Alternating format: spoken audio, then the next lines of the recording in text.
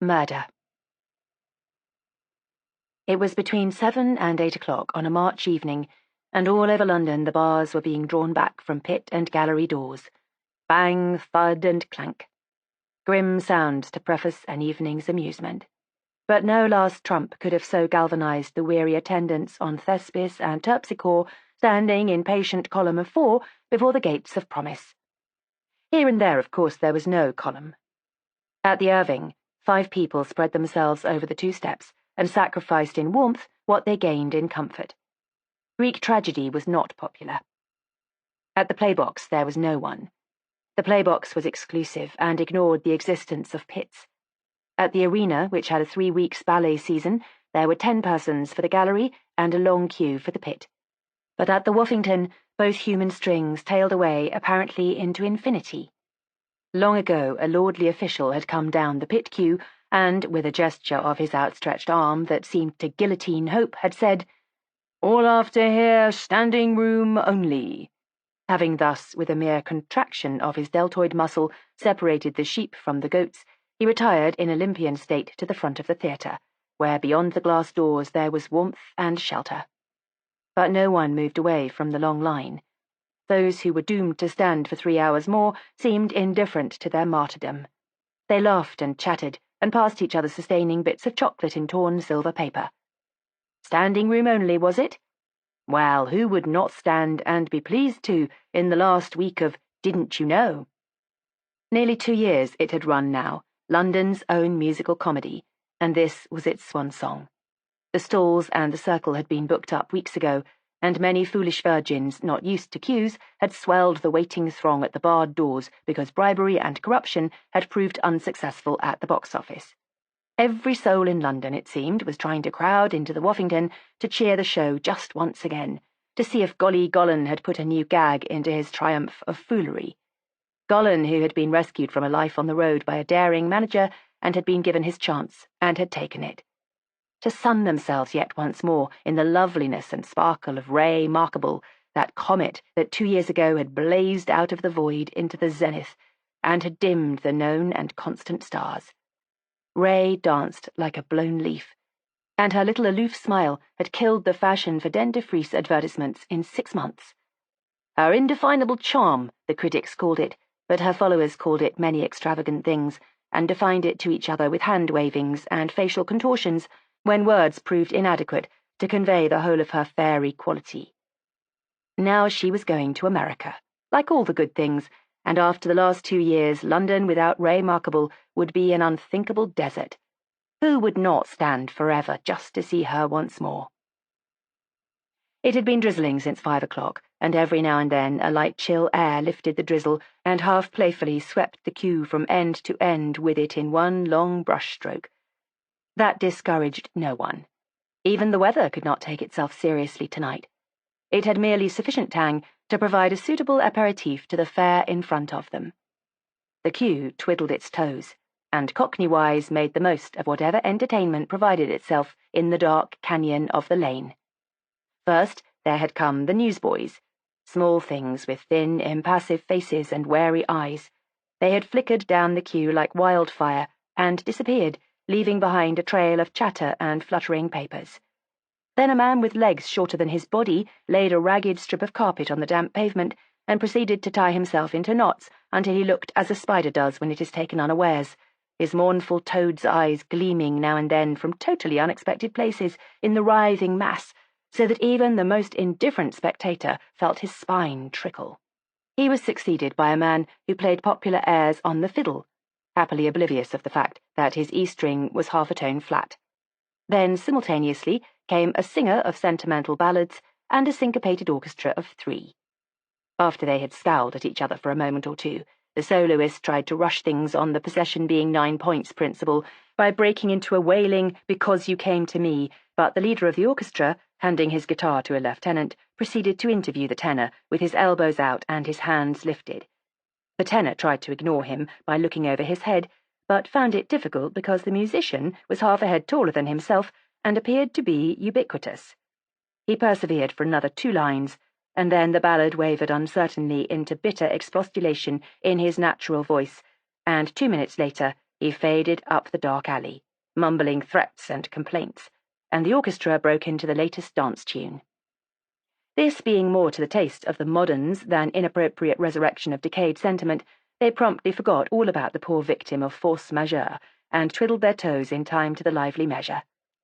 After the orchestra, and severally, came a conjurer, an evangelist, and a man who allowed himself to be tied up in a rope with imposing-looking knots, and as imposingly worked himself free.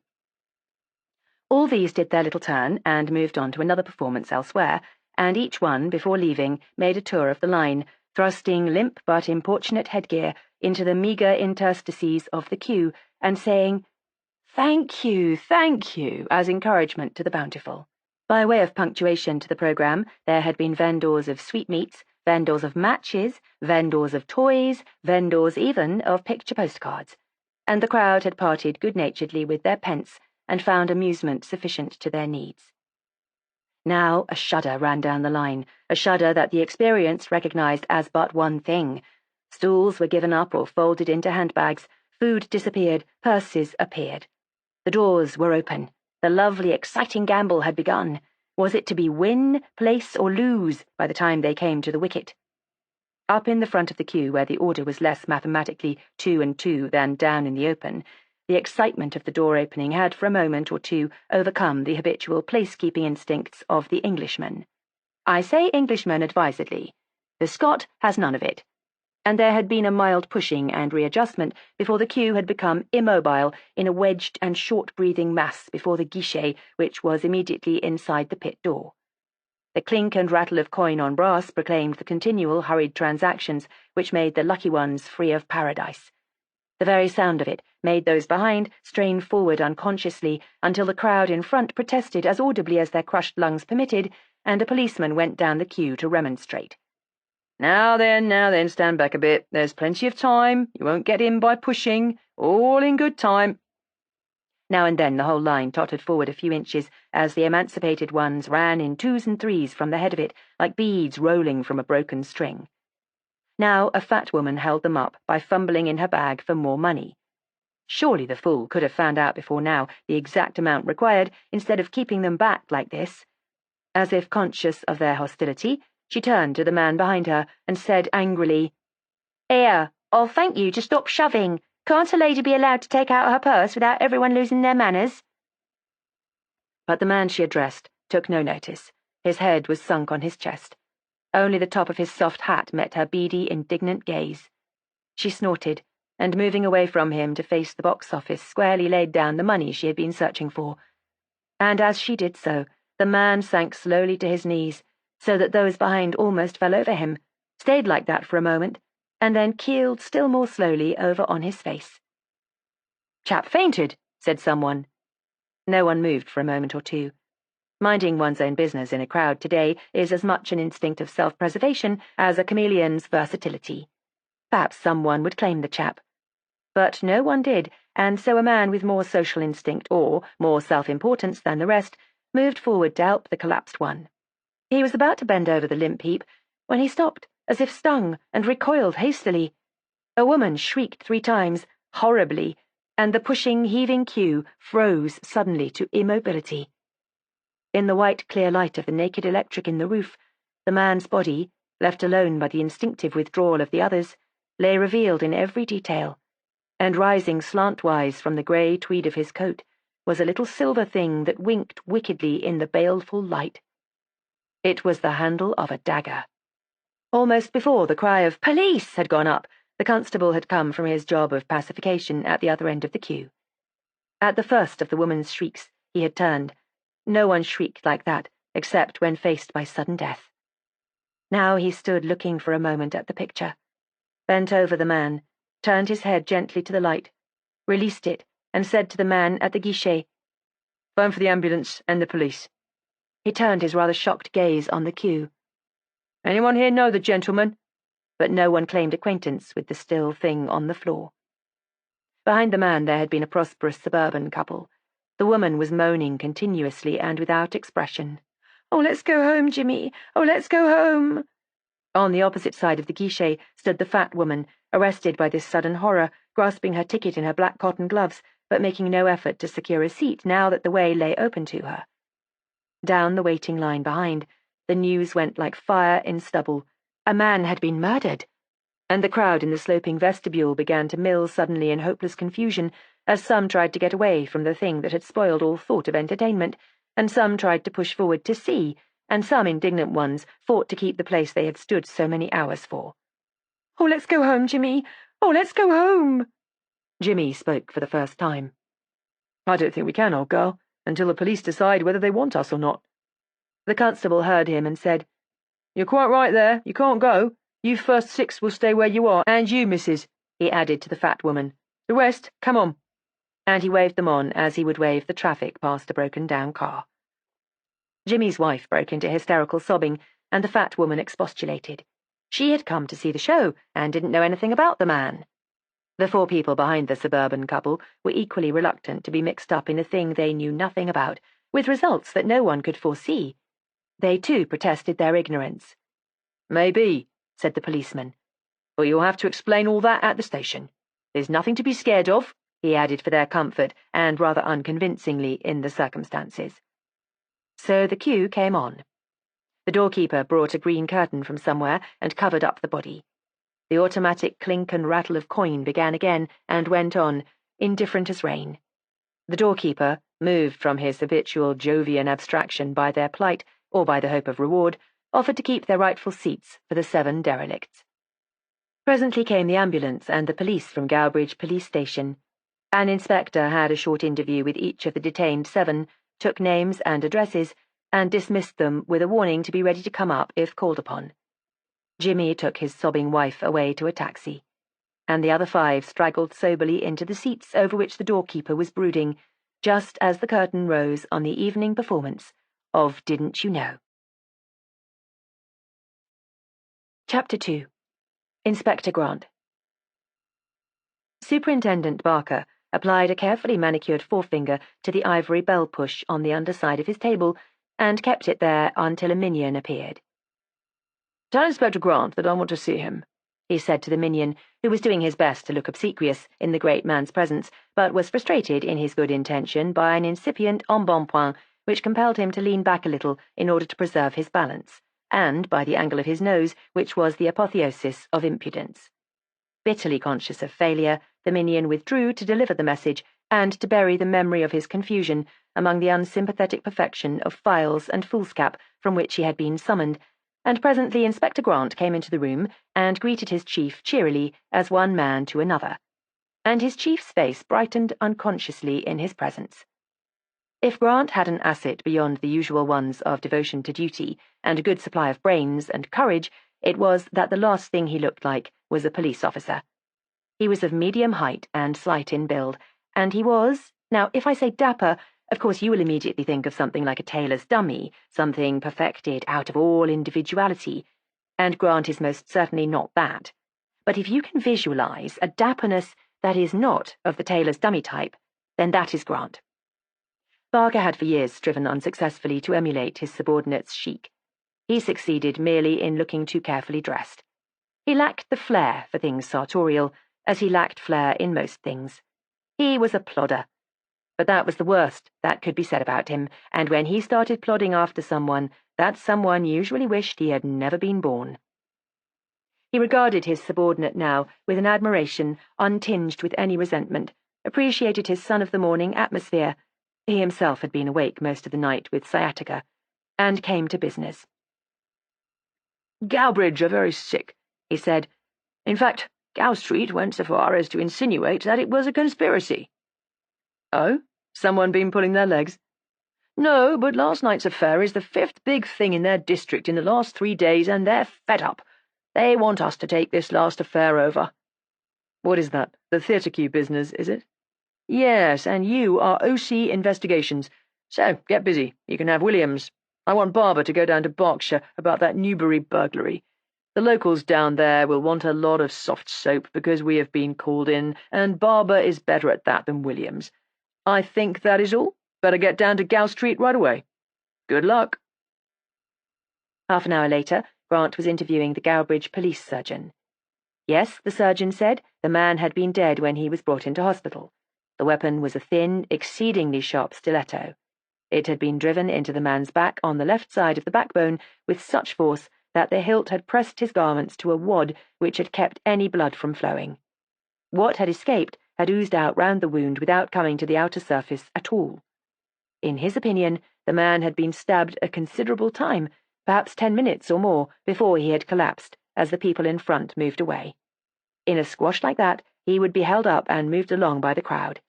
In fact, it would have been a sheer impossibility to fall, if one had wanted to, in such a closely packed mob. He thought it highly unlikely that the man was even aware that he had been struck. So much pressing and squeezing and involuntary hurting went on these occasions that a sudden and not too painful blow would not be noticed. And about the person who stabbed him, anything peculiar about the stabbing? No, except that the man was strong and left-handed. Not a woman? No, it would need more strength than a woman has to drive the blade in as it has been driven. You see, there was no room for a back sweep of the arm. The blow had to be delivered from a position of rest. Oh, no, it was a man's work, and a determined man's, too. Can you tell me anything about the dead man himself? Asked Grant, who liked to hear a scientific opinion on any subject. Not much. Well-nourished, prosperous, I should say. Intelligent? Yes, very, I should think. What type? What type of occupation, do you mean? No, I can deduce that for myself. What type of temperament, I suppose you'd call it. Oh, I see. The surgeon thought for a moment. He looked doubtfully at his interlocutor. Well, no one can say that for a certainty. You understand that. And when Grant had acknowledged the qualification, but I should call him one of the lost cause type. He raised his eyebrows interrogatively at the inspector, and, assured of his understanding, added, He had practical enough qualities in his face, but his hands were a dreamer's. You'll see for yourself. Together they viewed the body. It was that of a young man of 29 or 30, fair-haired, hazel-eyed, slim, and of medium height. The hands, as the doctor had pointed out, were long and slim and not used to manual work. Probably stood a lot, said the surgeon with a glance at the man's feet, and walked with his left toe turned in. Do you think his assailant had any knowledge of anatomy? Asked Grant. It was almost incredible that so small a hole had let a man's life out. It wasn't done with the precision of a surgeon, if that's what you mean. As for a knowledge of anatomy, practically everyone who is old enough to have lived through the war has a working knowledge of anatomy. It may have been just a lucky shot, and I rather think it was. Grant thanked him and came to business with the Gow Street officials. On a table were laid out the scanty contents of the man's pockets. Grant was conscious of a faint dismay when he saw their fewness. A white cotton handkerchief, a small pile of loose change, 2 half-crowns, 2 sixpences, a shilling, 4 pennies, and a halfpenny, and, unexpected, a service revolver. The handkerchief was well worn, but had no laundry mark or initial. The revolver was fully loaded. Grant examined them in a disgusted silence. Laundry marks on his clothes? He asked. No, there were no marks of any kind. And no one had come to claim him? Not even anyone to make inquiries? No, no one but that old madwoman who laid claim to everyone the police found. Well, he would see the clothes for himself. Painstakingly he examined each article of clothing. Both hat and shoes were well worn, the shoes so much that the maker's name, which should have been on the lining, had been obliterated. The hat, when new, had been bought from a firm who owned shops all over London and the provinces. Both were good of their kind, and though well worn, neither was shabby. The blue suit was fashionable, if rather too pronounced in cut, and the same might be said of the grey overcoat. The man's linen was good, if not expensively so, and the shirt was of a popular shade. All the clothes, in fact, had belonged to a man who either took an interest in clothes or was accustomed to the society of those who did. A salesman in a men's outfitter's, perhaps. As the Gowbridge people had said, there were no laundry marks. That meant either that the man had wanted to hide his identity or that his linen was washed habitually at home. Since there was no sign of any obliteration of marks, it followed that the latter was the reasonable explanation. On the other hand, the tailor's name had been deliberately removed from the suit. That and the scantiness of the man's belongings pointed certainly to a desire on his part to conceal his identity. Lastly, the dagger. It was a wicked little weapon in its viperish slenderness. The handle was of silver, about 3 inches long, and represented the figure of some saint, bearded and robed. Here and there it was touched with enamel in bright primitive colours, such as adorn sacred images in Catholic countries. In general, it was of a type fairly common in Italy and along the south coast of Spain. Grant handled it gingerly. "How many people have had their hands on it?" he asked. The police had commandeered it as soon as the man had arrived in hospital and it could be removed. No one had touched it since. But the expression of satisfaction was wiped from Grant's face when the information was added that it had been tested for fingerprints and had been found blank. Not even a blurred one spoiled the shining surface of the smug saint. "Well," said Grant, "I'll take these and get on." He left instructions with Williams to take the dead man's fingerprints and to have the revolver examined for peculiarities. To his own sight, it seemed to be an exceedingly ordinary service revolver of a type which since the war has been as common in Britain as grandfather clocks. But, as has been said, Grant liked to hear authorities on their own subject. He himself took a taxi and spent the rest of the day interviewing the 7 persons who had been nearest the unknown when he collapsed the previous night. As the taxi bore him hither and thither, he let his thought play round and over the situation. He had not the faintest hope that these people he interviewed would be of use to him. They had one and all denied any knowledge of the man when first questioned, and they were not likely to alter their minds as to that now. Also, if any of them had seen a companion with the dead man previously, or had noticed anything suspicious, they would have been only too ready to say so. It was Grant's experience that 99 people proffered useless information where one was silent. Again, the surgeon had said that the man had been stabbed some time before it had been noticed, and no assassin was going to stay in the immediate neighbourhood of his victim until the deed was discovered. Even if the possibility of a bluff had occurred to the murderer, the chances of a connection between himself and his victim being established were too good to allow a sensible man, and a man bent on self-preservation is usually shrewd enough, to indulge in it. No, the man who did it had left the queue some time before. He must find someone who had noticed the murdered man before his death and had seen him in converse with someone. There was, of course, the possibility to be faced that there had been no converse, that the murderer had merely taken up a place behind his victim and slipped away when the thing was done. In that case, he had to find someone who had seen a man leave the queue. That should not be difficult. The press could be called to help. Idly, he considered the type of man it would be. No thorough Englishman used such a weapon. If he used steel at all, he took a razor and cut a person's throat. But his habitual weapon was a bludgeon, and failing that, a gun. This was a crime that had been planned with an ingenuity and executed with a subtlety that was foreign to an Englishman's habit of thought. The very femininity of it proclaimed the Levant, or at the very least, one used to Levantine habits of life. A sailor, perhaps.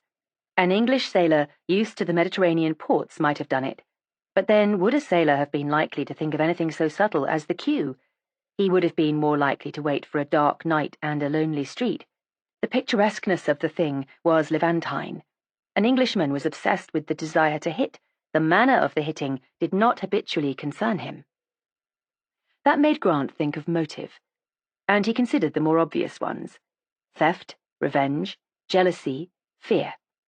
The first was ruled out. The man's pockets could have been picked half a dozen times by an expert practitioner in such a crowd without any more violence than a fly bestows in alighting. Revenge or jealousy? Most probably. Levantines were notoriously vulnerable in their feelings. An insult rankled for a lifetime, a straying smile on the part of their adored, and they ran amok.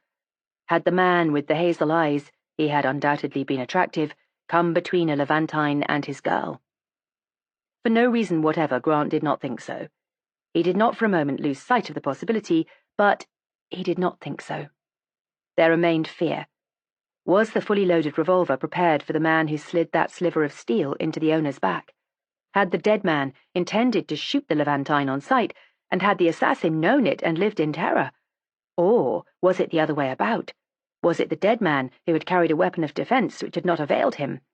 But then there was the unknown man's desire to slough his identity. A loaded revolver in these circumstances pointed to suicide. But if he contemplated suicide, why postpone it while he went to the play? What other motive induced a man to make himself anonymous? A brush with the police? Arrest?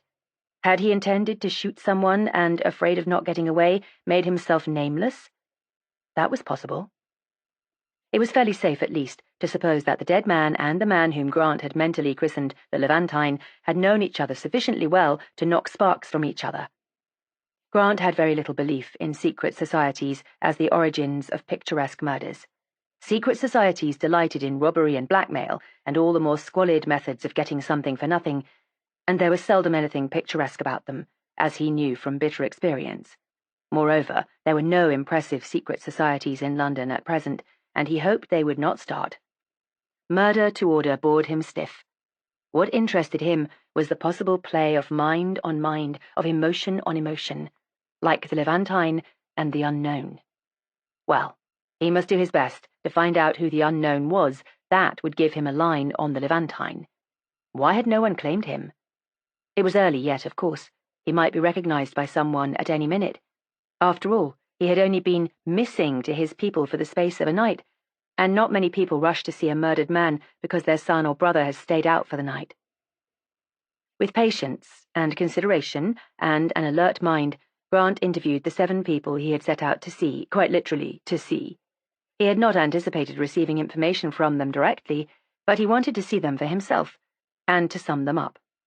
He found them all going about their various business, with the exception of Mrs. James Ratcliffe, who was prostrate in bed and being attended by the doctor, who deplored the nervous shock she had received. Her sister, a charming girl with hair the colour of honey, talked to Grant. She had come into the drawing-room quite obviously hostile to the thought of any police officer being admitted to her sister in her present state. The sight of the police officer in reality was so astonishing that she looked again at his card quite involuntarily, and Grant smiled inwardly a little more broadly than he permitted himself outwardly. "I know you hate the sight of me," he said apologetically, and the tone was not wholly acting. "But I wish you would let me talk to your sister for just 2 minutes. You can stand outside the door with the stopwatch, or come in, if you like, of course. There is nothing at all private in what I want to say to her. It's only that I am in charge of the investigations in this case, and it is my duty to see the 7 people who were nearest the man last night. It will help me enormously if I can write them all off the slate tonight and start on fresh lines tomorrow. Don't you see? It's mere form, but very helpful." As he had hoped, this line of argument was a success. After a little hesitation, the girl said, "Let me go and see if I can persuade her." Her report of the inspector's charms must have been a rose-coloured one, for she came back in less time than he had dared to hope, and took him up to her sister's room, where he had an interview with a tearful woman who protested that she had not even noticed the man until he had fallen, and whose wet eyes regarded him continually with a dreadful curiosity. Her mouth was hidden behind a barricade of handkerchief, which she kept pressed to it. Grant wished that she would take it down for a moment. He had a theory that mouths gave away more than eyes, certainly where women were concerned. "Were you standing behind him when he fell?" "Yes." "And who was alongside him?" She could not remember. No one was paying attention to anything but getting into the theatre, and in any case, she never noticed people on the street. "I'm sorry," she said shakily, when he was taking his departure. "I'd like to be of use if I could. I keep seeing that knife, and I'd do anything to have the man that did it arrested." And as Grant went out, he dismissed her from his mind. Her husband, whom he had to travel into the city to see, he could have had them all to the Yard, but he wanted to see how they were occupying their time on this, the first day after the murder, was more helpful. There had been a fair amount of churning in the queue, he said, as the doors were opened, so that their relations with their neighbours had altered a bit. As far as he could remember, the person who had stood beside the dead man and in front of himself was a man who had belonged to a party of 4 in front of that again, and had gone in with them. He, like his wife, said that he had not consciously seen the man until he had fallen. The other 5 Grant found equally innocent and equally unhelpful. None had noticed the man. That amazed Grant just a little. How had no one seen him? He must have been there all the time. One doesn't shove in at the head of a queue without attracting a most uncomfortable amount of attention, and even the most unobservant of people will recall what their eyes have seen, even if they were unconscious of taking notice at the time. Grant was still puzzling when he got back to the Yard. There he sent a notice to the press, which asked anyone who had seen a man leave the queue to communicate with Scotland Yard. Also, a full description of the dead man, and as much of the progress of the investigations as was to be given to the public. Then he summoned Williams and demanded an account of his stewardship. Williams reported that the dead man's fingerprints had been photographed according to instructions and sent up for investigation, but he was unknown to the police. No corresponding fingerprints were to be found among those betraying dockets. The revolver expert could find nothing individual about the revolver. It was probably second-hand, had been used quite a lot, and was, of course, a very powerful weapon. "Huh," said Grant disgustedly. "Some expert." And Williams smiled. "Well, he did say there was nothing distinctive about it," he reminded. And then he explained that before sending the revolver to the experts, he had tested it for fingerprints, and finding quite a lot, had had them photographed. He was now waiting for the prints. "Good man," said Grant, and went in to see the superintendent, carrying the print of the dead man's fingertips with him. He gave Barker a précis of the day's events, without adducing any theories about foreigners, beyond remarking that it was a very un-English crime. "Precious unproductive kind of clues we've got," said Barker. "All except the dagger, and that's more like something out of a book than part of an honest-to-goodness crime." "My sentiments exactly," said Grant. "I wonder how many people will be in the Woffington queue tonight," he added irrelevantly. The knowledge of how Barker would have speculated on this fascinating question was lost forever to mankind by the entrance of Williams. "The revolver prints, sir," he said succinctly, and laid them on the table. Grant picked them up with no great enthusiasm, and compared them with the prints he had absent-mindedly been carrying about. After a short time, he stiffened to sudden interest, as a pointer stiffens. There were 5 distinct prints, and many incomplete ones, but neither the good prints nor the broken ones had been made by the dead man. Attached to the prints was a report from the fingerprint department. There was no trace of these prints in their records. Back in his room, Grant sat and thought. What did it mean, and of what value was the knowledge? Did the revolver not belong to the dead man? Borrowed, perhaps? But even if it had been borrowed, there would surely have been some indication that the dead man had had it in his possession. Or had the dead man not had it in his possession? Had it been slipped into his pocket by someone else? But one could not slip anything of the weight and bulk of a service revolver into a man's pocket, unknown to him. No, not a living man, but it could have been done after the knife thrust. But why? Why? No solution, however far-fetched, presented itself to him. He took the dagger out of its wrappings and considered it through the microscope, but could mesmerize himself into no hopeful state over it. He was stale. He would go out and walk a bit. It was just after 5. He would go down to the Woffington and see the man who had been doorkeeper at the pit last night. It was a fine, still evening with a primrose sky, and London was painted against it, in flat washes of a misty lavender. Grant sniffed the air appreciatively. Spring was coming. When he had run the Levantine to earth, he would wangle some leave. Sick leave, if he couldn't get it any other way, and go fishing somewhere. Where should he go? You got the best fishing in the Highlands, but the company was apt to be darned dull. He would go fishing in the Test, at Stockbridge, perhaps. Trout were poor sport, but there was a snug little pub there, and the best of company, and he would get a horse to ride there, and turf to ride it on, and Hampshire in spring. So he speculated, walking briskly along the embankment, on things far removed from the business on hand. For that was Grant's way. Barker's motto was, chew it over continually, sleeping and waking, and you'll find the kernel that matters. That was true for Barker, but not for Grant. Grant had once retorted that when he had chewed to that extent, he couldn't think of anything but the ache in his jaws. And he had meant it. When something baffled him, he found that if he kept on worrying it, he got no further, and lost his sense of proportion in the process. So when he came to a dead stop, he indulged in what he called shutting his eyes for a little, and when he opened them again, he habitually found a new light on things that revealed unexpected angles and made the old problem a totally new proposition. There had been a matinee that afternoon at the Woffington, but he found the theatre in its usual state of shrouded desolation in front and untidy dreariness behind. The doorkeeper was on the premises, but no one was very sure where he was to be found. In the early evening, his duties were many and various, it seemed. After several panting messengers had returned from the bowels of the building with reports, "No, sir, there wasn't a sign of him." Grant himself joined in the exploration and eventually ran the man to earth in a dim passage behind the stage. When Grant had explained who he was and what he wanted, the man became voluble in his pride and eagerness. He was used to being within hailing distance of the aristocracy of the stage, but it was not every day that he had the chance of conversing on friendly terms with that much more august being, an inspector from the CID.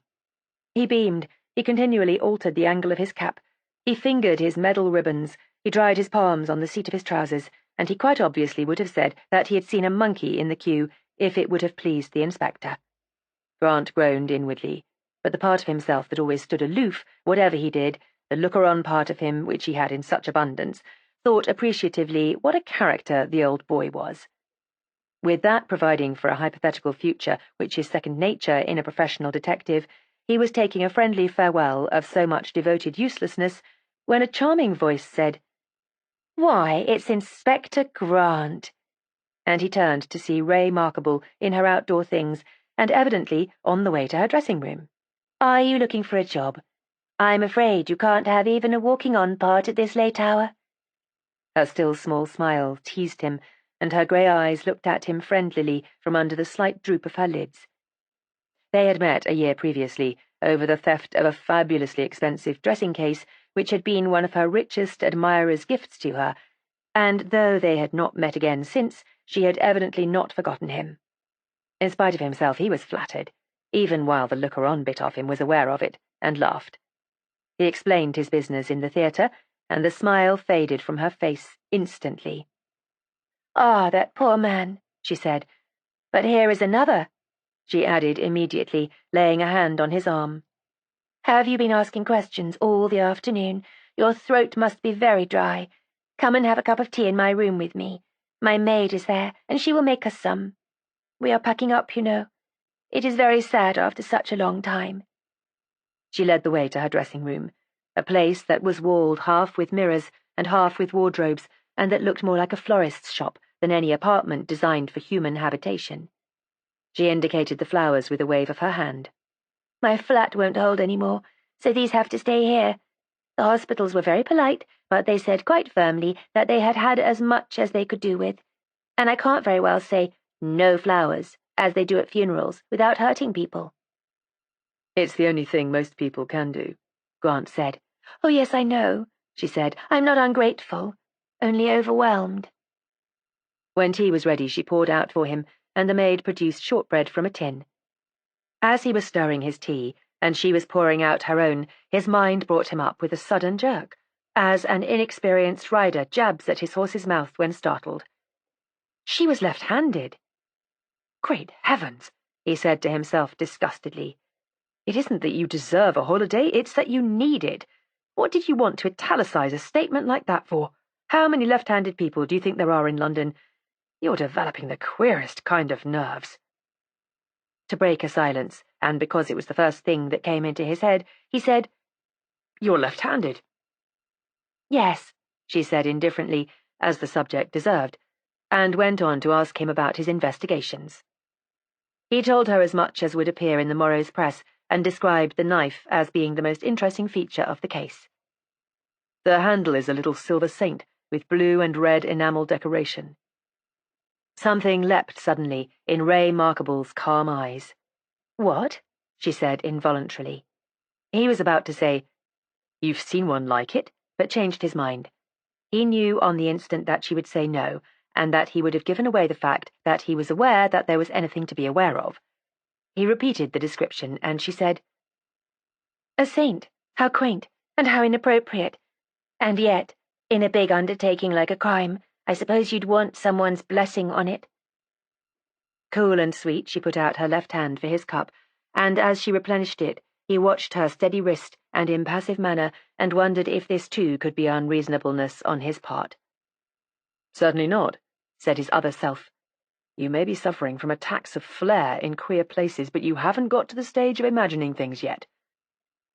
They discussed America, which Grant knew well, and to which she was about to make her first visit, and when he took his leave, he was honestly grateful to her for the tea.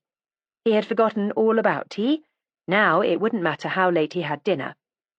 But as he went out, He sought a light for his cigarette from the doorkeeper, and in the course of another ebullition of chatter and goodwill, learned that Miss Markable had been in her dressing room from 6 o'clock the previous evening until the call-boy went for her before her first cue.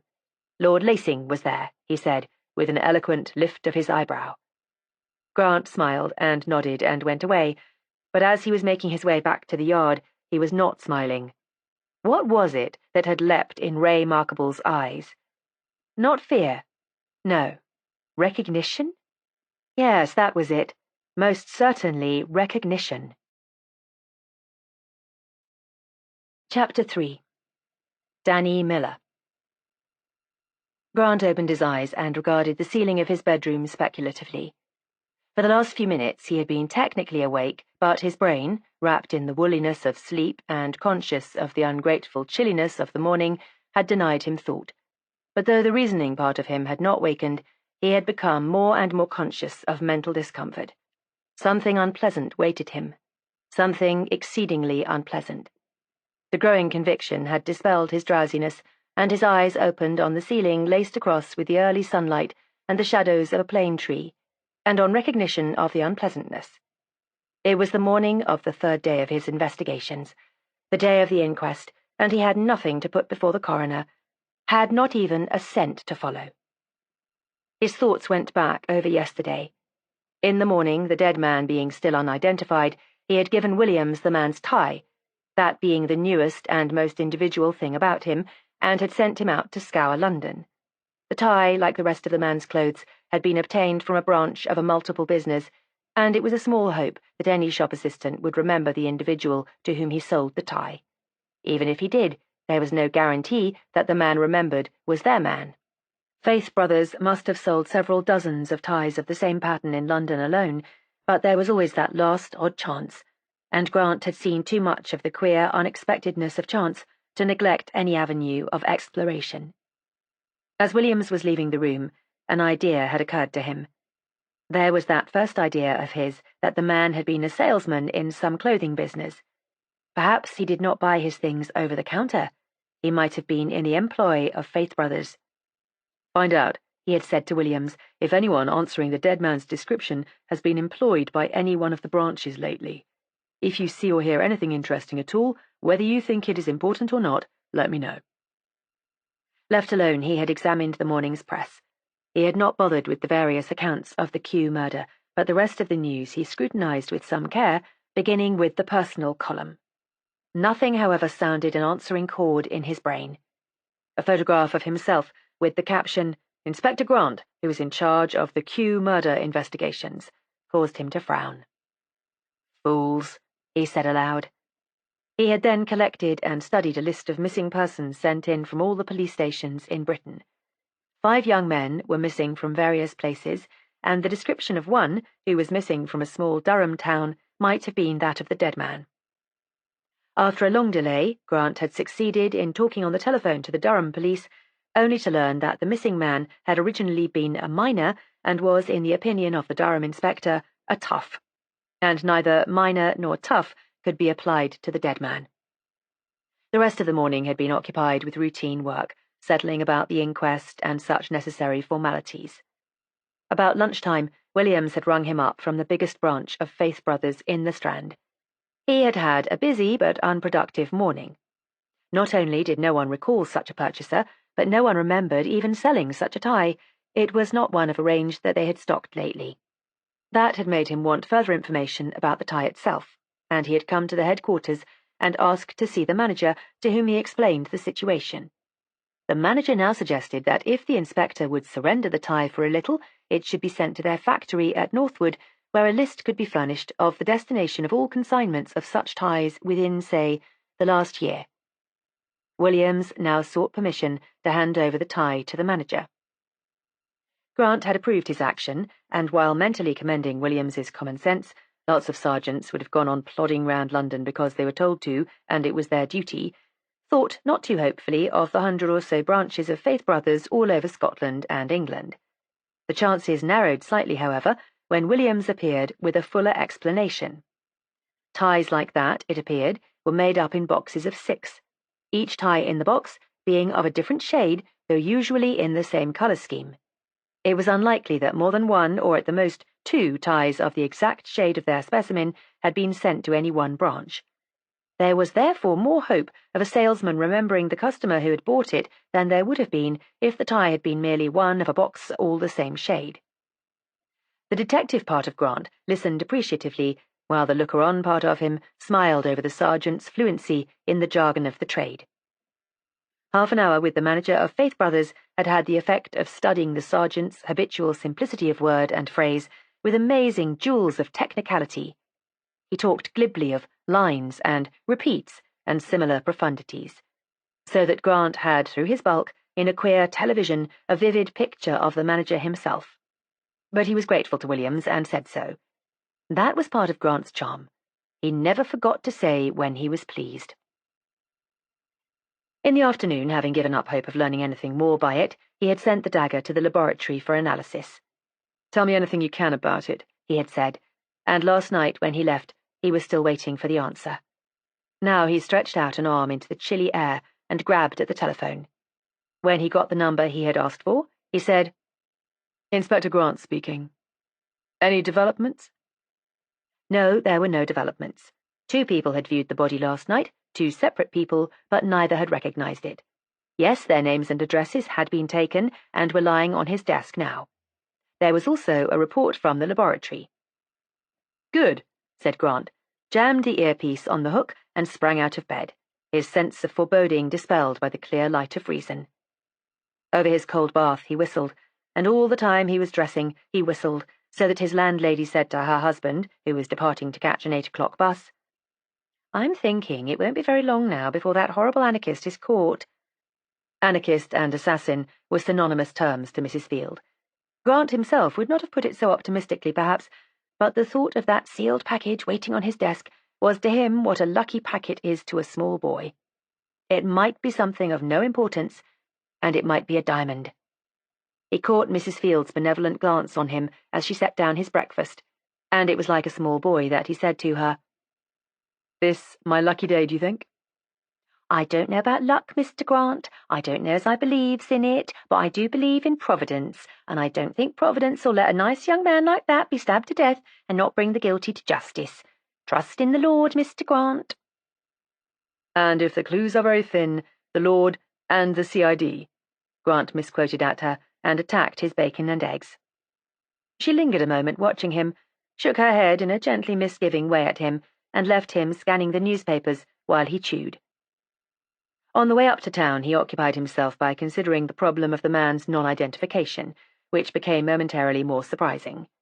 True, a few persons every year are thrown up by London to lie unclaimed for a day or 2, and then vanish into paupers' graves, but they are all either old or penniless, or both, the dregs of a city's being, cast off long before their deaths by their relations and friends, and so, when the end came, beyond the ken of anyone who might have told their story. In all Grant's experience, no one of the type of the dead man, a man who must have had the normal circle of acquaintances, if not more, had remained unidentified, even if he had been a provincial or a foreigner, and Grant did not think he was. The man's whole appearance had proclaimed the Londoner. He must have had a dwelling in London or near it, hotel, lodgings, or club from which he must now be known to be missing. And the appeals from the press that the fact of a missing person should be communicated to Scotland Yard without delay would most certainly have brought someone hurrying to report it.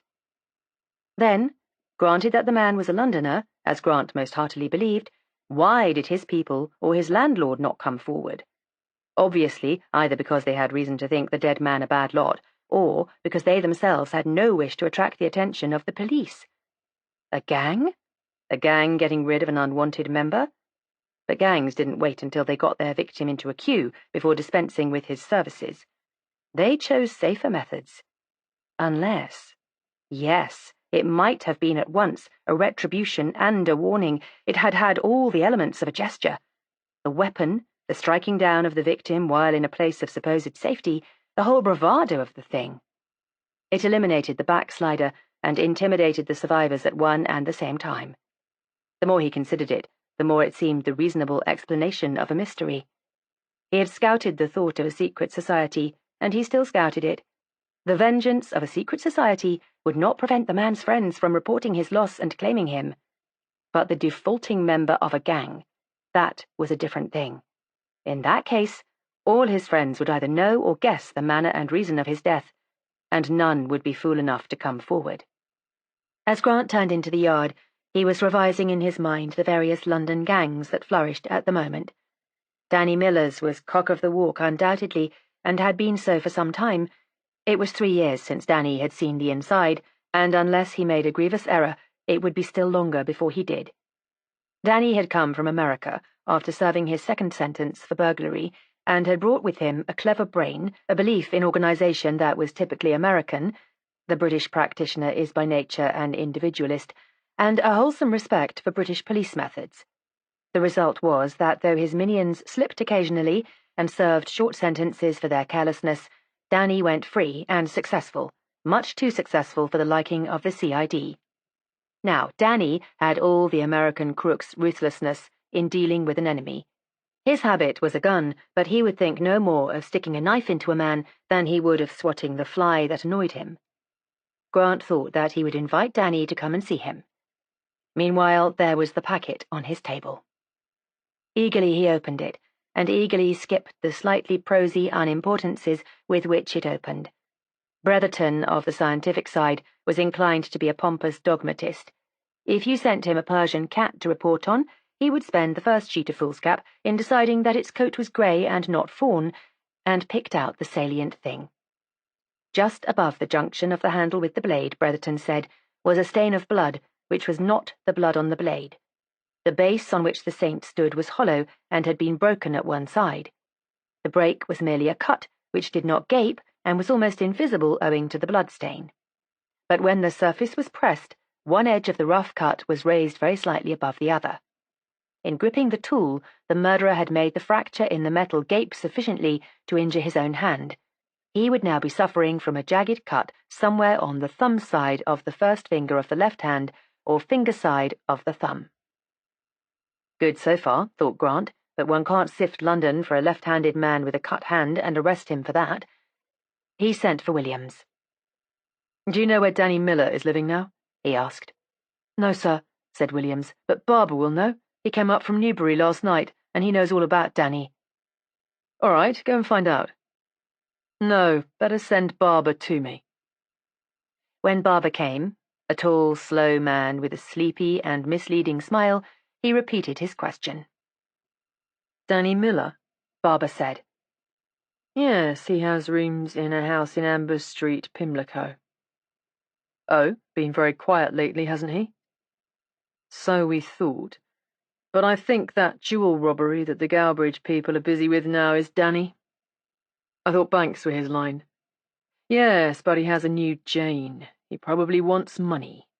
"I see. Do you know his number?" Barber did. An hour later, Danny, who was performing a leisurely and painstaking toilet in the room in Amber Street, was informed that Inspector Grant would be very much obliged if he would have a short talk with him at the yard. Danny's pale grey, wary eyes surveyed the plainclothes man who had brought the message. "If he thinks he has anything on me," he said, "he has another guess coming." The plainclothes man did not think that the inspector wanted anything but some information from him. "Oh, and what is the inspector inspecting at the moment?" But that the plainclothes man either did not know or would not tell. "All right," said Danny, "I'll be along right now." When a portly constable led him into Grant's presence, Danny, who was small and slim, indicated the departing one with a backward jerk of the head and a humorous lift of an eyebrow. "It isn't often anyone troubles to announce me," he said. "No," said Grant, smiling. "Your presence is usually announced after your departure, isn't it?" "You're a wit, Inspector. I shouldn't have thought you'd need anyone to jog your brains along. You don't think you've got anything on me, do you?" "Not at all. I thought you might be of some use to me." "You're certainly flattering." It was impossible to tell when Miller was serious or otherwise. "Did you ever know by sight a man like this?" While he described in detail the murdered man, Grant's eyes were examining Danny, and his brain was busy with what his eyes saw. Gloves. How could he get the glove off Danny's left hand without deliberately asking for its removal. When he came to the end of his description, particularized even to the turned-in toe, Danny said politely, "That's the deader from the queue. No, I'm very sorry to disappoint you, Inspector, but I never saw the man in my life." "Well, I suppose you have no objections to coming with me and having a look at him?" "Not if it'll set your mind at rest, Inspector. I'll do anything to oblige." The inspector put his hand into his pocket and brought it out full of coins, as if to make sure of his loose change before setting out. A sixpenny piece slid through his fingers and rolled swiftly across the smooth surface of the table towards Miller, and Miller's hand shot out in an abrupt preventive movement as it was about to drop off the table's edge to the floor. He fumbled for a moment with his gloved hand and then laid the coin down on the table. "Trifling things, these," he remarked in his flat, amiable voice. But it was his right hand that he had used to stop it.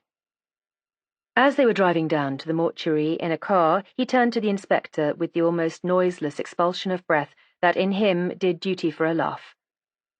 "Say," he said, "if any of my pals see me now, they'll all be boarding a dangler for Southampton inside 5 minutes and not waiting to pack." "Well, we do the packing. Back," said Grant. "Got us all taped like that, have you? Would you bet on it? I'll lay you 5-1 in dollars, no pounds, 5-1 in pounds, that you don't have one of us settled inside 2 years. You won't take it? Well, I think you're wise." When Miller was brought face to face with the body of the murdered man, Grant's eager eyes could trace no shadow of expression on that poker face. Danny's cool grey glance wandered over the dead man's features in a half-interested indifference. And Grant knew certainly that, even had Miller known the man, his hope of a betraying gesture or expression had been a vain one. "No," Danny was saying, "I never saw the man in my—" He stopped. There was a long pause. "Say, but I did," he said. "Oh, gosh, let me think. Where was it? Where was it? Wait a minute, and it'll come." He beat a hectic tattoo on his forehead with his gloved palm. Was this acting? Thought Grant. Good acting, if so. But then Miller would never make the mistake of acting badly. "Oh, gosh, I can't get it. I talked to him, too. Don't think I ever knew his name, but I'm sure I talked to him." In the end, Grant gave it up. He had the inquest in front of him, but it was more than Danny Miller did. The fact that his brain had gone back on him was an outrage in his eyes and quite insupportable. "I never forget a man," he kept saying, "any more than a bull does." "Well, you can think it over and telephone to me," said Grant. "Meanwhile, will you do one thing more for me? Will you take your gloves off?" Danny's eyes shut suddenly to bright slits. "What's the big idea?" he said. "Well, there isn't any reason that you shouldn't take them off, is there?" "How do I know that?" snapped Danny. "Look here," said Grant good-naturedly. "A minute ago you wanted a gamble. Well, here's one. If you take your gloves off, I'll tell you whether you've won or not." "And if I lose?" "Well, I have no warrant, you know." And Grant smiled easily into the gimlet eyes boring into his own. Danny's eyelids lifted. His old nonchalance came back. He drew his right glove off and held out his hand. Grant glanced at it and nodded. Then he slipped off his left glove and extended his hand, and as he did so, the right hand went back into his coat pocket. The left hand that lay open to Grant's gaze was clean and unscarred. "You win, Miller," said Grant. "You're a sportsman." And the slight bulge in Danny's right-hand coat pocket disappeared. "You'll let me know the minute you have a brainwave, won't you?" Grant said as they parted. And Miller promised. "Don't you worry," he said. "I don't let my brain go back on me and get away with it." And Grant made his way to lunch and the inquest. The jury, having swallowed at one nauseating gulp the business of viewing the body, had settled into their places with that air of conscious importance and simulated modesty which belongs to those initiated into a mystery. Their verdict was already certain, therefore they had no need to worry themselves over the rights or wrongs of the case. They could give themselves up wholly to the delightful occupation of hearing all about the most popular murder of the day from lips of eyewitnesses. Grant surveyed them sardonically, and thanked the gods that neither his case nor his life depended on their intelligences. Then he forgot them and gave himself up to the rich comedy of the witnesses. It was strange to compare the grim things that fell from their lips with the pretty comedy they themselves presented. He knew them so well by now, and they all ran so amusingly true to form. There was the constable who had been on duty at the Woffington pit queue, brushed and shining, his dampish forehead shining most of all, precise in his report and tremendously gratified by his own preciseness. There was James Ratcliffe, the complete householder, hating his unexpected publicity, rebelling against his connection with such an unsavoury affair, but determined to do his duty as a citizen. He was the type that is the law's most useful ally, and the inspector recognised the fact and mentally saluted him in spite of the fact that he had been unhelpful. Waiting in queues bored him, he said, and as long as the light was good enough he had read, until the doors opened and the pressure became too great to do anything but stand.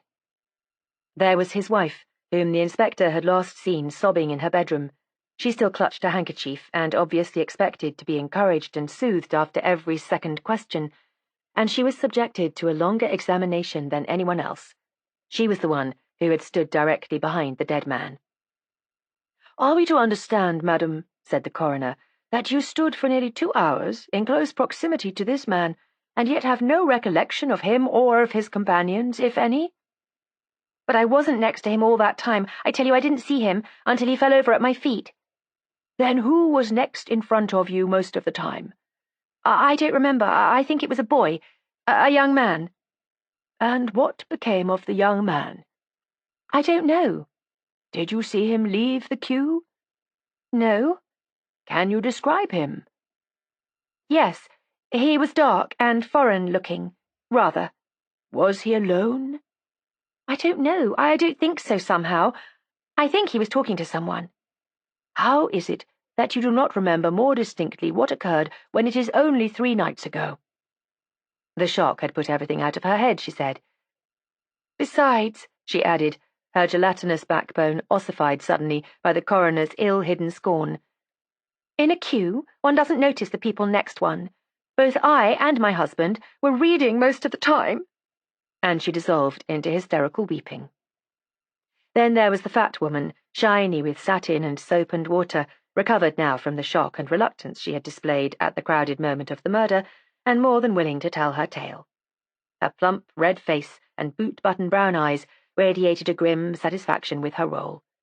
She seemed disappointed when the coroner thanked her and dismissed her in the middle of a sentence.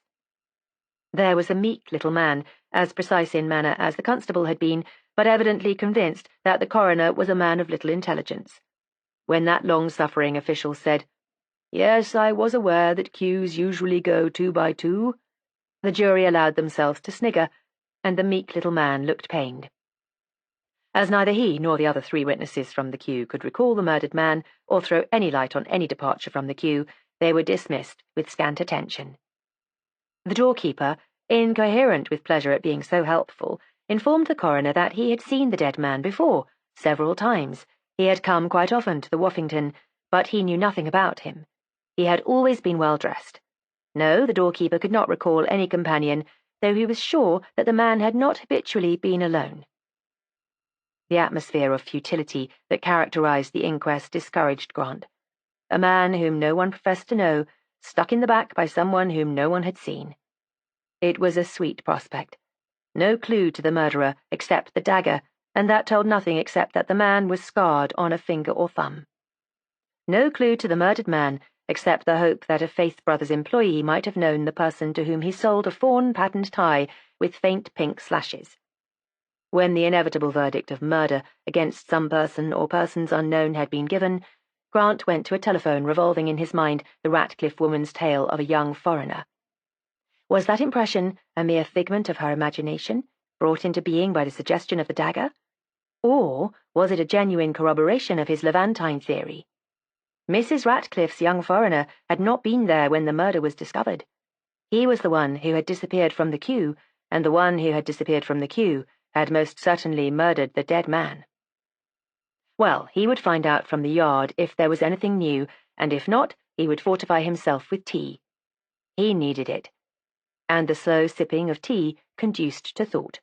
Not the painful tabulations of Barker, that prince of superintendents, but the speculative revolving of things which he, Grant, found more productive. He numbered among his acquaintances a poet and essayist who sipped tea in a steady, monotonous rhythm, the while he brought to birth his masterpieces. His digestive system was in a shocking condition, but he had a very fine reputation among the more precious of the modern littérateurs. Chapter 4. Raoul Lagarde.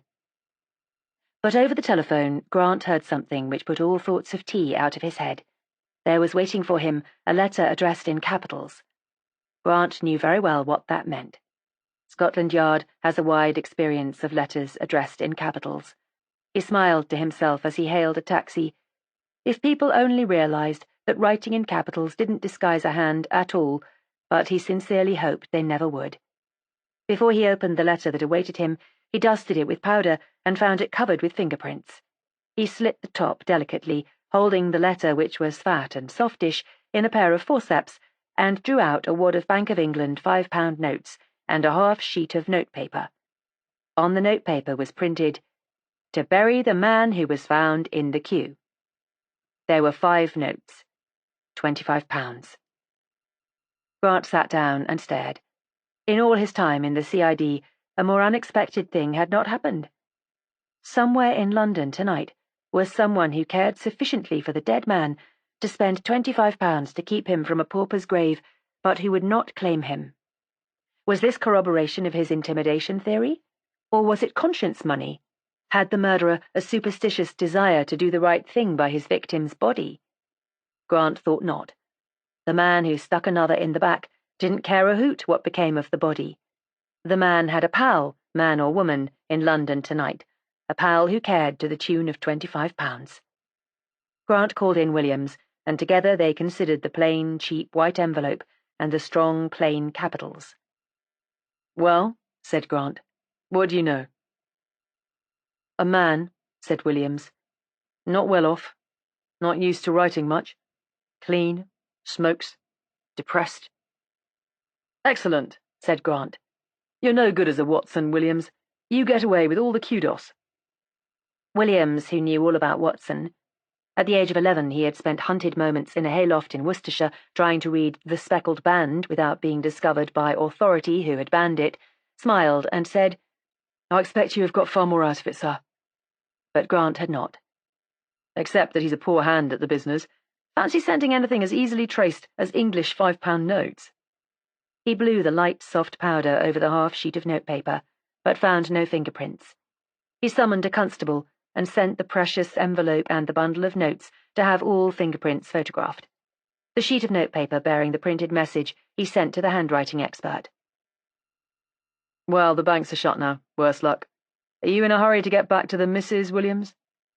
No, Williams was in no hurry. His missus and the baby were in Southend with his mother-in-law for a week. "In that case," Grant said, "we'll dine together and you can give me the benefit of your ideas on the subject of murders in queues."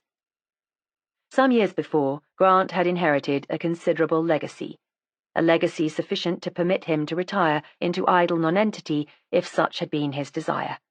But Grant loved his work even when he swore and called it a dog's life, and the legacy had been used only to smooth and embroider life until what would have been the bleak places were eliminated, and to make some bleak places in other lives less impossible. There was a little grocer's shop in a southern suburb, bright as a jewel with its motley goods, which owed its existence to the legacy and to Grant's chance meeting with a ticket-of-leave man on his first morning out. It was Grant who had been the means of putting him away, and it was Grant who provided the means of his rehabilitation. It was owing entirely to the legacy, therefore, that Grant was an habitué of so exclusive an eating place as Laurent's, and, a much more astonishing and impressive fact, a pet of the head waiters. Only 5 persons in Europe are pets of Laurent's head waiter, and Grant was thoroughly conscious of the honour and thoroughly sensible of the reason. Marcel met them halfway down the green and gold room, with his face screwed to an expression of the most excruciating sorrow. He was desolated, but there was not a table worthy of Monsieur left. There were no tables at all, except that much-to-be-condemned one in that corner. Monsieur had not let him know that he was to be expected. He was desolated simply. Grant took the table without a murmur. He was hungry, and he did not care where he ate, so that the food was good, and except for the fact that the table was directly outside the service door, there was no fault to be found with it. A couple of green draught screens camouflaged the door, and the door, being a swing one, kept the rattle of crockery to a faint castanet music that blossomed every now and then in a sudden fortissimo as the door swung wide and closed again. Over their dinner, Grant decided that in the morning Williams should visit the banks in the area indicated by the letter's postmark, and with that as a basis, track down the history of the banknotes. It shouldn't be difficult. Banks were always accommodating. From that they turned to the discussion of the crime itself. It was Williams's opinion that it was a gang affair, that the dead man had fallen foul of his gang, had known his danger, had borrowed the gun from the only friendly member of the crowd, and had never had a chance to use it. The money that had arrived tonight had come from the secretly friendly one. It was a good enough theory, but it left out things. Why had he no identification marks on him, then? Perhaps, said Williams, with electrifying logic, it's a gang habit. No identification if they're caught. That was a possible theory, and Grant was silent for a little, thinking it over. It was with the entree that he became conscious, with that sixth sense which 4 years on the Western Front and many more in the CID had developed to an abnormal acuteness, that he was being watched. Restraining the impulse to turn round, he was sitting with his back to the room, almost facing the service door, he glanced casually into the mirror. But no one seemed to be taking the slightest interest in him. Grant continued to eat, and in a moment or two tried again. The room had emptied considerably since their arrival, and it was easy to examine the various people in the vicinity. But the mirror showed only a collection of self-absorbed people, eating, drinking, and smoking. And still Grant had that sense of being subjected to a long scrutiny. It made his flesh creep, that steady, unseen examination. He lifted his eyes above Williams's head to the screen that hid the door, and there, in the chink between the screens, were the eyes that watched him. As if conscious of his discovery, the eyes wavered and disappeared, and Grant went serenely on with his meal. A too curious waiter, he thought. Probably knows who I am, and just wanted to gape at anyone connected with a murder. Grant had suffered much from the gapers, but presently, looking up in the middle of a sentence, he found the eyes back at their examination of him. This was too much. He stared stolidly in return, but the owner of the eyes was evidently unaware that he was visible at all to Grant, and continued his watching uninterrupted. Now and then, as a waiter came or went behind the screen, the eyes disappeared, but always they returned to their furtive gazing. Grant was seized with a desire to see this man whose interest in himself was of so absorbing a character.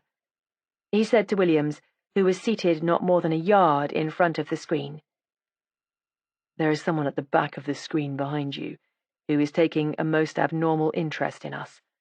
When I click my fingers, fling back your right and knock the screen sideways. Make it look as much like an accident as you can."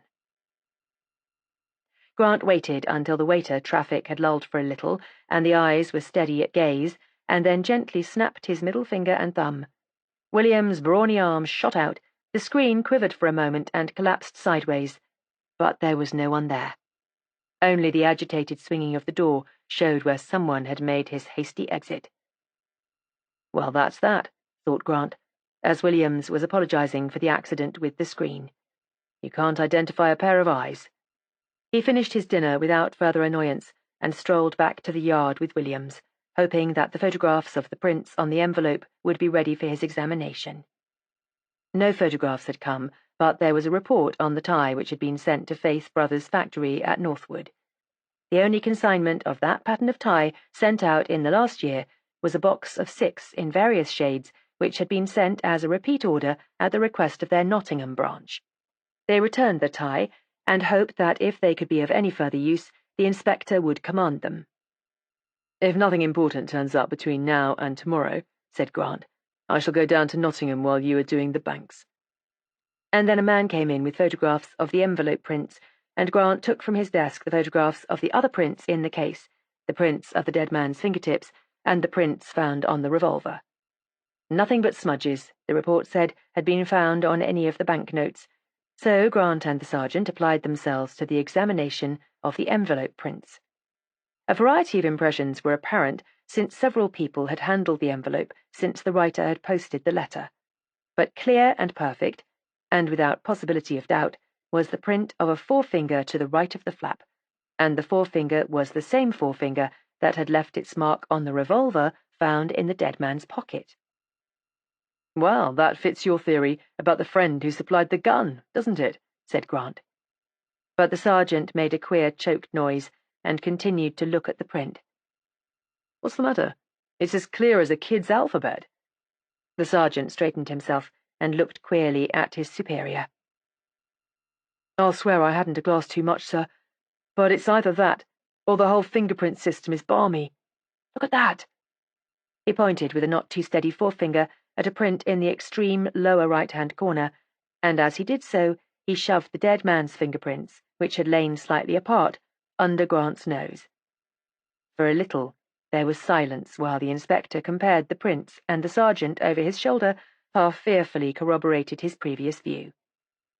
But there was no getting away from the fact that faced them in irrefutable walls and ridges. The fingerprint was that of the dead man. It was only a moment or two before Grant realized the simple significance of that apparently staggering fact. "Communal notepaper, of course," he said offhandedly, while his looker-on half mocked at him for having allowed himself to be victimized even for a moment by the childish amazement that had overcome him. "Your theory blossoms, Williams. The man who lent the gun and provided the money lived with the dead man. That being so, of course he can spin any kind of yarn he likes to his landlady or his wife, or whoever would be interested about the disappearance of his chum." He took up the telephone on his desk. "We'll see what the handwriting people have to say about the piece of notepaper." But the handwriting experts had nothing to add to what Grant already knew or guessed. The paper was of a common type that could be bought at any stationer's or bookstall. The printing was that of a man. Given a specimen of a suspect's handwriting, they would probably be able to say whether or not the printing had been done by him, but so far they could be of no more help than already indicated.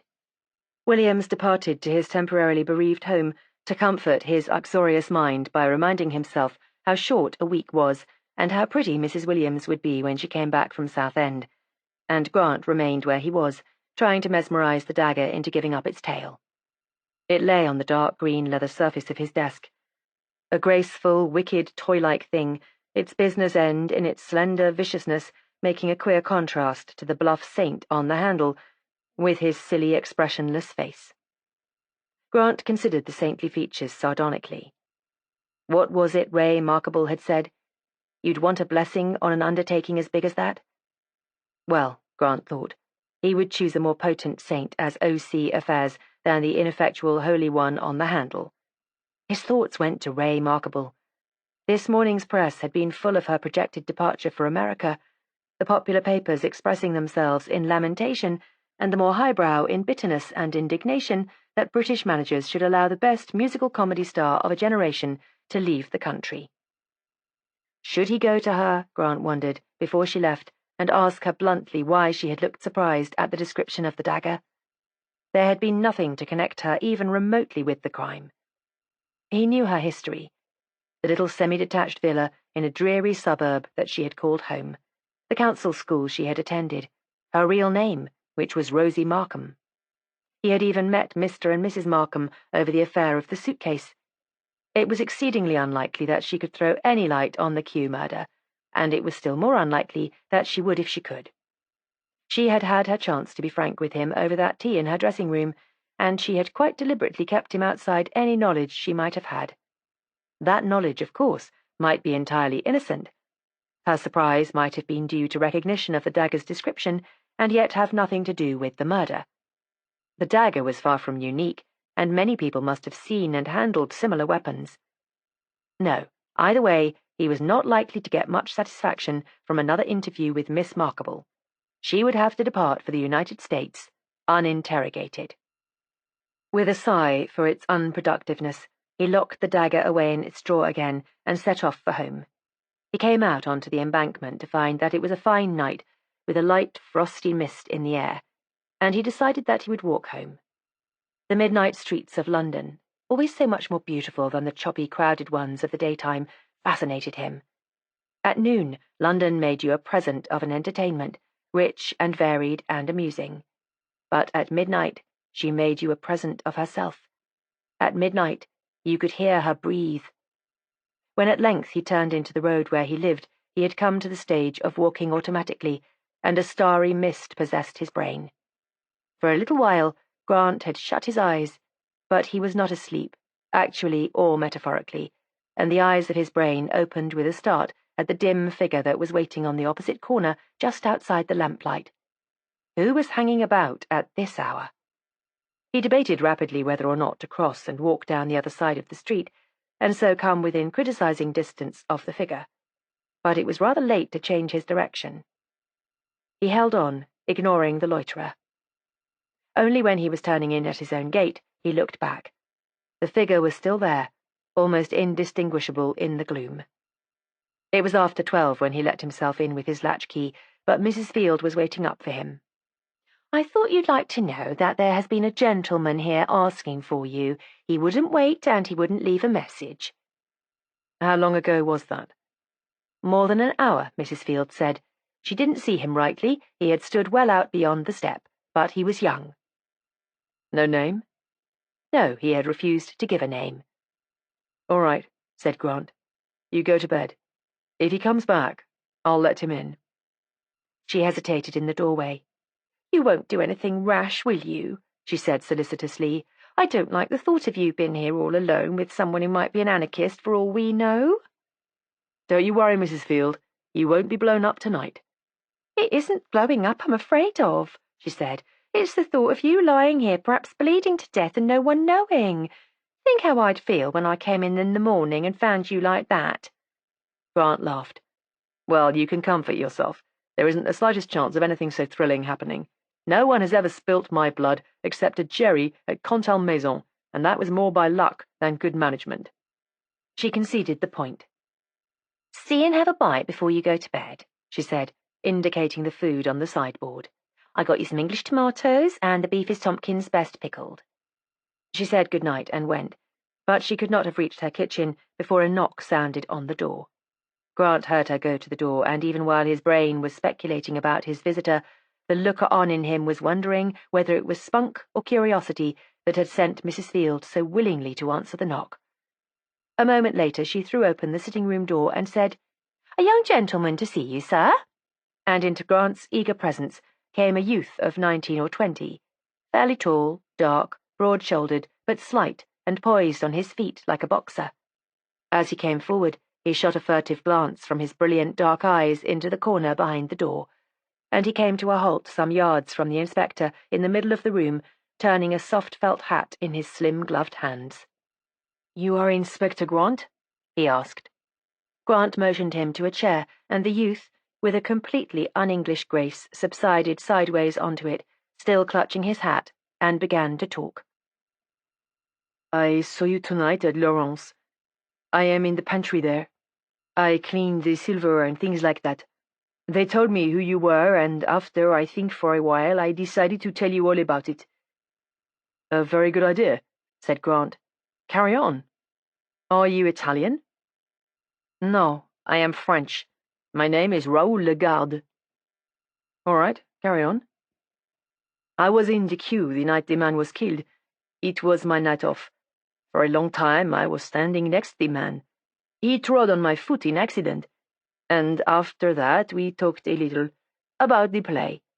I was on the outside and he was next the wall.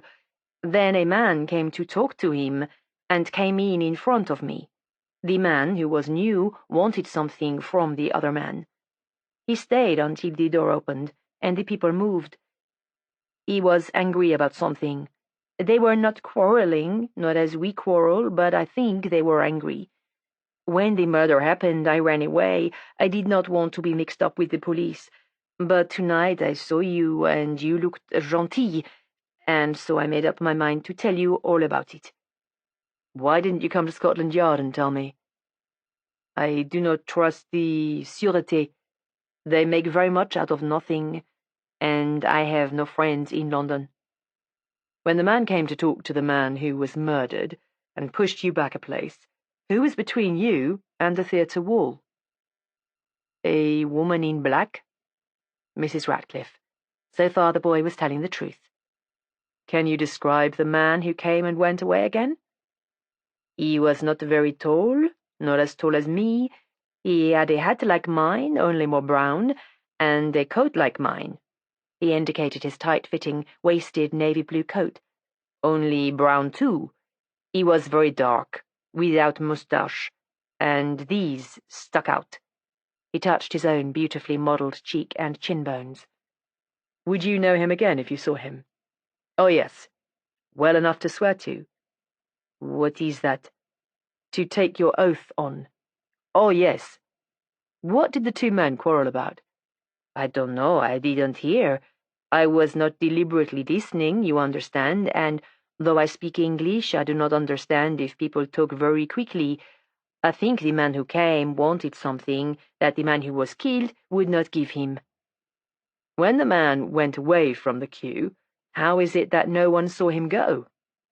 Because just then the policeman was walking down saying, "Stand back," to the people. That was too glib. The inspector took out his notebook and pencil, and laying the pencil on the open page, held it out to his visitor. Can you show me how you stood in the queue? Put marks for the people, and label them. The boy stretched out his left hand for the book, took the pencil in his right, and made a very intelligent diagram, unaware that he had at that moment defeated the distrusted Sûreté's attempt to make something out of nothing. Grant watched his serious, absorbed face, and thought rapidly. He was telling the truth, then. He had been there until the man collapsed, had backed with the others away from the horror, and had continued backing until he could walk away from the danger of being at the mercy of foreign police. And he had actually seen the murderer, and would recognize him again. Things were beginning to move. He took back the book and pencil that the boy extended to him, and as he raised his eyes from the consideration of the diagram, he caught the dark eyes resting rather wistfully on the food on the sideboard. It occurred to him that Lagarde had probably come straight from his work to see him. Well, I'm very grateful to you, he said. Have some supper with me now before you go. The boy refused shyly, but allowed himself to be persuaded, and together they had a substantial meal of Mr. Tompkins's best pickled. Lagarde talked freely of his people in Dijon, the sister who sent him French papers, the father who disapproved of beer, since one ate grapes but not hops, of his life at Laurent's, and his impression of London and the English. And when Grant eventually let him out into the black stillness of the early morning, he turned on the doorstep and said apologetically and naively, I am sorry now that I did not tell before, but you understand how it was. To have run away at first made it difficult, and I did not know that the police was so gentil. Grant dismissed him with a friendly pat on the shoulder, locked up, and picked up the telephone receiver. When the connection was made, he said, Inspector Grant speaking. This to be sent to all stations. Wanted in connection with the London Kew murder, a left-handed man, about 30 years of age, slightly below middle height, very dark in complexion and hair, prominent cheek and chin bones, clean-shaven. When last seen, was wearing a soft brown hat and tight-fitting brown coat. Has a recent scar on the left forefinger or thumb. And then he went to bed. Chapter 5. Danny again. Running out of Marylebone into the sunlight of the morning, Grant looked out of his carriage window and felt more optimistic than he had since he had first interviewed the officials at Gow Street Police Station. The murderer had ceased to be a mythical being. They had a full description of him now, and it could only be a matter of time before they ran him down. And perhaps by tonight he would have settled the identity of the murdered man. He stretched his legs in the empty compartment and let the sun slide slowly back and forth over them as the train wheeled in its progress. A pleasant country England at 10 of a bright morning. Even the awful little suburban villas had lost that air of aggressiveness born of their inferiority complex, and were shining self-forgetful and demure in the clear light. Their narrow, inhospitable doors were no longer ugly in the atrociousness of cheap paint and appliqué mouldings. They were entrances of jade and cornelian and lapis lazuli and onyx, into particular separate heavens. Their gardens, with their pert, ill-dressed rows of tulips and meagre seed-sown grass, were lovely as ever the hanging gardens of Babylon had been. Here and there a line of gay, motley child's clothes danced and ballooned with the breeze in a necklace of coloured laughter. And farther on, when the last vestiges of the town fell away, the wide acres of the grass country smiled broadly in the sunlight like an old hunting print. All England was lovely this morning, and Grant knew it. Even Nottingham canals had a Venetian touch of blue today, and their grimy, imprisoning walls were rosy as Petra. Grant came out of the station into the drone and clamour of trams. If he had been asked what represented the Midlands in his mind, he would unhesitatingly have said trams. Trams in London always seemed to him alien incongruities, poor provincials who had been inveigled to the metropolis and drudged out a misanthropic and despised existence because they had never made enough money to get out of it. Grant never heard the faraway, peculiar sing of an approaching tramcar without finding himself back in the dead, airless atmosphere of the Midland town where he had been born. The Midlanders did not hide away their trams in back streets. They trailed them proudly through their chiefest thoroughfares, partly from braggadocio, partly from a misplaced idea of utility.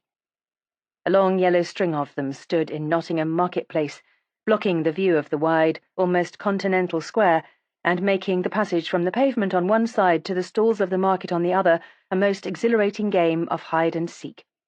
But the natives, with that adaptability to circumstances which is nature's greatest marvel, seemed to enjoy the hop, skip, and jump business, and to find it not too dangerous to be indulged in. No one was killed during the time that Grant walked down the street, at any rate. At Faith Brothers he produced the tie which had belonged to the dead man, and explained that he wanted to know whether anyone remembered selling it. The man at the counter had no recollection of the transaction, but summoned a colleague who was slipping a white and too flexible forefinger up and down the wall of cardboard boxes in an endeavour to find an article that would meet with his customer's approval. Something told Grant that in matters sartorial this youth would have the memory of an oldest inhabitant, and he was right. After one glance at the tie, he said that he had taken it out of the window, or one exactly like it, for a gentleman about a month ago. The gentleman had seen it in the window, and, because it matched the suit he was wearing, had come in and bought it. No, he did not think that he was a Nottingham man. Why? Well, he didn't talk Nottingham for one thing, and he didn't dress Nottingham for another. Could he describe the man? He could, and did, with minuteness and accuracy. "I can tell you the date if you like," said this surprising youth. "I remember because—" He hesitated, and finished with a refreshing lapse from his worldly wise air to a pink naivete. "Because of something that happened that day. It was the 2nd of February." Grant noted the date and asked what his impression of the stranger had been.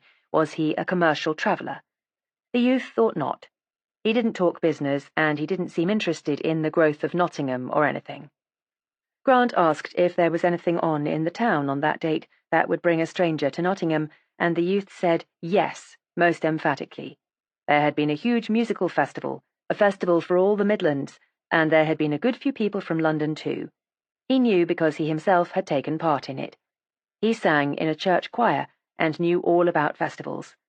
The stranger had looked much more like someone interested in the festival than like a commercial traveller. He had thought at the time that that was probably what the man was in Nottingham for. Grant thought it was quite likely. He remembered the man's sensitive hands, and he had been an habitué of the Woffington, which, if not highbrow, is at least invariably musical. It didn't march with the gang theory, but he could not afford to ignore it because of that. The gang theory had no support, in fact. It was a theory, and nothing else. Pure speculation. He thanked the youth and asked for the name of someone in Nottingham who would know all about the festival and the people who came to it. The youth said that he had better go and see Udall the solicitor. Udall wasn't the secretary, but he was a sort of chairman, and it was his hobby. He sat there from morning to night, all the 3 days of the festival, and he would be certain to know anyone who was interested enough to come from London for it. Grant wrote down Udall's address, conscious that the youth's inquisitive mind was docketing him as it had docketed the dead man, and that years hence, if someone asked him to describe the man who took Udall's address, he would do it faithfully. He was wasted in a hatter's and hosier's. "Are you looking for the man who bought the tie?" the youth asked. He said, looking in inverted commas, giving it its police sense. "Not exactly," said Grant, "but I want to trace him if I can." And he departed to interview Mr. Udall. In a little side street near the castle, the kind of street that has never seen a tram-car and where one's footsteps echo until one involuntarily looks behind, were situated the small and gloomy offices of Udall, Lister and Udall. 300 years old they were, and the waiting room was panelled in oak that extinguished the last valiant ray of light as it fought its way past the old greenish glass of the window-pane. The light died on the windowsill as the last survivor of a charge dies on the enemy parapet, murdered but glorious. But Mr. Udall, of Udall, Lister and Udall, would have considered it heresy if it had been suggested that things might be otherwise. Otherwise? That meant a building like a meat safe, fretted with windows until the walls were practically non-existent, a collection of plate glass bound together by pilasters of an incredible ignobility. That was modern architecture. But as if to make up for the dim dustiness of his surroundings, Mr. Udall himself beamed and shone and welcomed all humanity with that sublime lack of suspicion which makes friends and confidence men, but never lawyers. Being the only Udall of the third generation, he had been given, in his youth, a cupboard-like corner in the warren of small rooms that were the Udall offices, and since he loved oak panelling and beams and greenish glass, second only to symphonies and sonatas, he had stayed there. And now he was Udall, Lister and Udall, though a competent clerk kept anything too awful from happening. To say that Mr. Udall welcomed the inspector is an inadequate statement. Grant felt that he must have met the man before and have forgotten it. He betrayed none of the curiosity that was usually rampant on a man's face when the inspector followed his card into a room. Grant was to him merely another charming fellow being, and almost before he had made his business clear, Grant found himself being led away to lunch. It was so much nicer to talk over a meal, and it was long after 1 o'clock, and if the inspector hadn't eaten since breakfast, he must be famishing. Grant followed his unexpected host meekly enough. He had not yet got his information, and this seemed to be the only way of getting it. Moreover, a detective officer never throws away the chance of making an acquaintance. If Scotland Yard has a motto, it is, "You never know." Over lunch he learned that Mr. Udall had never, to his knowledge, seen the man he was looking for. He knew by sight or personally all the performers at the festival, as well as a great number of those merely interested in it, but none tallied exactly with the description Grant furnished. "If you think he was musical, try Lyon's Orchestra or the picture houses. Their orchestra performers are mostly Londoners." Grant did not bother to explain that the supposition that the man was musical had arisen only through his supposed connection with the festival. It was easier and pleasanter to let Mr. Udall talk. In the afternoon, however, after he had taken farewell of his cheerful host, he did sift the various orchestras in the town, with the lack of success that he had foreseen. He then telephoned to the Yard to find out how Williams had fared in his hunt after the history of the banknotes, and spoke to Williams himself, who had just come back after a long morning's work. The notes were with the bank just now. Nothing had transpired so far, but they were on a scent, and the bank were working it. Well, thought Grant, as he hung up the receiver, one end of the tangle seemed to be working out, slowly but surely. Nothing left so clear and incontrovertible a history behind it as a Bank of England note.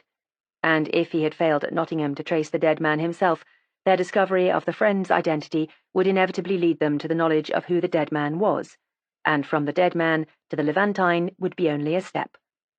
Still, he was slightly depressed.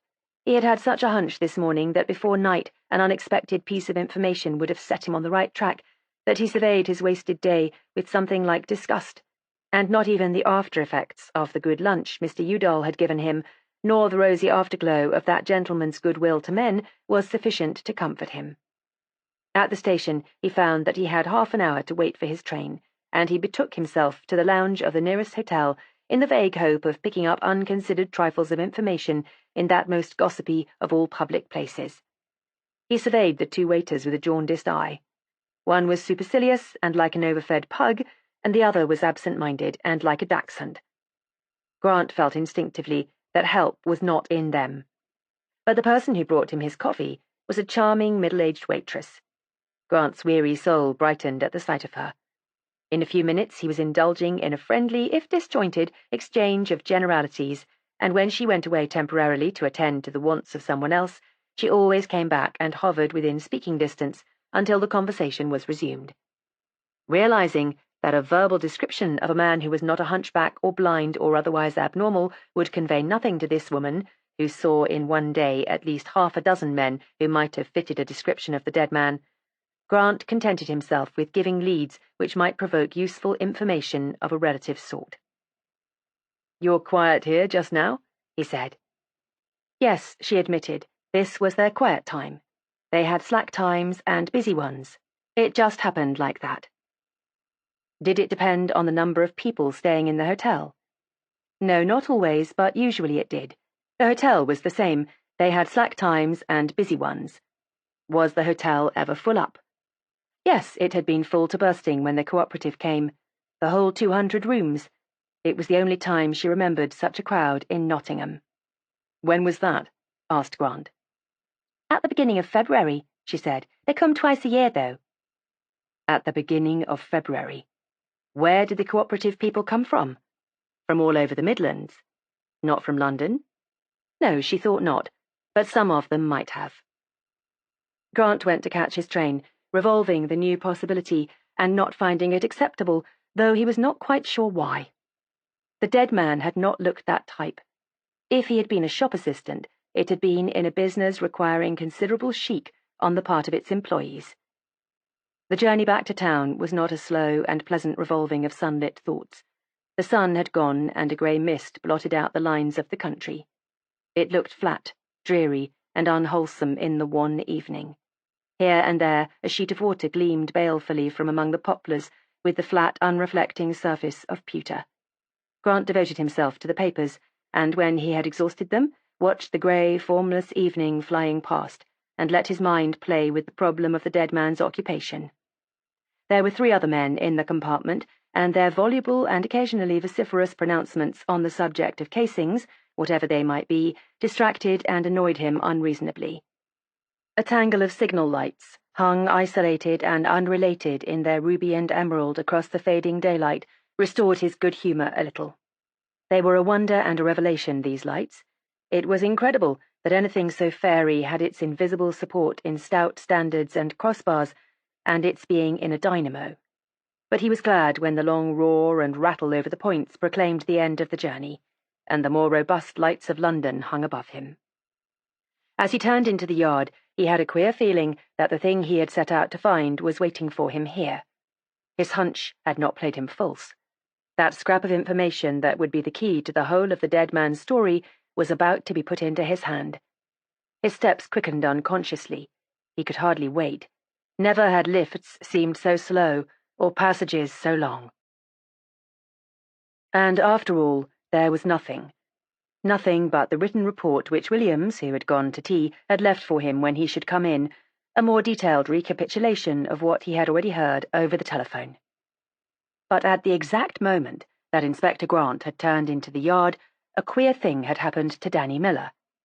He had been seated sideways in an easy chair in an upper room of the house in Pimlico, his neat feet in their exquisite shoes dangling idly from the upholstered arm, and a cigarette in a 6-inch holder projecting at an aggressive angle from his thin mouth.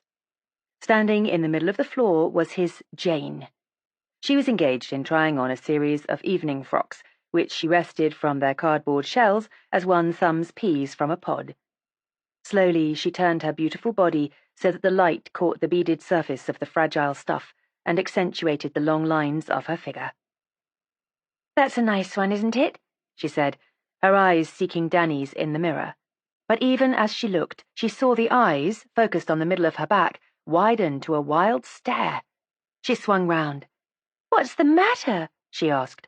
But Danny apparently did not hear her. The focus of his eyes did not alter. Suddenly he snatched the cigarette holder from his mouth, pitched the cigarette into the fireplace, and sprang to his feet with wild gropings about him. "My hat," he said. "Where's my hat? Where the hell's my hat?" "It's on the chair behind you," she said, amazed. "What's biting you?" Danny snatched the hat, and fled out of the room as if all the fiends in the lower regions were on his heels. She heard him pitch himself down the stairs, and then the front door closed with a bang. She was still standing with startled eyes on the door when she heard him coming back. Up the stairs he came, 3 at a time, as lightly as a cat, and burst into her presence. "Give me 2pence," he said. "I haven't got 2pence." Mechanically she reached out for the very expensive and rather beautiful handbag that had been one of his presents to her, and produced 2 pennies.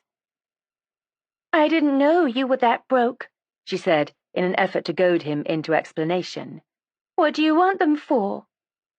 "You go to blazes," he snapped, and disappeared again. He arrived at the nearest call box, slightly breathless but exceedingly pleased with himself, and without condescending to anything so mundane as a consultation with the telephone directory, demanded to be connected with Scotland Yard. During the subsequent delay, he executed a neat shuffle on the floor of the call box as a means of expressing at once his impatience and his triumph.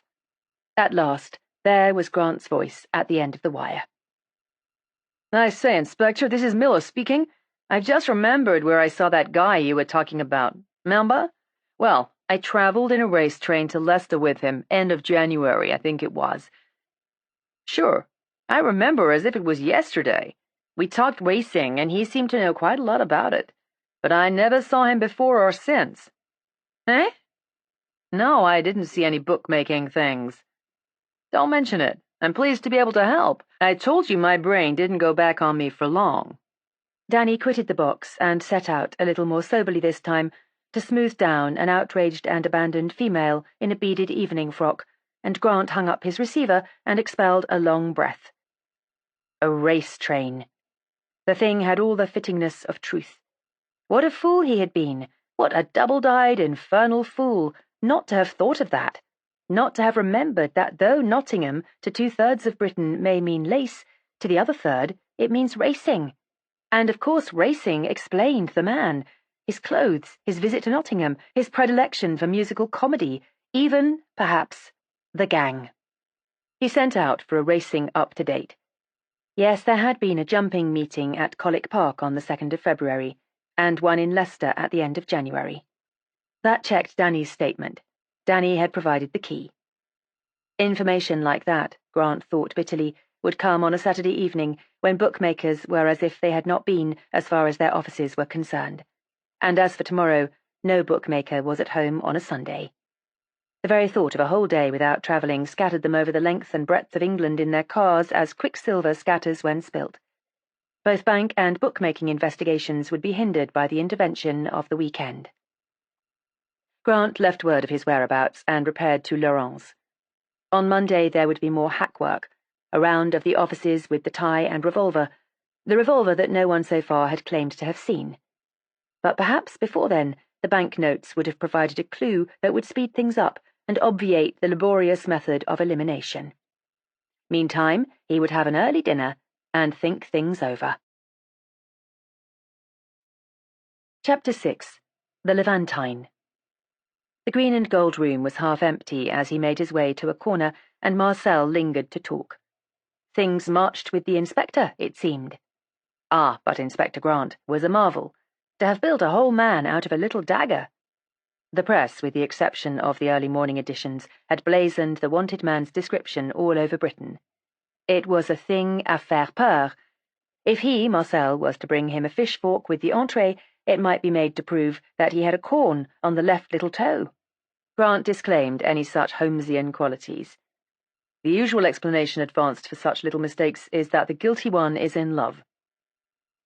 Ah non alors, laughed Marcel. I defy even Inspector Grant to find me guilty of that. Oh, are you misanthrope? Asked Grant. No, Marcel loved his kind, but his wife was an exacting woman. Grant should know. I think I made the acquaintance of a pantry boy of yours the other day, Grant said. Lagarde, was it? Ah, Raoul, a good boy, very. And beautiful too, huh? Such a profile, and such eyes. They had wanted him for the cinema, but Raoul would have none of it. He was going to be maître d'hôtel, Raoul, and if Marcel was any judge, he would be. A new arrival took the table opposite, and Marcel, the geniality gone from his face like snowflakes on a wet pavement, went to listen to his needs with that mixture of tolerant superciliousness and godlike abstraction which he used to all but his 5 favourites. Grant made a leisurely meal, but even after lingering over coffee, it was still early when he found himself in the street.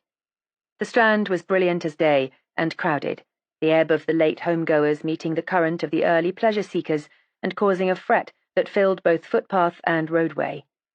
Slowly he walked up the gaudy pavement towards Charing Cross, in and out of the changing light from the shop windows. Rose light, gold light, diamond light, shoe shop, clothes shop, jewellers. Presently, in the wider pavement before the old bottleneck, the crowd thinned out and men and women became individual beings instead of the corpuscles of a mob. A man who had been walking several yards in front of Grant turned round as if to see the number of an oncoming bus. His glance fell on Grant, and in the bright diamond light from the window, his placid face became suddenly a mask of horror. Without a second's hesitation or a look to right or left, he plunged headlong into the traffic in front of the charging bus. Grant was held up by the bus as it thundered past, but before the end of it had swung by, he was off the pavement and into the maelstrom after the man. In that crowded moment, when his eyes were more for a figure in flight than for the dangers that threatened himself, he thought distinctly, "Won't it be awful to die under a bus in the Strand after dodging the Boche for 4 years?" A yell in his ear, and he hovered in flight sufficiently to let a taxi scrape past him by inches, with a blasphemous driver howling vituperation at him. He dodged a yellow sports car, saw a whirring black thing at his left elbow, which he recognized as the front wheel of a bus, leapt back, was charged on his right by another taxi, and sprang behind the bus as it passed, and a yard in front of the following one to safety on the far pavement. A quick glance to right and left. There was his man, walking composedly towards Bedford Street. He had evidently not expected such a quick decision on the inspector's part. Grant metaphorically vowed a candle to the saint that had taken him safely across the street, and fell to the casual stroll that kept him at the right distance from his quarry. Now, if he looks round before Bedford Street, he thought, I'll know I wasn't mistaken, that it really was the sight of me and not a sudden thought that scared him. But he did not need another glance at the man to verify his impression of high cheekbones, thin dark face, and jutting chin. And he knew as surely as if he saw it that on the man's left forefinger or thumb was a recent scar. A second later the man looked back, not with that momentary absent-minded glance that one gives, not knowing why, but with that 2-second turn of the head which means a deliberate scrutiny. And a second after, he had vanished up Bedford Street. And then Grant sprinted. Vividly he could see in his mind that thin figure flying up the dark and deserted street with none to say him nay. As he turned the corner and pulled up, he could see no sign of his quarry. Now, not even a Burley could have been out of sight in the time if he had taken a straight course, so Grant, expecting a bluff, walked briskly up the right-hand side of the street, his eye wary at each recess. As nothing materialized, he grew anxious. A consciousness of being fooled grew within him. He stopped and looked back, and as he did so, down at the Strand end, a figure moved from a doorway on the other side of the street and fled back to the crowded thoroughfare it had left. In 30 seconds, Grant had gained the Strand again, but the man was gone. Buses came and went, taxis floated by, shops were open all up and down the street. The choice of a means of escape was not wanting. Grant cursed, and even as he cursed he thought, well, he fooled me very neatly, but I expect he's cursing harder than I am for being such a fool as to show that he knew me. That was a very bad break. And for the first time he felt pleased with the press, who had made so free with his features in their desire to educate the public. He patrolled the street for a while, casting exploratory but unoptimistic glances into the shops as he passed. Then he withdrew into the shadow of a doorway, where he remained for some time, hoping against hope that the man had gone to ground instead of making a break for it, and would reappear when he thought the coast was clear. The only result of that was that an inquisitive policeman, who had watched him for some time from across the street, wanted to know what he was waiting for. Grant came out into the light and explained the circumstances to the apologetic officer, and deciding that his man had bolted, went to telephone to the Yard. His first impulse when the man had tricked him and run for it had been to throw a squad into the Strand, but the sight of the swift traffic and the knowledge that by the time anyone arrived from the embankment, even in a fast car, the wanted man might be well on the way to Golders Green or Camberwell or Elstree, had deterred him. It was hardly an occasion for turning out the force. As he went slowly up to Trafalgar Square after the business of telephoning, his spirits lightened. For the last hour he had been disgusted with himself to an extent that beggared his vocabulary. He had had the man within 6 yards of him and had let him slip through his fingers. Now the lighter side of the situation was becoming apparent. He had made a backward slip, certainly, but even at the end of the slip he was further on, much further on, than when he had started. He knew for a certainty that the Levantine was in London. That was a tremendous advance. Until his description had been furnished to the police the previous night, there had been nothing to prevent the murderer from leaving London at any moment. They would have had to consider reports from all over Britain, and Grant had bitter experience of such reports of wanted men, and perhaps the continent, if it had not been for that chance meeting in the Strand, and the man's lack of self-control in a delirious moment. Now they knew he was in London, and could concentrate their forces. He might leave it by road, but he could not by any other method, and Grant had seen to it that he would have difficulty in hiring a car from any recognized garage. That merely made things difficult for him. It did not prevent him from going if he wanted to. But it made his exit considerably slower. It was strange in the circumstances that he had stayed at all when the way was clear, but Grant knew the Londoner's mulish habit of clinging to the town he knows, and the foreigner's rat-like preference of the sewers to the open. Both would be more likely to hide than to run. And of course, the wanted man, though his description had not been broadcast, had no guarantee that the police were not in possession of it. It would have required more courage or more foolhardihood than most men possess to face a ticket collector or a boat official in these circumstances. So the man had stuck to the town. From now on he would be at the mercy of a continual patrol of the flying squad, and his chances of slipping through their fingers again were very small. Moreover, Grant had seen him. That was another enormous advance. They could never meet again, even in the distance, without Grant recognizing him. The Levantine in London, the dead man's friend in London, presumably, the Levantine recognizable, the friend about to be traced by his banknotes. Things, as Marcel had remarked, were marching. At the bottom of St. Martin's Lane, Grant remembered that this was the last night of Didn't You Know. He would drop in there for a little, and then go back to the yard. His thoughts worked much better without goading, and the quiet of the room at the yard was a silent goad that maddened him. His thoughts would never work to order. There was more likelihood of a revelation being vouchsafed him in the middle of the teeming streets, in the seething mob that somewhere held the Levantine, than in the imposing isolation of his room. The play had been in progress for about 20 minutes when Grant, after a chat with the manager, found 6 square inches of standing room at the back of the dress circle. It was a magnificent sight, looked at from the darkness of so remote a vantage. The theatre, never a very accommodating one, was packed from floor to ceiling, its rosy dimness filled with the electric quality that is only found when every man of an audience is an enthusiast. And they were all enthusiasts, that last night crowd, devotees saying farewell to the object of their adoration. Adulation, camaraderie, and regret filled the house and made the gathering completely un-British in its abandon to the emotion of the moment. Now and then, when Golan left out an old gag, someone would call a correction. "Give us all of it, Golly," they cried. "Give us all of it!" And Golly gave them all he had. Ray Markable trailed her loveliness over a nearly empty stage with that half-reluctant lightness of a leaf in the wind. She was always, when she danced, a mere fraction of a beat behind the music, so that it seemed as if, instead of being an accompaniment, the music was the motive power, as if it was the music that lifted and span and whirled her, floated her sideways, and relinquished her gently as it died. Again and again, at their vociferous demands, the music lifted her into motion, held her laughing and sparkling and quivering, like a crystal ball held poised on a jet of water, and dropped her in a quick descending run to a fast-breathing stillness broken by the crash of the applause. They would not let her go, and when at last someone held her forcibly in the wings, and an effort was made to get on with the story, there was unconcealed impatience. No one wanted a plot tonight. No one had ever wanted one. Quite a large number of the most enthusiastic habitués were unaware that there was such a thing, and few, if any, would have been able to give a lucid account of it. And tonight, to insist on wasting time with such irrelevance was folly.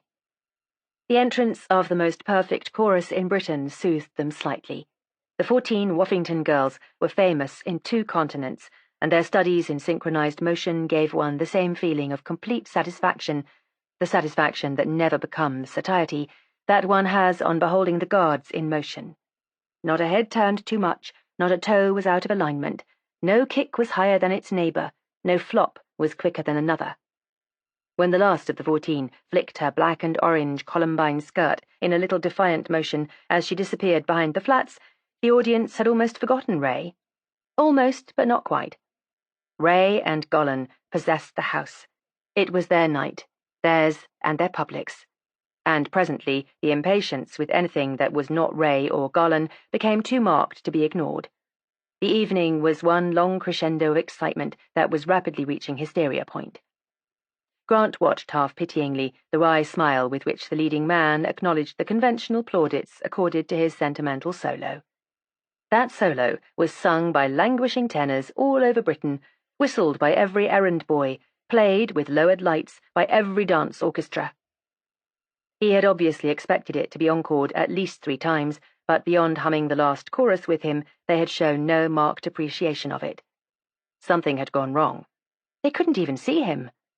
With as good a grace as he could muster, he took his place as background to Ray Markable, danced with her, sang with her, acted with her, and Grant suddenly caught himself wondering if his eclipse were merely the accident of Ray Markable's vivid personality, or if she had used that personality deliberately to keep the limelight where she happened to be.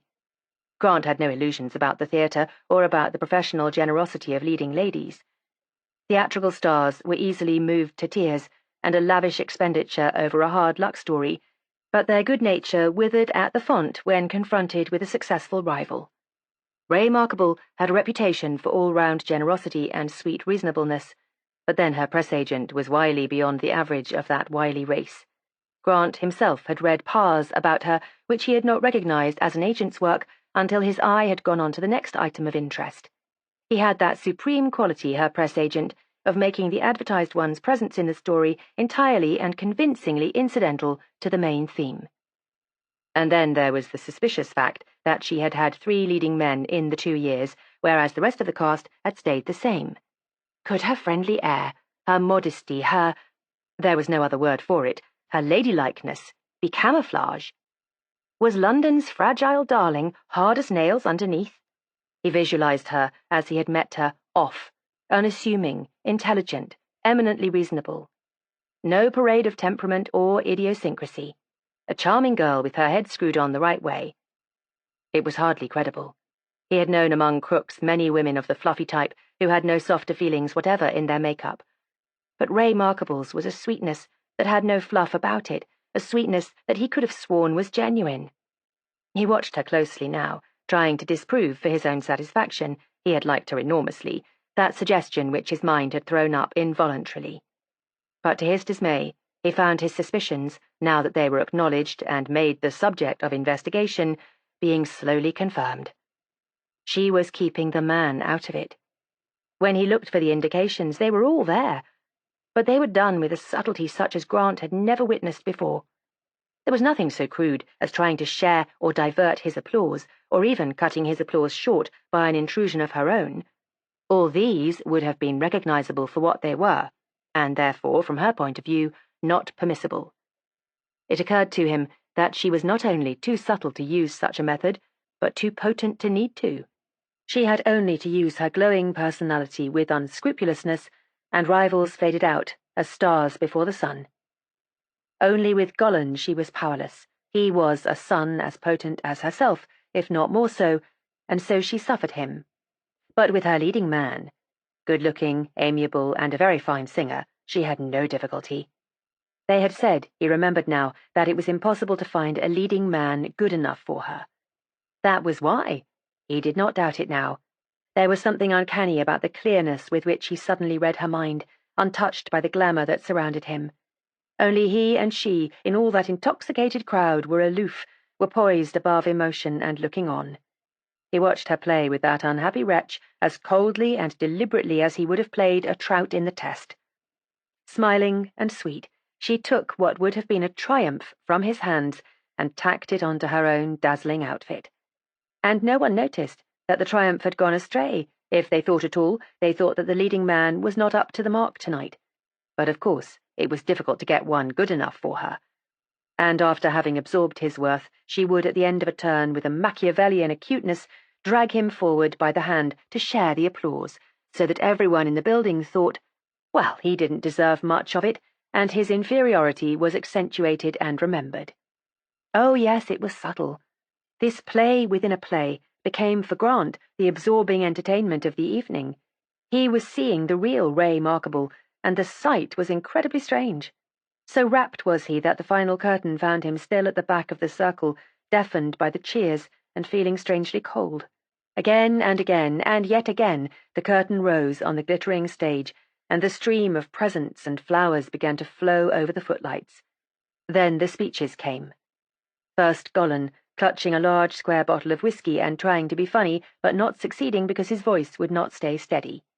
Grant guessed that in his mind was a picture of the heartbreaking years of squalid rooms in squalid towns, twice-nightly performances, and the awful ever-present fear of the bird. Golan had sung long for his supper. It was no wonder that the feast choked him. Then the producer. Then Ray Markable. "Ladies and gentlemen," she said in her clear, slow voice, 2 years ago, when none of you knew me, you were kind to me. You overwhelmed me then. Tonight, you have overwhelmed me again. I can only say thank you." Very neat, thought Grant, as they cheered her to the echo. Quite in the part. And he turned away. He knew what was coming. Speeches by everyone down to the call boy, and he had heard enough. He went down through the crimson and buff vestibule and out into the night with a queer constriction in his chest. If he had not, in his 35 years, cast overboard all such impedimenta as illusion, one would have said that he was disillusioned. He had quite liked Ray Markable. Chapter 7. Things Move. "It's not a Christian life at all," said Mrs. Field as she put the inevitable bacon and eggs in front of him. Mrs. Field had tried to cure Grant of the bacon and eggs habit by providing wonderful breakfasts with recipes culled from her daily paper, and kidneys and other favours wrested from Mr. Tompkins at the threat of withdrawing her custom. But Grant had defeated her, as he defeated most people in time. He still had bacon and eggs Saturday, Sunday, Monday. It was now 8 o'clock on Sunday morning, which was the fact that had called forth Mrs. Field's remark. Unchristian, in Mrs. Field's vocabulary, meant not any lack of conformity, but an absence of comfort and respectability.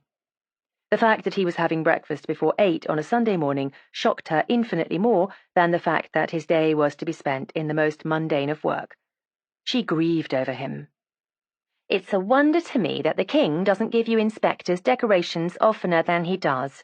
What other man in London is having breakfast at this hour when he needn't?" "In that case, I think inspectors' landladies should be included in the decoration. Mrs. Field, OBE, for being an inspector's landlady."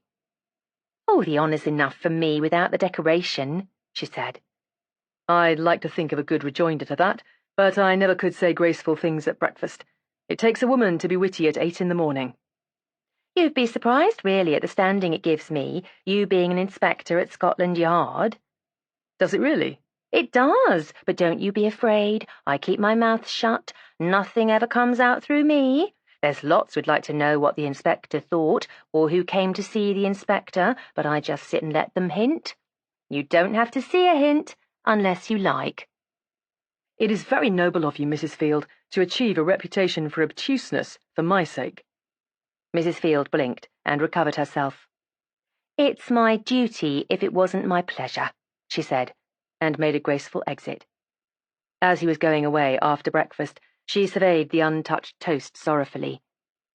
"Well, see that you have a good meal in the middle of the day. You can't think to any advantage on an empty stomach." "But you can't run to any advantage on a full one." "You'll never have to run very far after anyone in London. There's always someone to head them off." Grant was smiling to himself as he went down the sunny road to the bus stop at this simplification of the work of the CID. But there was no heading off the people who claimed to have seen the wanted man. Nearly half London appeared to have set eyes on him, his back as often as not. And the number of cut hands that required investigation would have been incredible to anyone who has not witnessed a manhunt from the inside. Patiently, Grant sifted the reports through the long, bright morning, sitting at his desk and sending his lieutenants out here and there as a general arranges his forces on a battlefield. The provincial clues he ignored, with the exception of 2, which were too good to be passed over. There was always the odd chance that the man in the Strand had not been the Levantine. 2 men were sent to investigate these, 1 to Cornwall and 1 to York. All day long the telephone at his elbow buzzed, and all day long messages of failure came over it. Some of the men they had been sent out to observe had not, in the detective's opinion, the remotest resemblance to the wanted man. This valuable information was obtained often enough at the cost of a long afternoon's vigil behind the Nottingham lace curtains of a suburban villa, waiting for the man 3 houses down to pass within examining distance. One suspect proved to be a nobleman well known to the public as a polo player. The officer who tracked him down saw that he had aroused the Earl's curiosity. The noble lord had been run to earth in a garage where he was collecting his car, preparatory to having a little flip of 300 or 400 miles as a slight Sunday diversion, and confessed what his business was. "I thought you were tailing me," said the peer of the realm, "and as my conscience is particularly good at the moment, I wondered what you were up to. I have been accused of many things in my short time, but never of looking like a murderer before. Good luck to you, by all means." "Thank you, sir. Same to you. I hope your conscience will be as clear when you come back." And the Earl, who had more convictions for exceeding the speed limit than anyone else in England, had grinned appreciatively.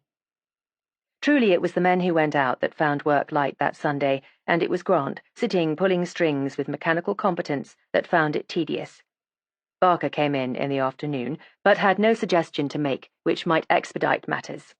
They could afford to ignore nothing. The least helpful of the clues had to be investigated in the relentless process of elimination. It was spade work, and most unchristian in the field sense. Grant looked enviously from his window, through the bright mist that hung over the river, at the Surrey side, lit now by the westering sun. How good it would be to be in Hampshire today! He could see the woods on Danebury in their first green, and a little later in the evening, when the sun went, the test would be just right for fly. It was late when Grant got home, but he had not left an avenue of exploration untrodden. With the coming of evening, the spate of reported appearances had gradually diminished and died away, but as he ate his supper, to Mrs. Field a meal was a necessary concomitant to her homecoming, he was wearily conscious of the telephone by the fireplace. He went to bed and dreamed that Ray Markable called him by telephone and said, "You'll never find him, never, never." She kept repeating the phrase, unheeding of his pleas for information and help, and he wished that the exchange girl would say, "Time up," and release him. But before that relief had come, the telephone had turned into a fishing rod without exciting any surprise on his part, and he was using it, not as a fishing rod, but as a whip to encourage the 4-in-hand which he was driving down a street in Nottingham. At the end of the street was a marsh, and in front of the marsh, and exactly in the middle of the street, stood the waitress from the hotel. He tried to call out to her as the horses advanced, but his voice died in his throat. Instead, the waitress grew bigger and bigger until she filled the whole street. As the horses were about to charge into her, she had grown so that she towered over Grant and overwhelmed him, the horses, the street, and everything. He had that sense of inevitability which attends the moment of a catastrophe. "It's come," he thought, and woke to thankful consciousness of a safe pillow and a reasonable world where there was motive before action. "Damn that cheese soufflé," he thought, and turning on his back, surveyed the dark ceiling and let his now wide-awake brain go its own way. Why had the man hidden his identity? Was it perhaps mere accident? Nothing but the tailor's name had been obliterated from his clothes, and the maker's name had been left on the tie, surely a most obvious place, if one had been deliberately eliminating identification marks. But if it were a mere accident that eliminated the tailor's name, how account for the scantiness of the man's belongings? Small change, a handkerchief, and a revolver. Not even a watch. It spoke loudly of intended suicide. Perhaps the man was broke. He didn't look it, but that was no criterion. Grant had known many paupers who looked like millionaires and beggars with large bank balances. Had the man, at the end of his resources, decided to end it rather than sink slowly into the gutter? Had the visit to the theatre with his last few shillings been merely a snapping of fingers in the face of the gods who had defeated him? Was it merely the final irony that the dagger had anticipated his own revolver by an hour or two? But if he were broke, why had he not gone to the friend for money, the friend who was so free with his banknotes? Or had he and the friend had refused it? Was it conscience, after all, that had prompted that anonymous £25? If he decided to accept the presence of the revolver and the absence of clues as evidence of intended suicide, then the murder resolved itself into the outcome of a quarrel, probably between two members of a race gang. Perhaps the Levantine had shared in the dead man's downfall and had held the dead man responsible. That was the most reasonable explanation, and it fitted all the circumstances. The man was interested in racing, probably a bookmaker. He was found without watch or money and evidently prepared for suicide. The Levantine was heard to demand something which the dead man either could not or would not give, and the Levantine had stabbed him. The friend who had refused him help in life, probably tired of pulling him out of tight places, had been seized with such a fit of remorse on learning of the man's end that he had provided lavishly, if anonymously, for his burial. Pure theory, but it fitted. Almost. There was one corner where no amount of insinuation would make it fit. It did not explain why no one had come forward to claim the dead man. If the affair were merely a quarrel between two men, intimidation was washed out as a theory for the silence of his friends. It was not credible that the foreigner had them all in such a state of subjection that not one of them risked even that usual method of the craven and the circumspect, the anonymous communication. It was a curious and almost unique situation. Never in all Grant's experience had a murderer been on the point of being captured before the identity of his victim had been established. A light rain felt across the window pane with stealthy fingers.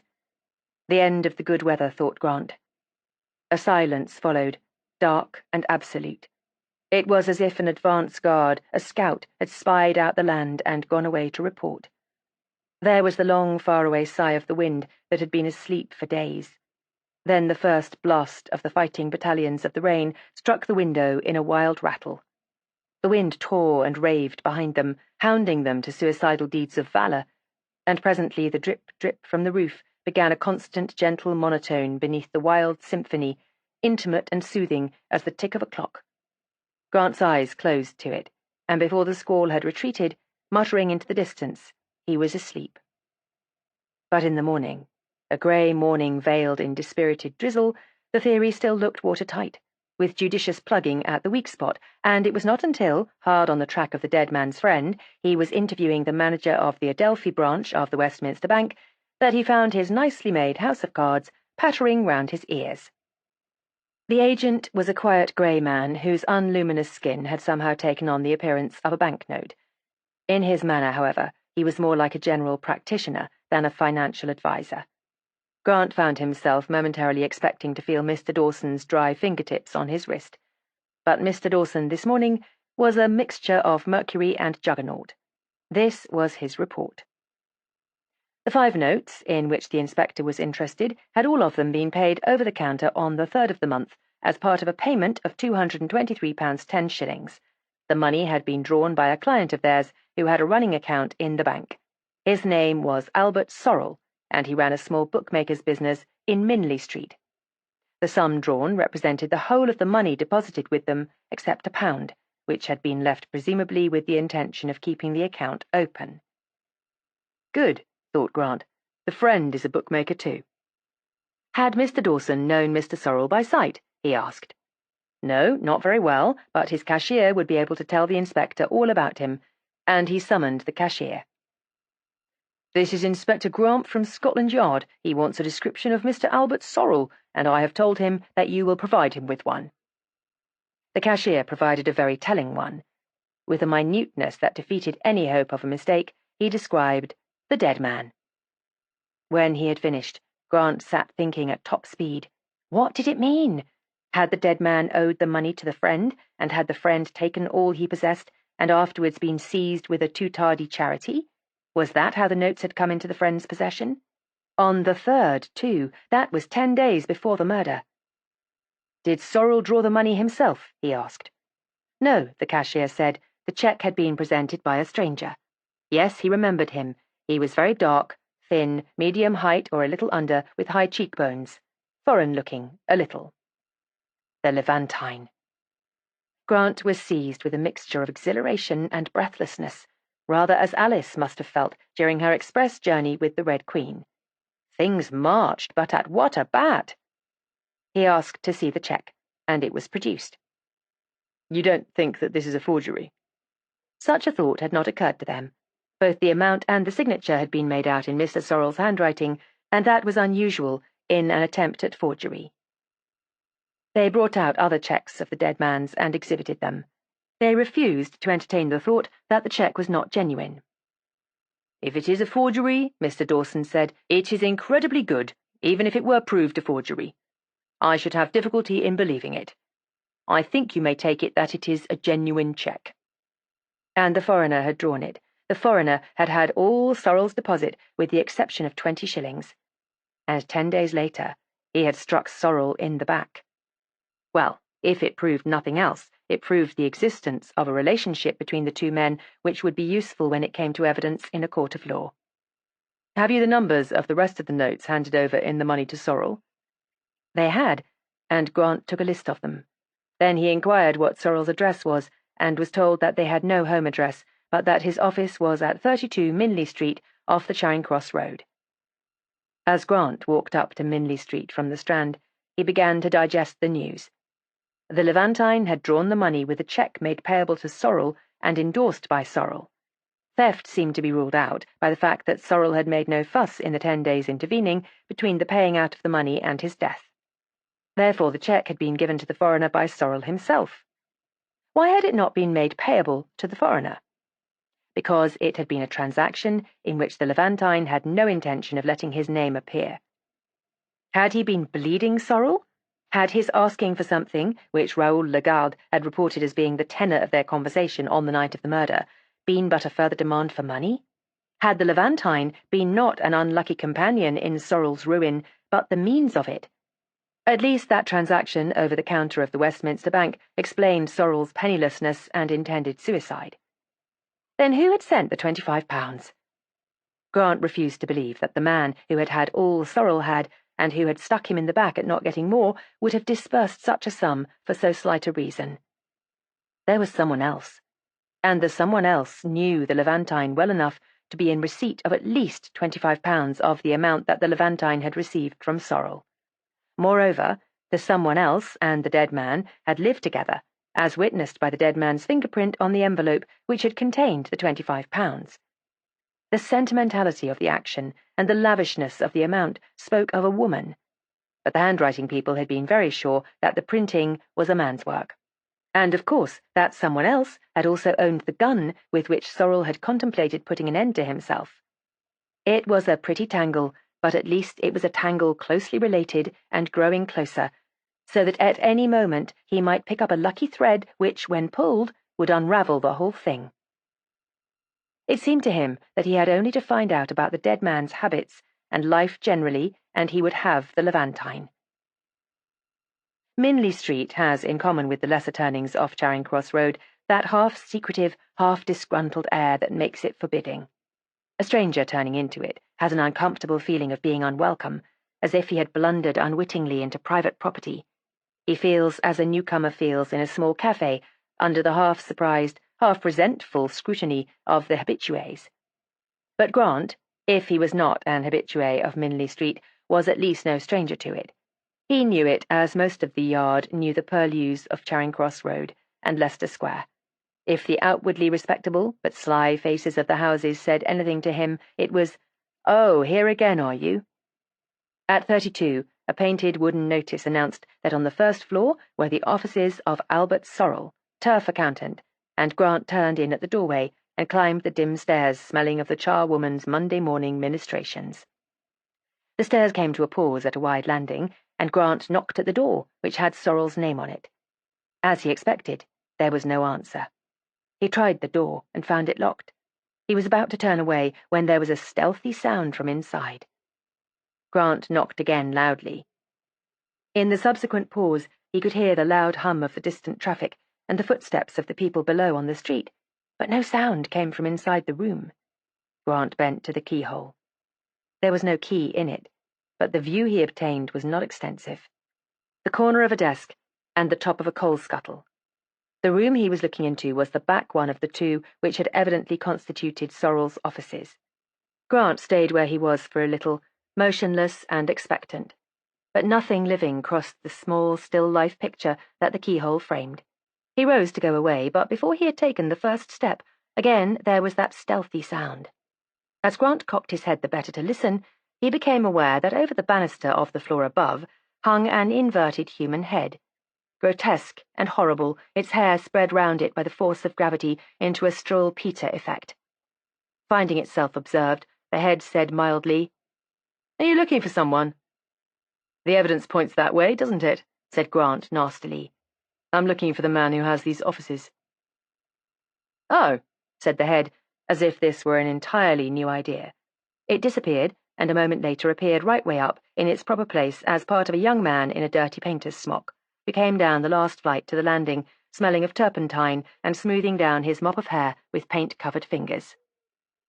"I don't think that man's been here for quite a while now," he said. "I have the 2 floors above, my rooms and my studio, and I used to pass him on the stairs and hear his... I don't know what you call them. He was a bookie, you know." "Clients?" suggested Grant. "Yes, hear what I presume were his clients coming sometimes, but I'm sure it's more than a fortnight since I saw or heard him." "Did he go to the course, do you know?" Grant asked. "Where's that?" asked the artist. "I mean, did he go to the races every day?" The artist did not know. "Well, I want to get into his offices. Where can I get a key?" The artist presumed that Sorrel had the key. The agent for the property had an office off Bedford Square. He could never remember the name of the street or the number, but he could find his way there. He had lost the key of his own room, or he would have offered it for a trial on Sorrel's door. "And what do you do when you go out?" asked Grant, curiosity for a moment overcoming his desire to get behind the locked door. "I just leave it unlocked," said this happy wight. "If anyone finds anything in my rooms worth stealing, they're cleverer than I am." And then suddenly, apparently within a yard of them, and just inside the locked door, that stealthy sound that was hardly sound, merely a heard movement. The artist's eyebrows disappeared into the Stroll-Peter hair. He jerked his head at the door and looked interrogatively at the inspector. Without a word, Grant took him by the arm and drew him down the stairs to the first turn. "Look here," he said, "I'm a plainclothesman. Know what that is?" For the artist's innocent as to courses had shaken any faith he might have had in his worldly knowledge. The artist said, "Yes, a bobby," and Grant let him away with it. "I want to get into that room. Is there a yard at the back where I can see the window of the room?" There was, and the artist led him to the ground floor and through a dark passage to the back of the house, where they came out into a little bricked yard that might have been part of a village inn. A low outhouse with a lead roof was built against the wall, and directly above it was the window of Sorrel's office. It was open a little at the top, and had an inhabited air. "Give me a leg up," said Grant, and was hoisted onto the roof of the outhouse. As he drew his foot from the painty clasp of his assistant, he said, "I might tell you that you are conniving at a felony. This is housebreaking and entirely illegal." "It is the happiest moment of my life," the artist said. "I have always wanted to break the law, but a way has never been vouchsafed me. And now, to do it in the company of a policeman is joy that I did not anticipate my life would ever provide." But Grant was not listening to him. His eyes were on the window. Slowly he drew himself up until his head was just below the level of the window-sill. Cautiously he peered over. Nothing moved in the room. A movement behind him startled him. He looked round to see the artist joining him on the roof. "Have you a weapon?" he whispered, "or shall I get you a poker or something?" Grant shook his head, and with a sudden determined movement flung up the lower half of the window and stepped into the room. Not a sound followed but his own quick breathing. The one grey light lay on the thick dust of a deserted office, but the door facing him, which led into the front room, was ajar. With an abrupt 3 steps, he had reached and thrown it open. And as he did so, out of the second room, with a wail of terror, sprang a large black cat. It cleared the rear room at a bound and was through the open window before the inspector recognized it for what it was. There was an agonized yell from the artist, a clatter, and a crash. Grant went to the window to hear queer, choked moans coming from the yard below. He slid hastily to the edge of the outhouse and beheld his companion in crime sitting on the grimy bricks, holding his evidently painful head, while his body was convulsed in the throes of a still more painful laughter. Reassured, Grant went back to the room for a glance at the drawers of Sorrel's desk. They were all empty, methodically and carefully cleared. The front room had been used as another office, not a living room. Sorrel must have lived elsewhere. Grant closed the window and, sliding down the lead roof, dropped into the yard. The artist was still sobbing, but had got the length of wiping his eyes. "Are you hurt?" Grant asked. "Only my ribs," said Stroll Peter. "The abnormal excitation of the intercostal muscles has nearly broken them." He struggled to his feet. "Well, that's 20 minutes wasted," said Grant, "but I had to satisfy myself." He followed the hobbling artist through the dark passage again. "No time is wasted that earns such a wealth of gratitude as I feel for you," said Stroll Peter. "I was in the depths when you arrived. I can never paint on Monday mornings. There should be no such thing. Monday mornings should be burnt out of the calendar with prussic acid. And you have made a Monday morning actually memorable. It is a great achievement. Sometime, when you are not too busy breaking the law, come back, and I'll paint your portrait. You have a charming head." A thought occurred to Grant. "I suppose you couldn't draw Sorrel from memory?" Stroll Peter considered. "I think I could," he said. "Come up a minute." He led Grant into the welter of canvases, paints, lengths of stuff, and properties of all kinds, which he called his studio. Except for the dust, it looked as though a flood had passed and left the contents of the room in the haphazard relationships and curious angles that only receding water can achieve. After some flinging about of things that might be expected to be concealing something, the artist produced a bottle of Indian ink, and after another search, a fine brush. He made 6 or 7 strokes with the brush on a blank sheet of a sketching block, considered it critically, and having torn it from the block, handed it over to Grant. "It isn't quite correct, but it's good enough for an impression," he said. Grant was astonished at the cleverness of it. The ink was not yet dry on the paper, but the artist had brought the dead man to life. The sketch had that slight exaggeration of characteristics that is halfway to caricature, but it lived as no photographic representation could have done. The artist had even conveyed the look of half-anxious eagerness in the eyes which Sorrel's had presumably worn in life. Grant thanked him heartfeltly and gave him his card. "If there is ever anything I can do for you, come and see me," he said, and went away without waiting to see the altering expression on Stroll Peter's face as he took in the significance of the card. Near Cambridge Circus are the palatial offices of Lawrence Murray, Lucky Folk Bet with Lorry Murray, one of the biggest bookmakers in London. As Grant was going past on the other side of the street, he saw the genial Murray arrive in his car and enter the offices. He had known Lorry Murray fairly well for some years, and he crossed the street now and followed him into the shining headquarters of his greatness. He sent in his name and was led through a vast wilderness of gleaming wood, brass, and glass partitions and abounding telephones to the sanctum of the great man, hung round with pictures of great thoroughbreds. "Well," said Murray, beaming on him, "something for the National, is it? I hope to goodness it isn't coffee grounds. Half Britain seems to want to back coffee grounds today." But the inspector denied any intention of losing money even on such an attractive proposition as coffee grounds seemed to be. "Well, I don't suppose you've come to warn me about ready money betting?" The inspector grinned. No, he wanted to know if Murray had ever known a man called Albert Sorrel. "Never heard of him," said Murray. "Who is he?" He was a bookmaker, Grant thought. Course? Grant did not know. He had an office in Minley Street. "Silver Ring, probably," said Murray. "Tell you what, if I were you, I should go down to Lingfield today, and you can see all the Silver Ring men in one fell swoop. It'll save you a lot of touting round." Grant considered. It was by far the quickest and most logical method, and it had the additional advantage of offering him a knowledge of Sorrel's business associates which the mere obtaining of his home address would not have done. "Tell you what," Murray said again as he hesitated. I'll go down with you. You've missed the last train now. We'll go down in my car. I have a horse running, but I couldn't be bothered to go down alone. I promised my trainer I'd go, but it was such a beast of a morning. Have you had lunch?" Grant had not, and Murray went away to see about a lunch basket while Grant talked to the yard on his telephone. An hour later, Grant was having lunch in the country, a grey and sodden country truly, but a country smelling of clean, fresh, growing things, and the drizzle that had made town a greasy horror was left behind.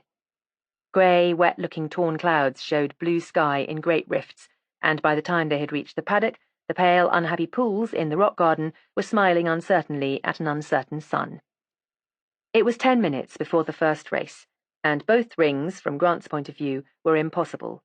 He pushed down his impatience and accompanied Murray to the white rails of the parade ring, where the horses for the first race were walking sedately round, the looker-on in him loving their beauty and their fitness. Grant was a fairly competent judge of a horse, while his eyes wandered over the crowd in a business-like commentary. There was Mollenstein, Stone he called himself now, looking as if he owned the earth. Grant wondered what bogus scheme he was foisting on a public of suckers now. He shouldn't have thought that anything as uncomfortable as a jumping meeting in March would have appealed to him. Perhaps one of his suckers was interested in the game. And Vanda Morden, back from her third honeymoon, and advertising the fact in a coat of a check so aggressive that it was the most obvious thing in the paddock. Wherever one looked, it seemed, there was Vanda Morden's coat. And the polo-playing Earl, who had been shadowed in the hope that he was the Levantine, and many others, both pleasant and unpleasant, all of whom Grant recognized and noted with a little mental remark. When the first race was over, and the little eddy of lucky ones had surrounded the bookmakers and been sent gloating away, Grant began his work. He pursued his inquiries steadily until the ring began to fill again with eager inquirers after odds for the second race when he returned to the paddock. But no one seemed to have heard of Sorrel, and it was a rather disconsolate Grant who joined Murray in the paddock before the fourth race, a handicap hurdle, in which Murray's horse was running. Murray was sympathetic, and as Grant stood with him in the middle of the parade ring, he mixed adjurations to admire his horse with suggestions for the tracking of Sorrel. Grant wholeheartedly admired the magnificent bay that was Murray's property, and listened with only half an ear to his suggestions. His thoughts were worried. Why did no one in the silver ring know Sorrel? The jockeys began to filter into the ring. The crowd round the rail thinned slightly as people moved away to points of vantage on the stands. Lads kept ducking eager heads under their charges' necks in anxiety to intercept the summons that would mean mounting time.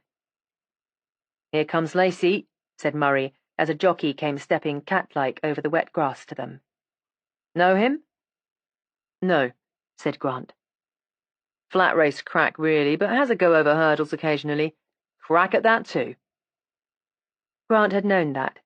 There is very little between a Scotland Yard inspector and omniscience, but he had never actually met the famous Lacey.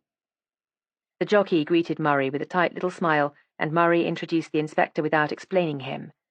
Lacey shivered slightly in the damp air. "I'm glad it's not fences," he said with mock fervour. "I'd just hate to be emptied into the water today." "Bit of a change from heated rooms and all the cuddling," said Murray. "Been in Switzerland?" asked Grant conversationally, remembering that Switzerland was the winter mecca of flat race jockeys. "Switzerland," repeated Lacey in his drawling Irish voice. "Not me. I've had measles. Measles, if you'd believe it. Nothing but milk for 9 days and a whole month in bed." His pleasant cameo-like face twisted into an expression of wry disgust. "And milk is so fattening," laughed Murray. "Talking of fat, did you ever know a man called Sorrel?" The jockey's pale bright eyes trickled over the inspector like twin drops of icy water and came back to Murray. The whip, which had been swinging pendulum-wise from his first finger, swung slowly to a halt. "I think I can remember a Sorrel," he said after some cogitation.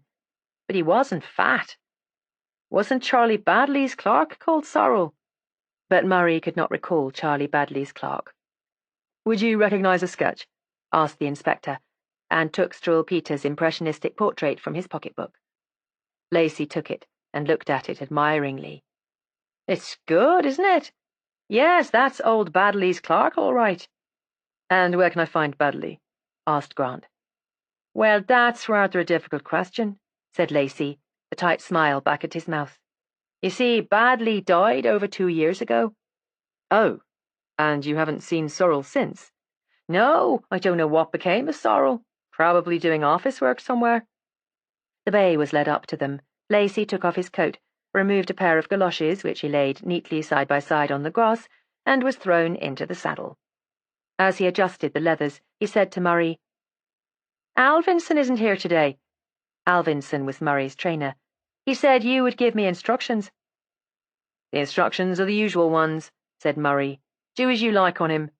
He should about win. Very good, said Lacey matter-of-factly, and was led away to the gate, horse and man as beautiful a picture as this weary civilization can provide. As Grant and Murray walked to the stands, Murray said, Cheer up, Grant. Badley may be dead, but I know who knew him. I'll take you down to talk to him as soon as this is over. So it was with a real enjoyment that Grant watched the race, saw the colour that flickered and streamed against the grey curtain of the woods on the back stretch, while a silence settled eerily on the crowd, a silence so complete that he might have been there alone with the dripping trees and the grey wooded countryside and the wet grass, saw the long struggle in the straight and the fighting finish, with Murray's bay second by a length. When Murray had seen his horse again and congratulated Lacey, he led Grant into Tattersall's and introduced him to an elderly man with the rubicund face of the man who drives mail coaches through the snow on Christmas cards. Thacker, he said, you knew Badley. What became of his clerk, do you know? Sorrel, said the Christmas card man. He set up for himself, has an office in Minley Street. Does he come to the course? No, don't think so, just has an office. Seemed to be doing quite well last time I saw him. How long ago was that? Oh, long time. Do you know his home address?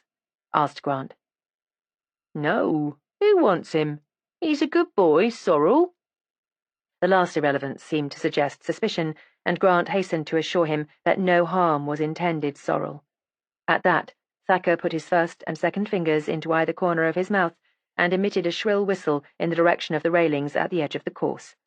From the crowd of attentive faces, which this demonstration had turned towards him, he selected the one he wanted. Joe, he said in stentorian tones, let me speak to Jimmy a minute, will you? Joe detached his clock, as one detaches a watch and chain, and presently Jimmy appeared, a clean, cherubic youth with an amazing taste in linen. You used to be pally with Bert Sorrel, didn't you? Asked Thacker. Yes, but I haven't seen him for donkey's years. Do you know where he lives? Well, when I knew him he had rooms in Brightling Crescent, off the Fulham Road. I've been there with him, forget the number, but his landlady's name was Everett. He lived there for years. Orphan he was, Bert. Grant described the Levantine, and asked if Sorrel was ever friendly with a man like that. No, Jimmy had never known him in such company, but then, as he pointed out, he hadn't seen him for donkey's years. He had dropped out of the regular crowd when he started on his own, though he sometimes went racing for his own amusement, or perhaps to pick up information. Through Jimmy, Grant interviewed 2 more people who had known Sorrel, but neither could throw any light on Sorrel's companions.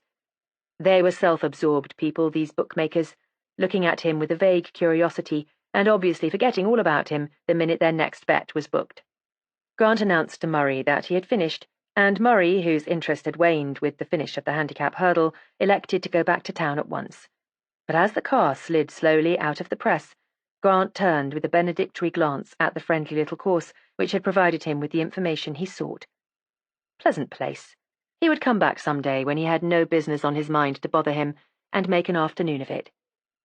On the way up to town, Murray talked amiably of the things he was interested in. Bookmakers and their clannishness. They're like Highlanders, he said. They may squabble among themselves, but if an outsider butts into the scrap, it's a case of tartan against all.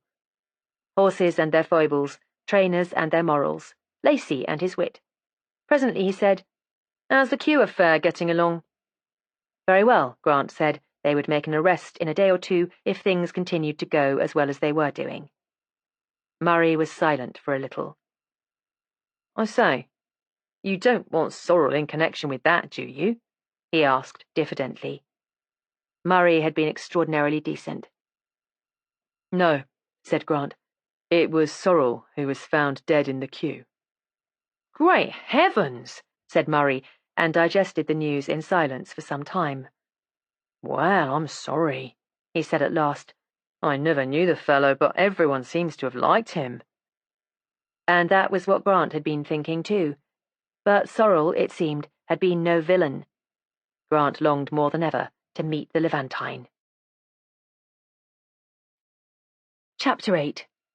Mrs. Everett. Brightling Crescent was a terrace of red brick 3-story houses of the Nottingham lace and pot plant type of decoration. Their stone steps were coaxed into cleanliness and hideousness by liberal applications of coloured pipe clay. Some blushed at finding themselves so conspicuous, some were evidently jaundiced by the unwelcome attention, and some stared in pallid horror as at an outrage. But all of them wore that nemo me impune lacessit air. You might pull the bright brass bell handles, indeed their high polish winked an urgent invitation to do so, but you passed the threshold only at the cost of a wide-stepping avoidance of these constantly refurbished traps of pipe-clayed step. Grant walked up the street that Sorrel had trodden so often, and wondered if the Levantine knew it too. Mrs. Everett, a bony, short-sighted woman of 50 or so, herself opened the door of 98 to him, and Grant inquired for Sorrel. Mr. Sorrel was no longer there, she said. He had left just a week ago to go to America. So that was the tale someone had told. Who said he had gone to America? Mr. Sorrel, of course. Yes, Sorrel might have told the tale to mask his suicide. Had he lived alone there? Who are you, and what do you want to know for? She asked, and Grant said that he was a plainclothes officer and would like to come in and talk to her for a moment. She looked a little staggered, but took the news calmly and ushered him into a ground-floor sitting room. This used to be Mr. Sorrel's, she said. A young lady teacher has it now, but she won't mind us using it for once.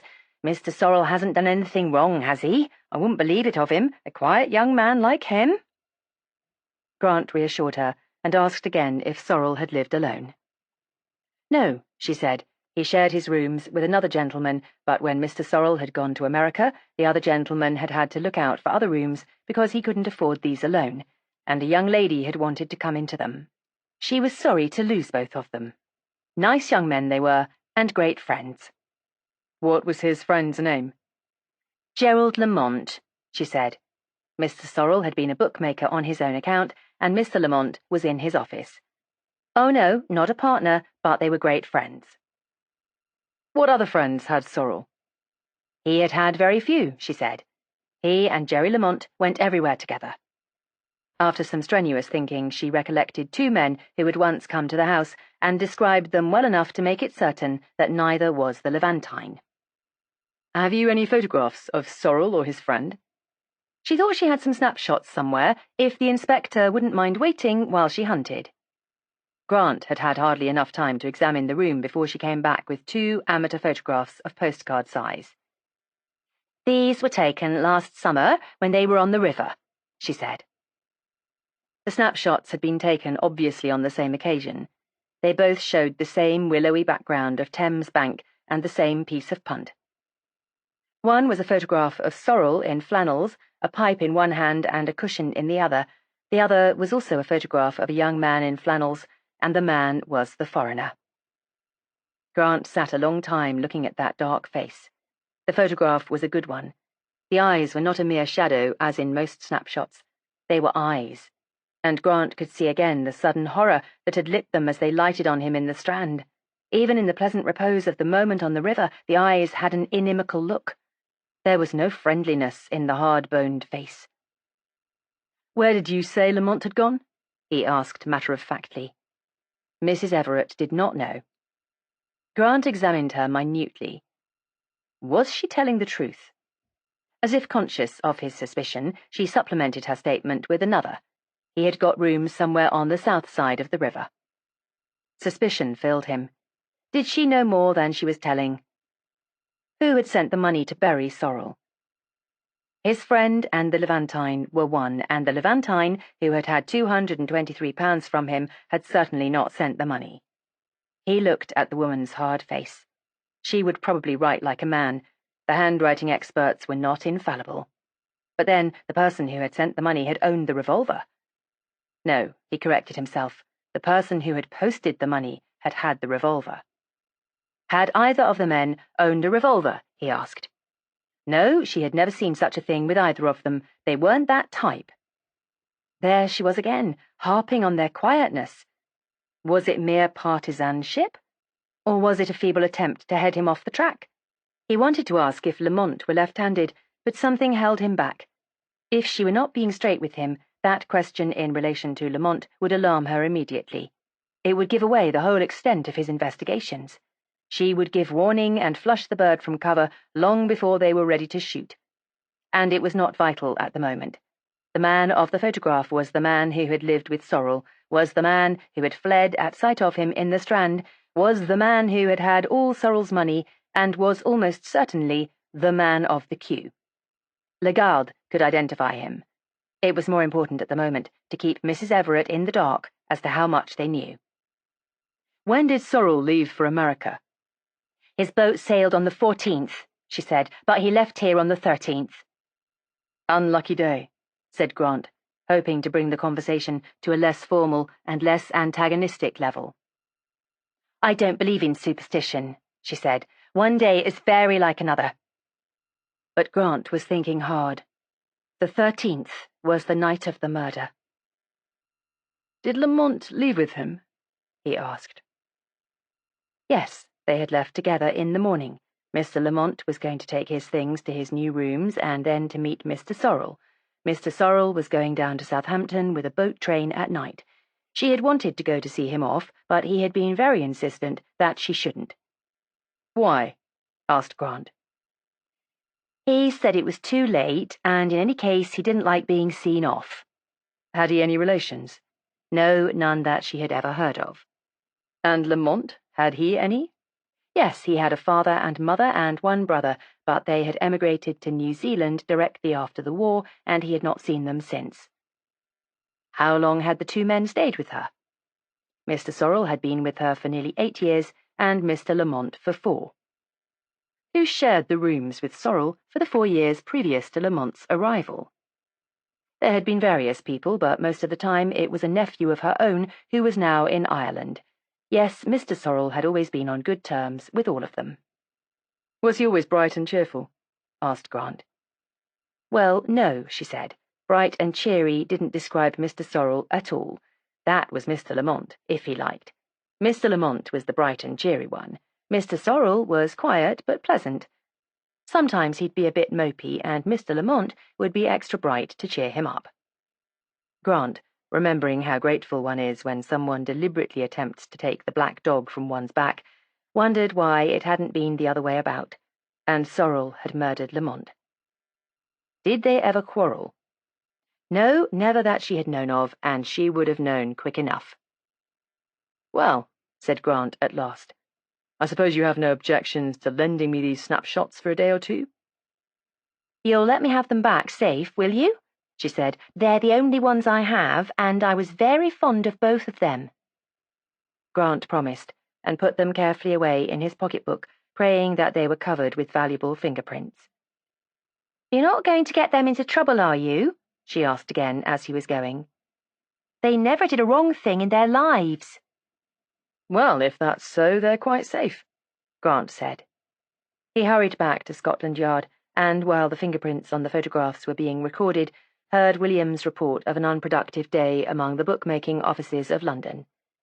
As soon as the snapshots were again in his possession, he repaired to Laurent's. It was very late, and the place was deserted. A solitary waiter was absent-mindedly assembling the crumbs from a table, and the air smelt of rich gravy, wine, and cigarette smoke. The distrait minion laid away the crumb scoop and bent to hear his pleasure with that air of having hoped for nothing, and of having the melancholy pleasure of being right, which a waiter presents to the foolhardy one who attempts to dine when others have finished. As he recognized Grant, he reassembled his features in a new combination intended to read, "What a pleasure to serve a favourite customer," but which in reality was unfortunately clear as, "Good heavens, that was a bloomer, it's that pet of Marcel's." Grant asked after Marcel and heard that he had that morning departed for France in a hurry. His father had died, and he was an only son, and there was, it was understood, a matter of a good business and a vineyard to be settled. Grant was not particularly desolated at the thought of not seeing Marcel again. The manners on which Marcel had always prided himself had left Grant invariably slightly nauseated. He ordered a dish and asked if Raoul Lagarde was on the premises, and if so, would he be allowed to come and speak to him for a moment.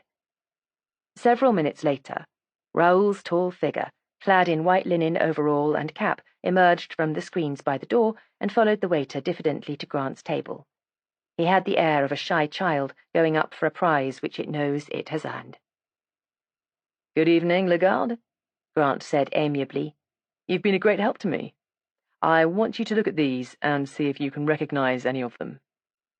He spread 12 photographs roughly fan-wise on the table and left Raoul to examine them. The boy took his time. In fact, the pause was so long that Grant had time to wonder if the boy's statement that he would recognize the man he had seen had been merely a boast. But when Raoul spoke, there was no hesitation about him. "That," he said, laying a slender forefinger on the photograph of Sorrel, "is the man who was beside me in the queue. And that," this time the forefinger descended on Lamont's photograph, "is the man who came to talk to him." "Will you swear to that?" Grant asked. Raoul knew all about swearing to a thing this time. "Oh, yes," he said. "I take my oath any time." That was all Grant wanted. "Thank you, Lagarde," he said gratefully. "When you are maître d'hôtel, I'll come and stay and bring half the aristocracy in Britain." Raoul smiled broadly at him. "It may never come," he said. "The maître d'hôtel. They offer very much on the movies, and it is easy just to be photographed and look." He sought for a word. "You know," he said, and suddenly let his beautiful but intelligent face slip into an expression of idiotic languishing which was so unexpected that some of Grant's duck and green peas went the wrong way. "I think I try that first," he said, "and after, when I grow," he moved his hands to indicate a corporation, "I can buy a hotel." Grant smiled benevolently as he watched the graceful figure making its way back to the spoons and the silver cleaning rags. Typically French he was, he thought, in his shrewd recognition of the commercial worth of his beauty, in his humour, in his opportunism. It was sad to think that embonpoint would ever mar his slenderness and his good looks. Grant hoped that in the midst of his adipose tissue he would keep his humour. When he himself got back to the yard, it was to obtain a warrant for the arrest of Gerald Lamont for the murder of Albert Sorrel outside the Woffington Theatre on the evening of the 13th of March. When she closed the door behind the inspector, the woman in Brightling Crescent remained for a long time motionless, her eyes on the brown patterned linoleum that covered the floor of the lobby. Her tongue came out and ran along her lips in a contemplative way. She did not appear agitated, but her whole being seemed concentrated in an effort of thought. She vibrated with thought as a dynamo vibrates.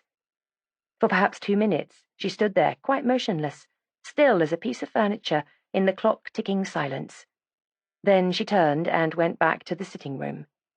She plumped up the cushions which had been depressed by the inspector's weight. She herself had taken the wholly instinctive precaution of seating herself on a hard chair, as if that were the most immediately important thing in life. She took a white tablecloth from a drawer in the sideboard and began to set a meal, coming and going between the sitting-room and the kitchen in an unhurrying deliberation, laying knives and forks exactly parallel in a painstaking fashion that was evidently habit.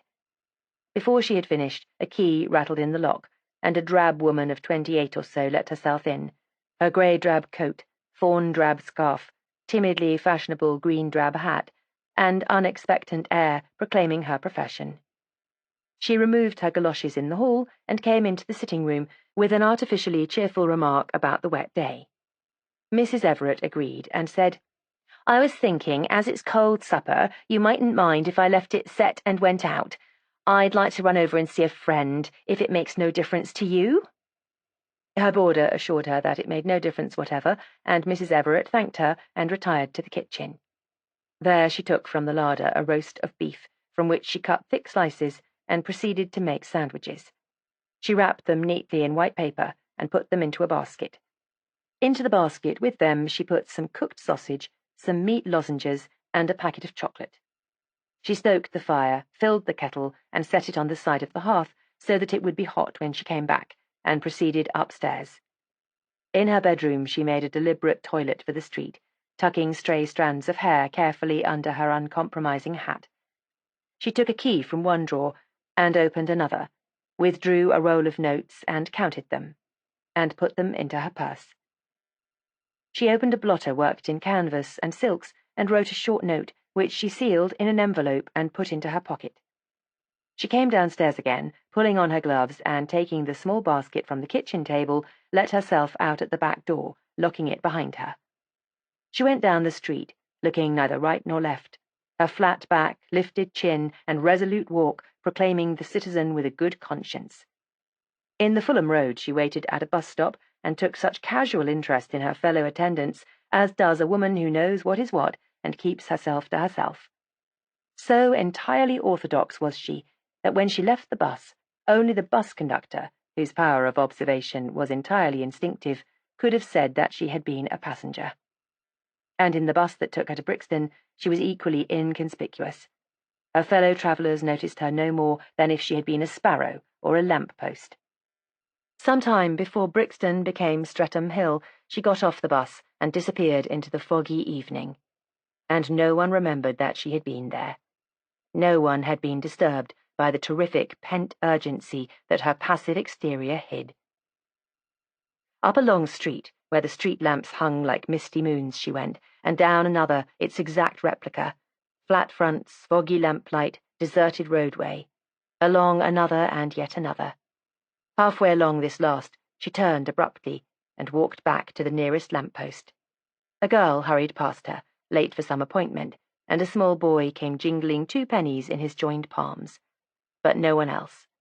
She made a pretence of looking at her watch in the light and went on again in the original direction. To her left was a terrace of the high, imposing-looking houses which the social descent of Brixton has left high and dry, the plaster peeling in large flakes from the walls, and the variegated window curtaining proclaiming the arrival of the flat dweller. Nothing could be seen at this hour of the detail of the mass, only a chink of light here and there, and the recurrent fanlights of the doors told of human habitation. Into one of these she disappeared, the door closing softly behind her. Up 2 flights of stairs, dimly lighted and shabby, she went, and came to the 3rd flight, where there was no light. She glanced up into the dark above, and listened. But only the stealthy creaking of the old wood sounded in all the house.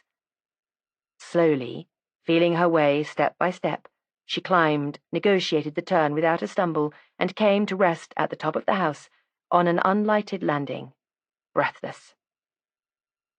With the assurance of one who knows her way, she put out her hand to locate the invisible door, and having found it, knocked gently.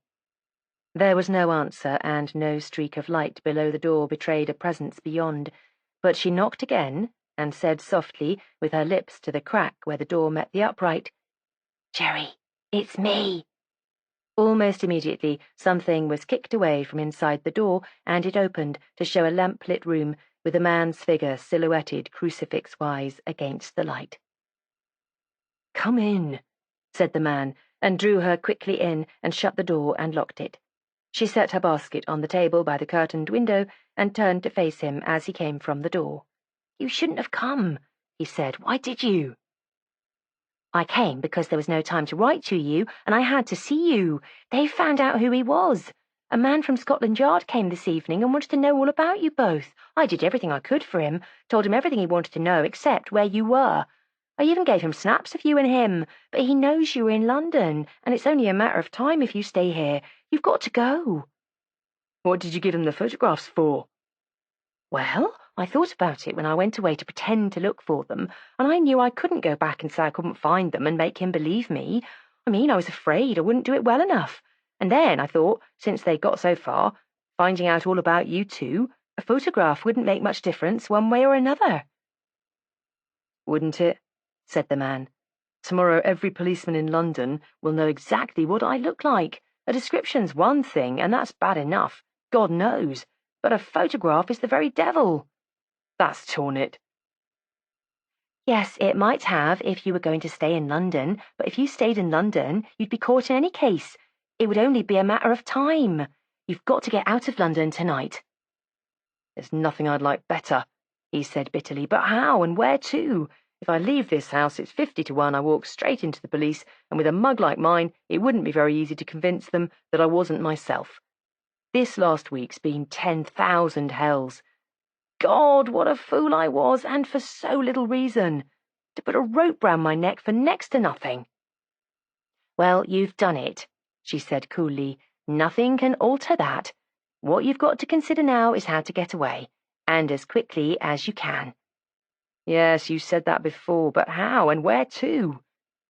Have some food, and I'll tell you. Have you had a proper meal today?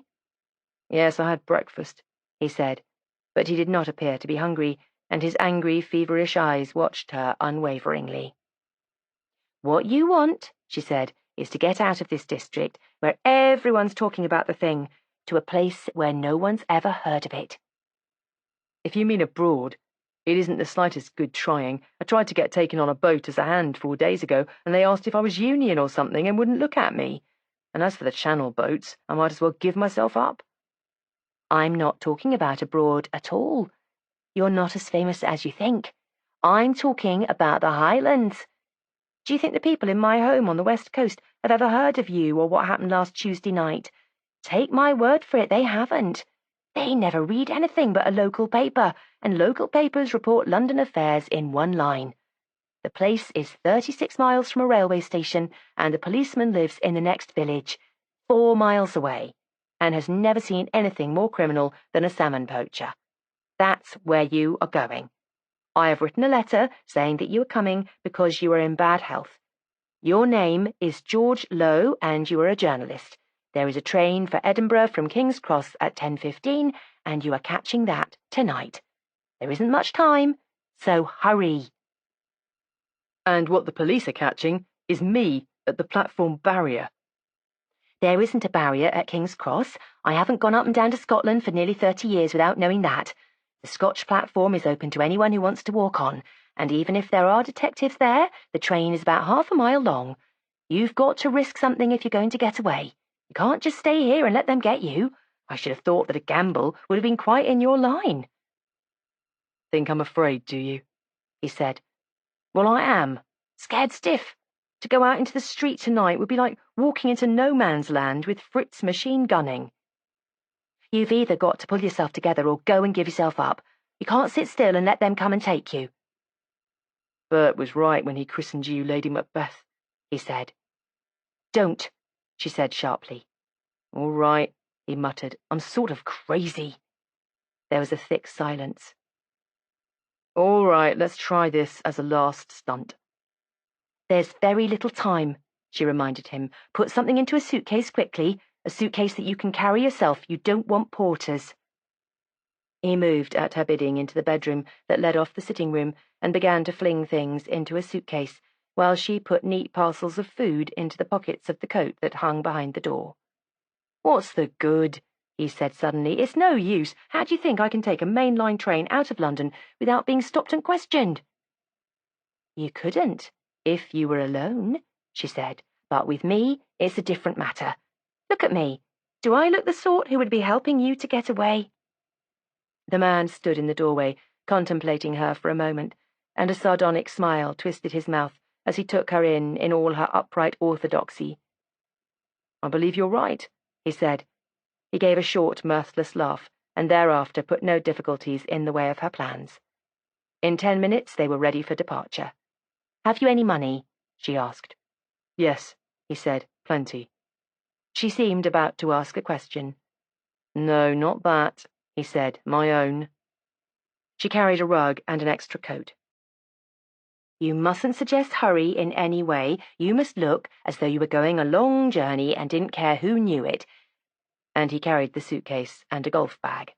There was to be no hole and corner business. This was bluff, and the bigger the bluff, the more chance there was of carrying it off. As they stepped into the foggy road, she said, We'll go to Brixton High Street and get a bus or a taxi." As it happened, it was a taxi that offered itself first. It swelled out of the dark before they had reached a main thoroughfare, and as the man heaved what they were carrying aboard, the woman gave the address of their destination. "Cost you something, lady?" said the driver. "Well, well," she said, "isn't every day my son has a holiday?" The driver grunted good-naturedly. "That's the stuff. Feast and famine. Nothing like it." And she climbed in, and the taxi ceased its agitated throbbing and slid into action. After a silence, the man said, "Well, you couldn't do more for me if I were." "I'm glad you're not," she said. There was another long silence. "What is your name?" she asked suddenly. He thought for a moment. "George Lowe," he said. "Yes," she said, "but don't think next time. There is a train north to Inverness that leaves Waverley at 10 o'clock tomorrow morning. You'll have to spend tomorrow night in Inverness. I have written down on a paper what you do after that." "You seem to be perfectly sure that nothing's going to happen at King's Cross." "No, I'm not," she said. "The police are not fools. That Scotland Yard man didn't believe half I said, but they're just human. All the same, I'm not going to give you that bit paper until the train's going." "I wish I had that revolver now," he said. "I'm glad you haven't. You've made a big enough fool of yourself already." "I wouldn't use it. It would just give me courage."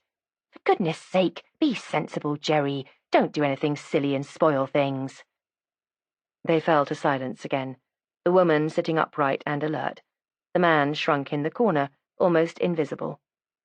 Into the west of London they went like that, through the dark squares north of Oxford Street, out into the Euston Road, and with a sharp left-handed turn into King's Cross. The moment had come. "You pay the taxi and I'll get the ticket," she said. As Lamont paid the taximan, the shadow of his turned-down hat hid his face, so that his retreating back was all that the incurious gaze of the driver noted. A porter came and took his things from him, and he surrendered them willingly. Now that the time had come, his nerves had gone. It was neck or nothing, and he could afford to play the part well. When the woman joined him from the booking office, the change in him was evident in the approbation on her cold face. Together they went onto the platform and followed the porter down it, looking for a corner seat.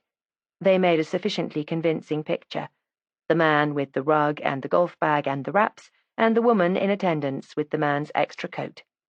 The porter dived into a corridor and came out again, saying, "Got you a corner, sir. Probably have the side to yourself all the way.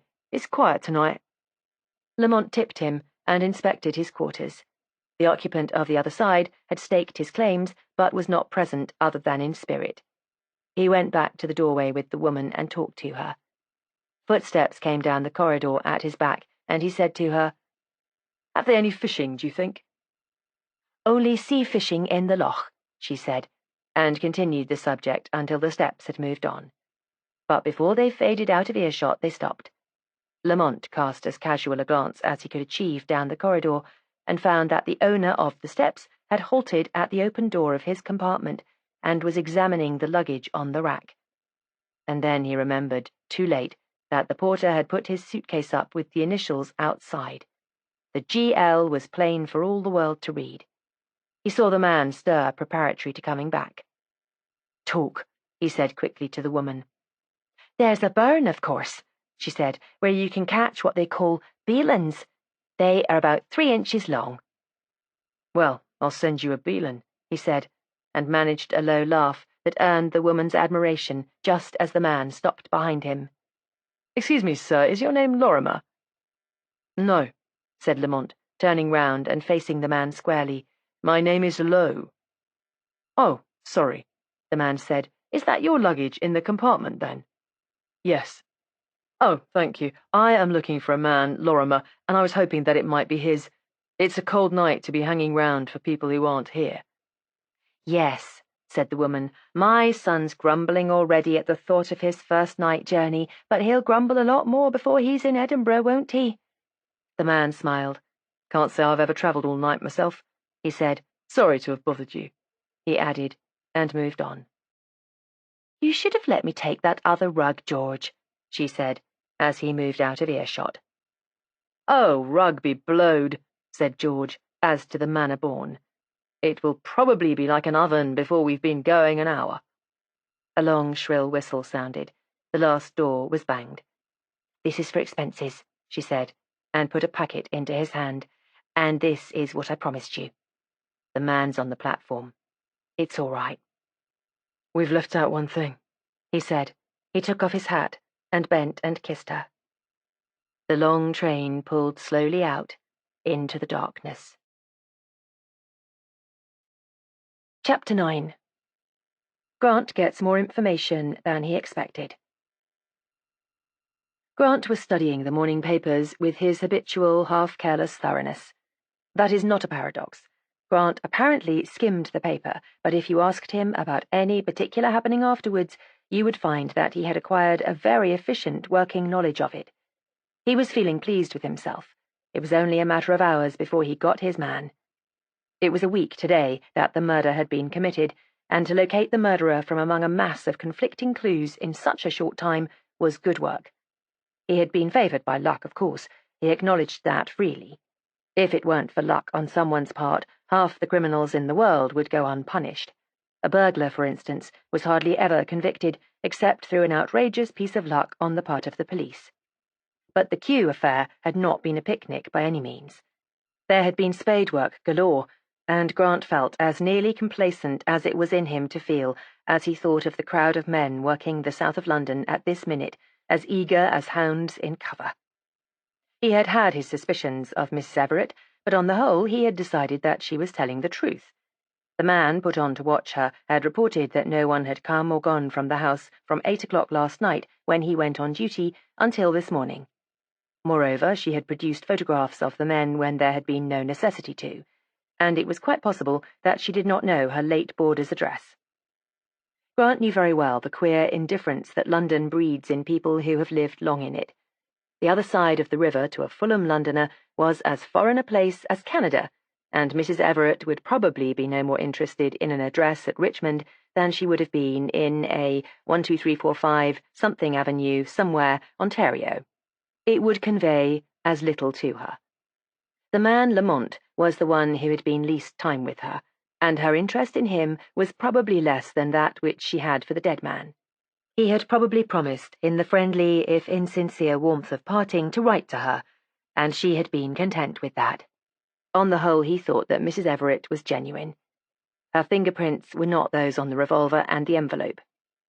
Grant had noticed where her left thumb and forefinger had held the photographs tightly by the corner, and the marks, when developed, proved to be quite new in the case. So Grant was happy this morning. Apart from the kudos arising from the apprehension of a badly wanted man, it would afford Grant immense satisfaction to lay his hands on a man who had stuck another in the back. His gorge rose at the contemplation of a mind capable of conceiving the crime. In the week since the Kew murder, its sensational value to the press had been slightly minimized by other important happenings, and though Grant's chief interest seemed to be devoted to apparently unimportant and irrelevant scraps of information, like the theft of bicycles, he was amusedly and rather thankfully aware that the most important things in Britain today, judging by the size of the heading that announced them and the amount of space allotted them, were preparations for the boat race, the action of a society beauty doctor against a lady who had been lifted, and the departure of Remarkable to the United States. As Grant turned over the page of the illustrated paper and came face to face with her, he was conscious again of that queer, uneasy, unpolice-like movement in his chest. His heart did not jump. That would be doing him an injustice.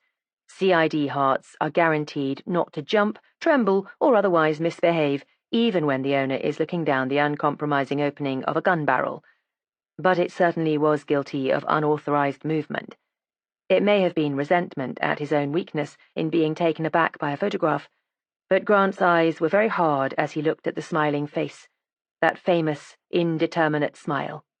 And though his mouth may have curved, he was not smiling as he read the many captions. Miss Remarkable, a studio photograph. Miss Markable as Dodo in Didn't You Know? Miss Markable in The Row. And lastly, occupying half the centre page, Miss Markable departs from Waterloo en route for Southampton. and there was Ray, one dainty foot on the step of the Pullman, and her arms full of flowers. Arranged buttress-wise on either side of her were people well enough known to come under the heading left to right.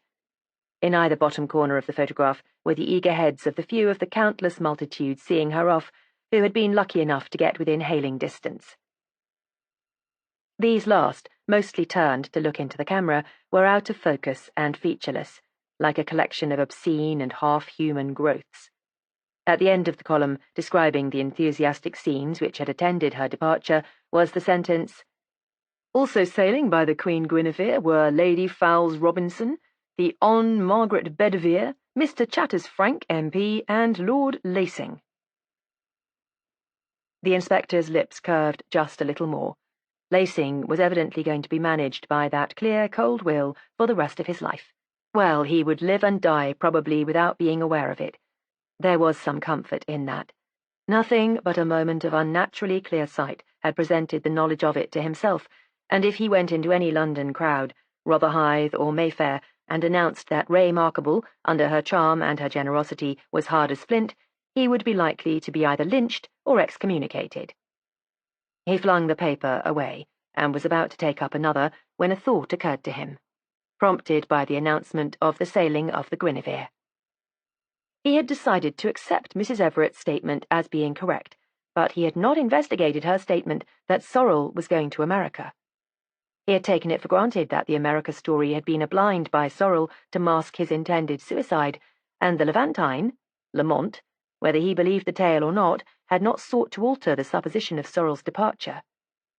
Had he been wise in not investigating it further? It was, at least, unbusinesslike. He sent for a subordinate.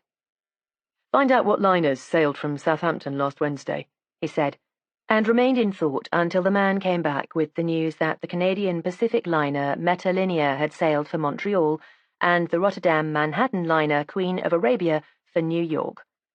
It seemed that Sorrel had at least taken the trouble to verify the sailings. Grant thought that he would go down to the Rotterdam Manhattan offices and have a chat on the off chance of something useful coming to light. As he stepped from the still drizzling day into the cathedral-like offices of the Rotterdam Manhattan, a small boy in blue leapt genie-like from the tessellated pavement of the entrance hall and demanded his business.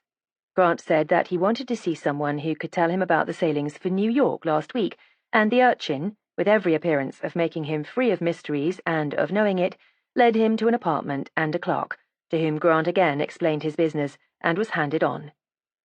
At the third handing on, Grant found a clerk who knew all that was to be known of the Queen of Arabia, her internal economy, staff, passengers, capacity, peculiarities, tonnage, timetable, and sailing. "Can you tell me if anyone booked a passage on the Queen of Arabia this trip, and did not go?" Yes, the clerk said. 2 people had failed to occupy their berths. One was a Mr. Sorrel, and the other was a Mrs. James Ratcliffe. Grant was speechless for a moment. Then he asked the date of the bookings. They had been booked on the same day, 7 days before the murder. Mrs. Ratcliffe had cancelled hers at the last minute, but they had had no further word from Mr. Sorrel. Could he see the plan of the cabins? Certainly, the clerk said, and brought them out. Here was Mr. Sorrel's, and here, 3 along in the same row, was Mrs. Ratcliffe's. Were they booked separately? Yes, because he remembered the 2 transactions quite well. He thought the lady Mrs. Ratcliffe, and he was sure from his conversation with him that the man was Sorrel himself. Yes, he thought he would recognize Mr. Sorrel again. Grant produced the Levantine's photograph and showed it to him. "Is that the man?" he asked. The clerk shook his head. "Never saw him before, to my knowledge," he said. "That, then?" asked Grant, handing over Sorrel's photograph, and the clerk immediately recognized it. "Did he inquire about his neighbours in the row?" Grant asked. But the clerk could recall no details like that. It had been a very busy day that Monday. Grant thanked him and went out into the drizzle, quite unaware that it was raining. Things were no longer reasonable and understandable. Cause and effect, motive and action decently allied. They were acquiring a nightmare inconsequence that dismayed his daytime brain. Sorrel had intended to go to America after all. He had booked a second-class passage, and personally chosen a cabin. The amazing and incontrovertible fact did not fit in anywhere. It was a very large wrench thrown into the machinery that had begun to run so smoothly. If Sorrel had been as penniless as he seemed, he would not have contemplated a second-class journey to New York, and in view of the booking of the passage, contemplated suicide seemed a poor explanation for the presence of the revolver and absence of belongings. It shouted much more loudly of his first theory, that the lack of personal clues had been arranged in case of a brush with the police. But Sorrel had, to all accounts, been a law-abiding person. And then, to crown things, there was Mrs. Ratcliffe's reappearance in the affair. She had been the only one of the people surrounding Sorrel to show marked distress at the time of the murder or afterwards. It was she and her husband who had avowedly been next behind Sorrel in the queue. Her husband! A picture of James Ratcliffe, that prop of British citizenship, swam into his mind. He would go and have another and totally unheralded interview with Mr. Ratcliffe. The boy took in his card, and he waited in the outer office for perhaps 3 minutes before Mr. Ratcliffe came out and drew him in with a welcoming affability. "Well, Inspector," he said, "how are you getting on? Do you know, you and dentists must be the most unhappy people in the world. No one sees you without remembering unpleasant things." "I didn't come to bother you," Grant said. "I just happened to be round, and I thought you'd perhaps let me use your telephone to save me going to a post office." "Oh, certainly," said Ratcliffe. "Carry on, I'll go." "No, don't go," said Grant. "There'll be nothing private. I only want to know whether they want me." But no one wanted him. The scent in South London was weak, but the hounds were persevering and busy. And he hung up with a relief which was rather surprising when one considered the eager frame of mind in which he had set out from the Yard. Now he did not want an arrest until he had time to think things over for a bit. The nightmare of a Scotland Yard officer's whole life is wrongful arrest. He turned to Ratcliffe and allowed him to know that an arrest was imminent. They had located their man. Ratcliffe was complimentary, and in the middle of the compliments Grant said, "By the way, you didn't tell me that your wife had intended sailing for New York the night after the murder." Ratcliffe's face, clear in the light of the window, was both blank and shocked. "I didn't know," he began, and then with a rush, "I didn't think it was of any importance, or I should have told you. She was too much upset to go, and in any case there was the inquest. She has a sister in New York and was going over for a month just. It didn't make any difference, did it? Not knowing, I mean? It had no bearing on the crime." "Oh, no," Grant said. "I found it out quite accidentally. It is of no consequence. Is your wife better?" "Yes, I think so. She has not been at home since the inquest. She is at Eastbourne with the other sister, the one you met, I think." Still more puzzled, Grant made his way back to the Yard. He pressed the button on his desk and said to the man who answered it, "I want someone for special work. Is Simpson in?" "Yes, sir." "Send him in." A fair and freckled man of medium height arrived. He had the pleased, alert air of a terrier who is waiting for someone to throw a stone. To him Grant said, "At 54 Lemonora Road, Golders Green, live a Mr. and Mrs. Ratcliffe. I want to know what terms they are on, with each other, I mean. Also, anything else you can learn about the household. The gossipier the better. I know all about his business, so you needn't waste time on that. It's his home affairs that I want to know about. You can use any method you like, as long as you keep within the law. Report to me tonight, whether you have got anything or not. Is Mullins in the Yard just now?" Yes, Simpson had seen him as he came up. "Well, send him to me." Mullins was not freckled, and he looked rather like a verger. "Good morning, sir," he said, and waited. "Good morning, Mullins. From now until further notice, you are a peddler. You make an excellent Italian, but I think perhaps you had better be British. It is less conspicuous. I'll give you a chit to Clitheroe on Lowndes Street, and he will give you the kind of stock I want. Don't sell more than you can help, and I don't want you to come back here. Meet me in the alley by Clitheroe's in an hour from now. Can you manage it in an hour?" "I think so, sir. Am I young or old?" "It doesn't matter. Young to middle-aged. Grey beards are too theatrical. Don't overdo anything. Respectable enough to travel on a bus, if need be." "Very good, sir," said Mullins, as though his instructions had been to post a letter. When Grant stumbled across him in the alley in Lowndes Street an hour later, he said, You're a wonder, Mullins. Simply a wonder. I should never believe you had ever written a report in your life, if I didn't know firsthand." He looked appreciatively at the peddler before him. It was incredible that slightly drooping figure was one of the most promising men at the Yard. It is very seldom that the CID resort to disguise, but when they do it well. Mullins had the supreme touch, that faculty of looking as though he could not possibly be other than he was at the moment. His clothes, even, though obviously third-hand, had not that uneasy fit that newly donned garments have. They lay to his shoulders as a much-worn garment does, however ill-fitting. "Like a trinket, sir," said Mullins, the peddler, opening the lid of his wicker tray. On the baize lining lay a collection of articles, mostly of cheap Italian manufacture. Paper knives, painted wood ornaments of all sorts, useful and useless, papier-mâché bowls, stucco figures. "Good," said Grant. He took from his pocket a thin thing wrapped in tissue paper. As he unrolled the paper, he said, "I want you to go to 98 Brightling Crescent, off the Fulham Road, and find out if the woman who lives there has ever seen this before." He laid a silver dagger with an enamelled handle down among the painted wood and the stucco. "Needless to say, it isn't for sale. What's the price of this?" he added, picking up an article. "Give that to a gentleman like you for 1 and 9pence, said Mullins, without hesitation. As the passer-by went beyond hearing, Grant continued cheerfully, as if there had been no parenthesis. "When you've disposed of the woman in Brightling Crescent, and keep your eyes open generally, go to 54 Lemonora Road and see if anyone there recognizes it. Report as soon as you have finished." When the peddler of Italian goods reached the back door of 54 Lemonora Road about tea-time, a pretty but sapless maid said, "Goodness, here's another." "Another what?" said the peddler. "Another man selling things." "Oh, been a lot? Bet they hadn't anything like mine," he said, and opened the tray. "Oh," she said, obviously enraptured. "Are they dear?" "Not them. Besides, a girl with wages like yours can easily afford something nice." "What do you know about my wages, mister?" "Well, I don't know anything. I'm just deducing. Pretty girl, nice house, good wages." "Oh, the wages are good enough," she said, in a tone that indicated other shortcomings. "Wouldn't the lady of the house like to have a look at them?" he said.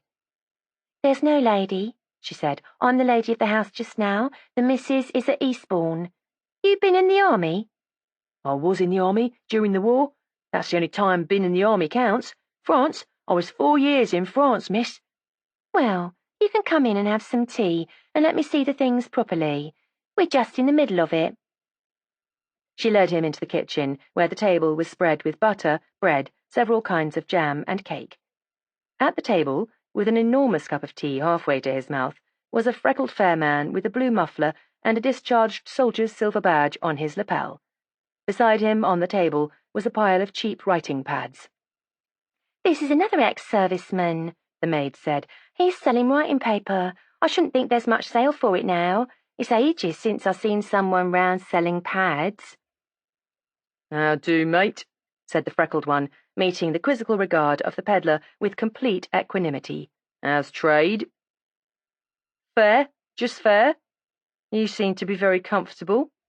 "Well, I needed it. Haven't sold a pad today. This country's going to the dogs. It's something to come across someone now and again who has a heart." "Have some jam," said the maid, pushing his cup of tea across to the peddler, and he helped himself liberally. "Well, I'm glad the missus isn't at home in one way, but I'm sorry in another. I thought as how she might buy something too." "Well, I'm not sorry," she said. "It's a blessed relief. What with her airs and her tantrums, life isn't worth living." "Got a temper, has she?" "Well, I call it temper, but she calls it nerves.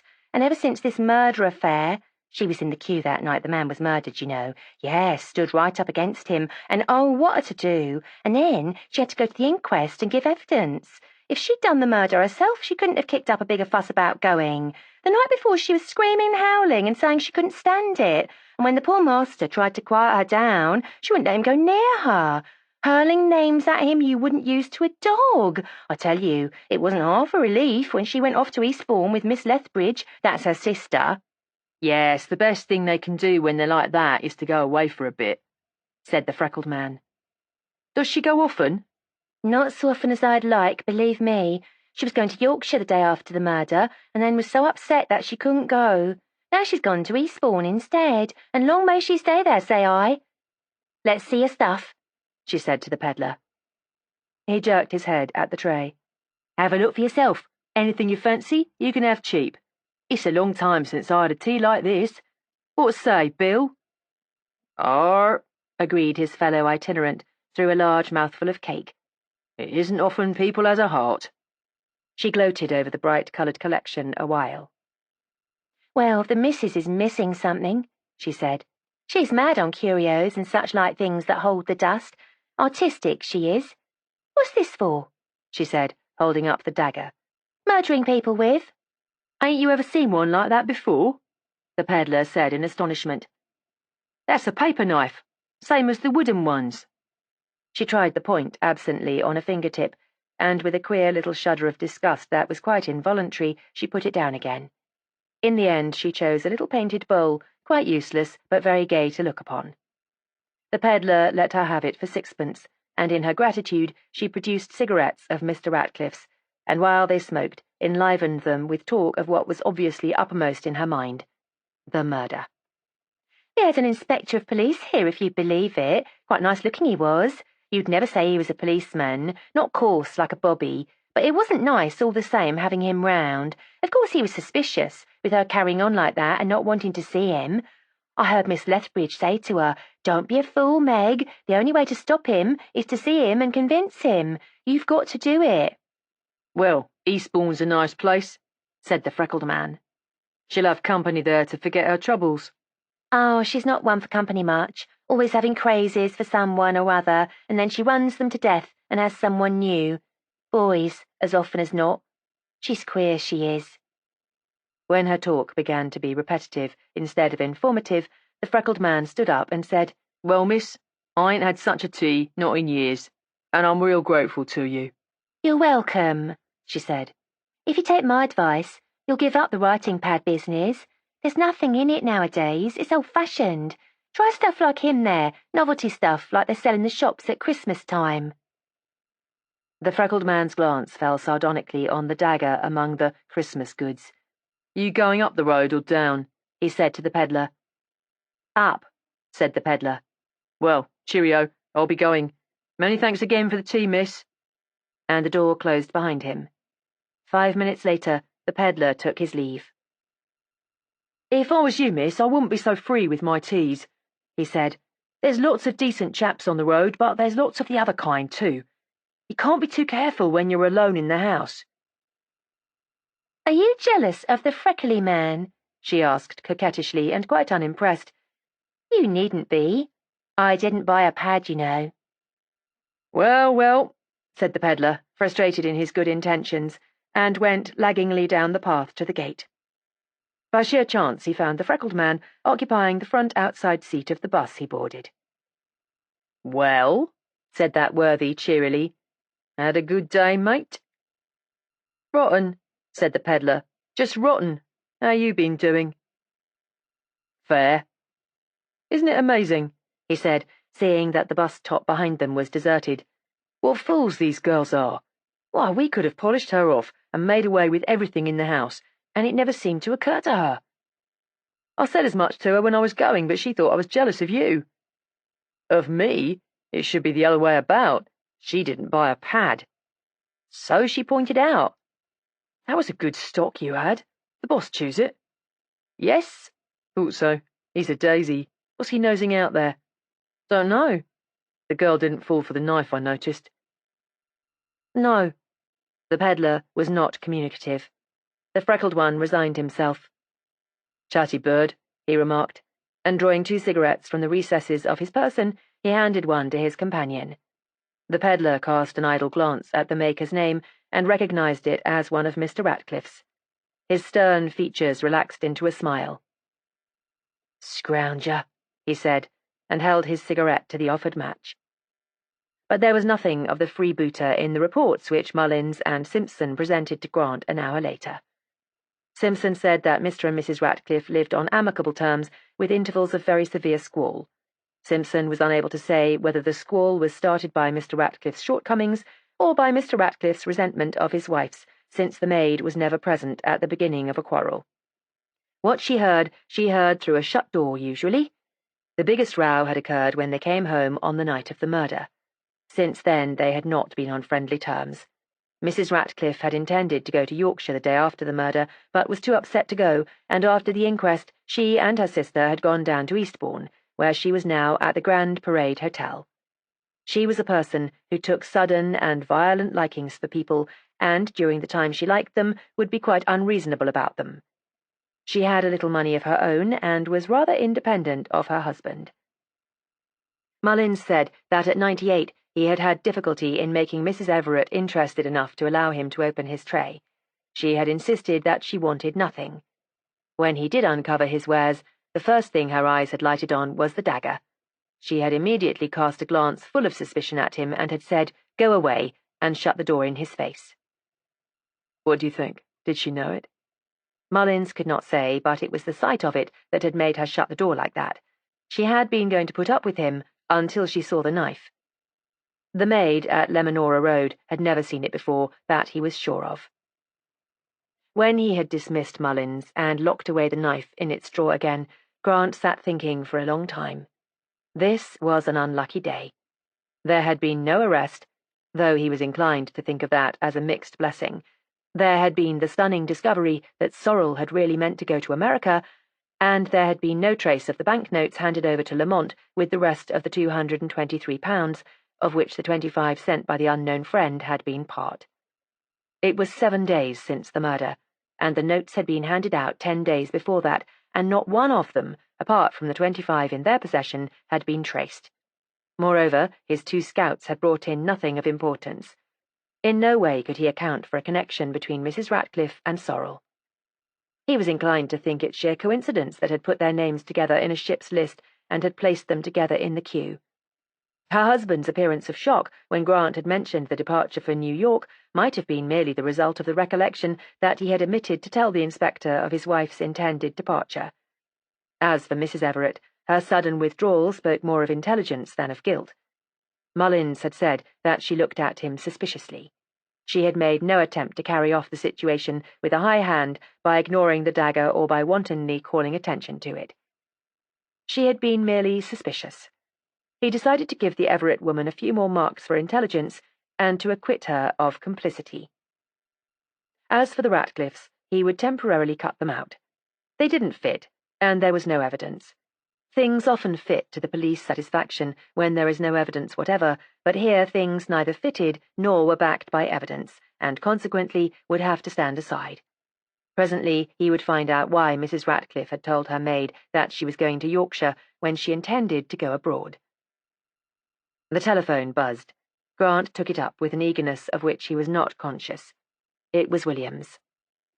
"We've located him, sir. Would you like to come, or shall we carry on?" "Where is it?" Williams told him.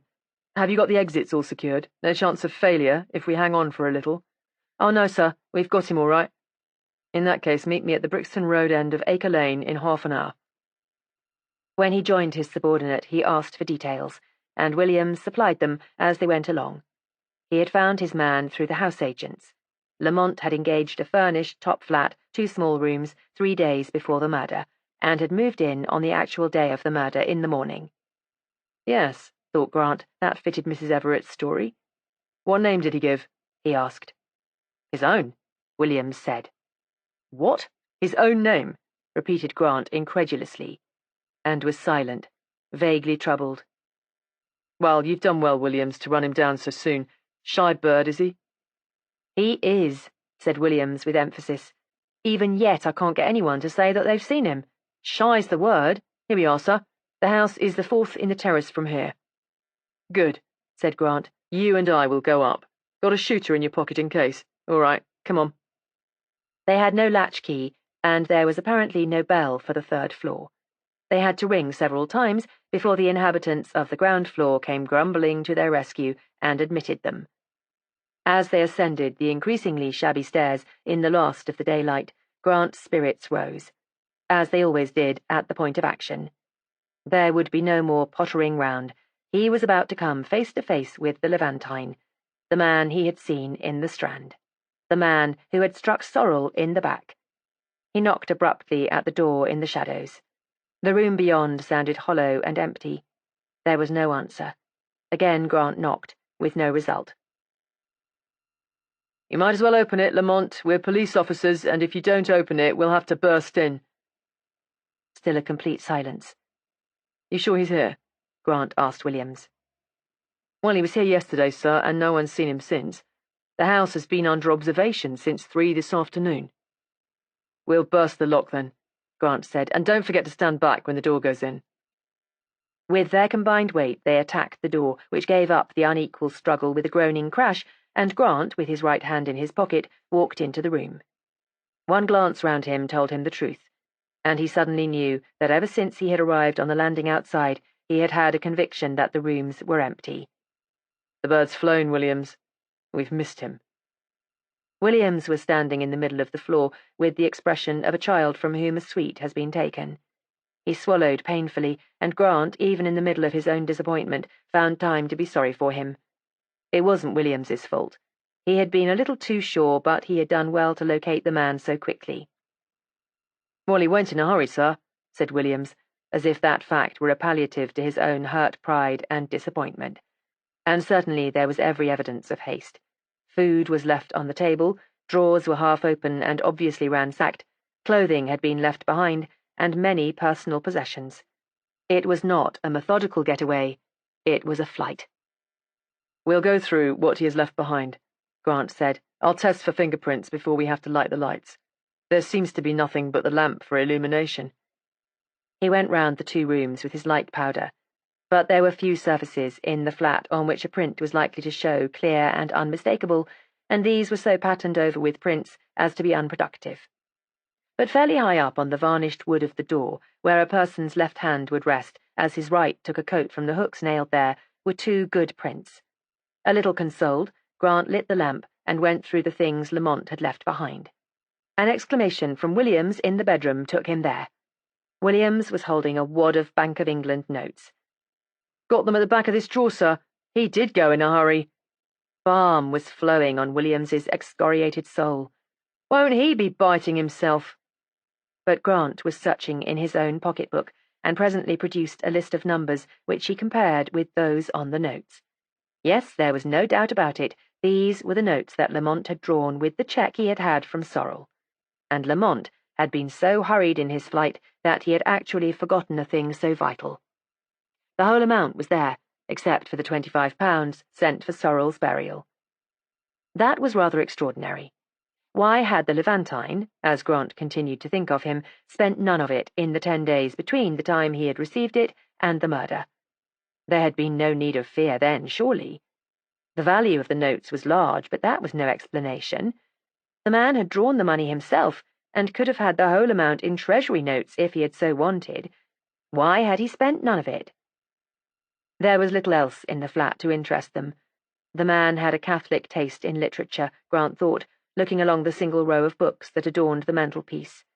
Wells, O. Henry, Buchan, Owen Wister, Mary Roberts Reinhardt, Sassoon's poems, many volumes of the annual edition of Racing up to date, Barry's Little Minister. He took down one and opened it. On the flyleaf, in the writing he had seen on the cheque at the bank, was the owner's name, Albert Sorrel. He took down the others one by one. Nearly all of them had belonged to Sorrel. They had evidently been bequeathed to Lamont by Sorrel on his departure for the United States. Up to the last minute, then, these 2 men had been friendly. What had happened? Or was it only an outward friendship? Had Lamont always been a snake in the grass? And now there was the new problem of Lamont's present hiding place. Where would he be likely to go? He was in a hurry, a desperate hurry. It was no planned affair. That meant that he had probably had to take what refuge came his way. There was no need for them to consider any such possibility as an escape abroad in an elaborate disguise. He had not done that, certainly. He had almost certainly not gone out of London. He would, as he had done before, stick rat-like to the place he knew. Grant left instructions that the search was to go on as before and went back to the yard, trying to put himself in the wanted man's place in the hope of working out a line of flight. It was very late at night, and he was very weary when at last he found light on the matter. The photographs of the prints he had found on the door were sent to him, and the prints were Mrs. Everett's. There was no doubt of it. That first finger that had left a mark at the back of Sorrel's photograph in the little room at Brightling Crescent belonged to the hand that had leaned against the door in the effort of reaching for something in Lamont's room. Mrs. Everett. Good heaven, talk of snakes in the grass. And he, Grant, should really retire. He had got to the stage of trusting people. It was incredible and humiliating, but he had believed Mrs. Everett was being straight with him. His putting a man to watch her had been the merest form. Well, it was a bad break, but he had his line on Lamont now. He would get him through Mrs. Everett.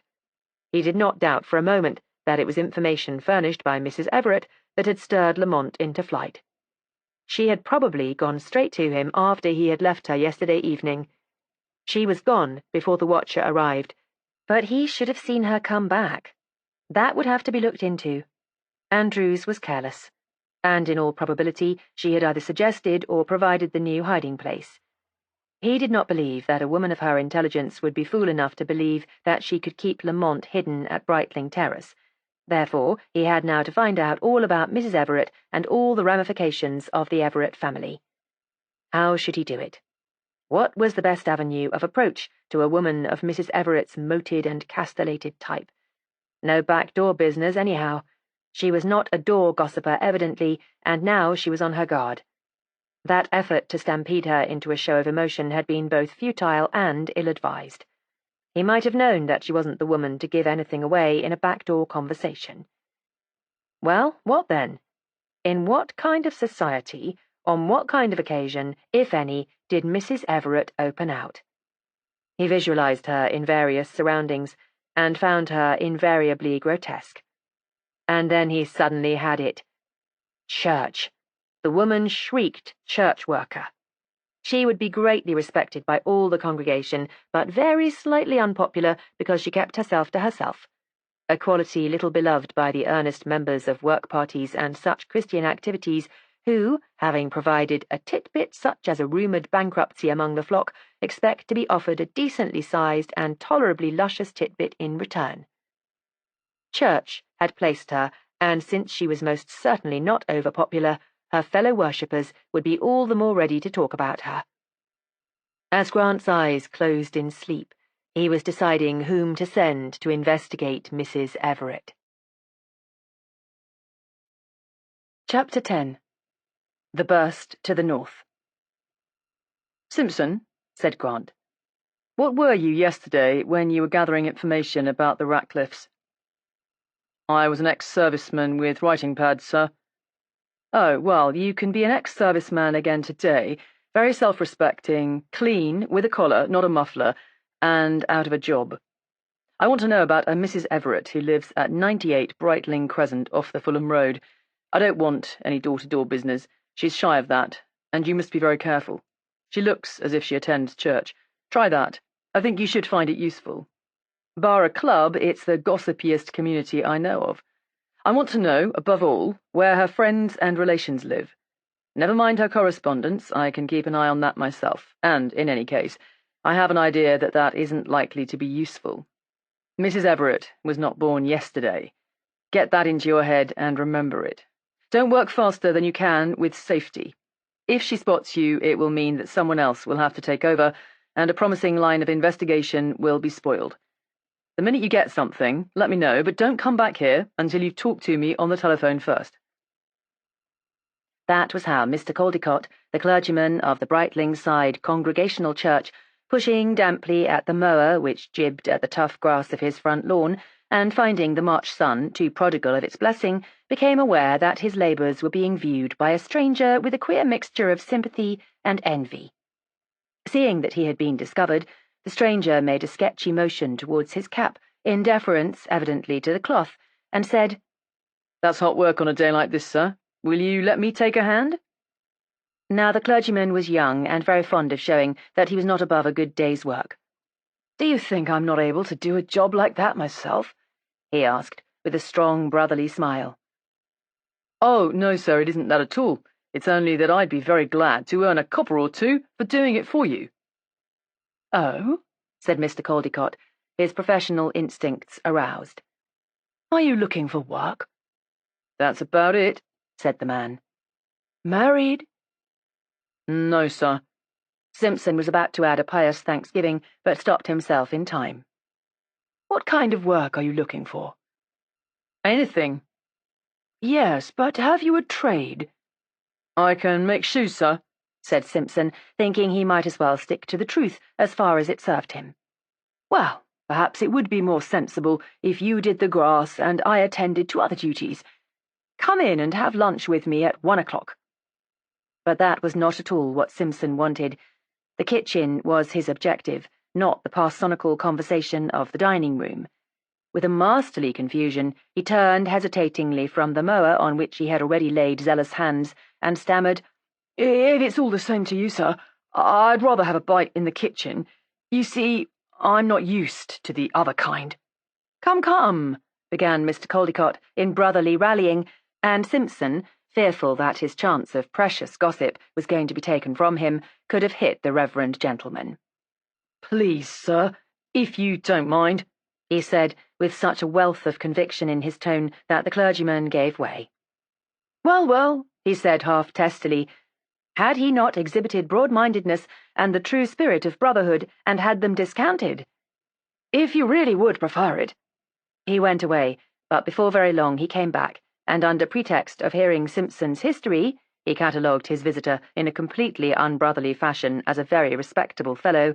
He remained on the pathway until lunchtime, gossiping cheerfully about the things that interested him. He talked about the war.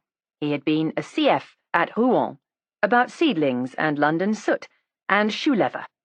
This last as being of possible interest to his listener, and the difficulty he experienced in getting young men to come to church. When Simpson found that his last sermon had proved conclusively that God disapproved of betting, and that those who betted committed a sin against themselves, against their neighbour, and against God, he was not particularly surprised at the paucity of Mr. Caldecott's youthful following. "Now, you are young," Mr. Caldecott said. "Can you tell me why young men do not like church?" But Simpson had no intention of leaving the clergyman's house before evening if he could help it, so he refrained from instructing him, and merely shook his head sadly to indicate mournful disapproval. A consciousness of the weekly half-crown that went to enrich the bookmakers instead of the managers of the local empire made him attack his work with a new zeal, but he was glad when a gong sounded in the house and the clergyman dismissed him with his blessing to the back regions.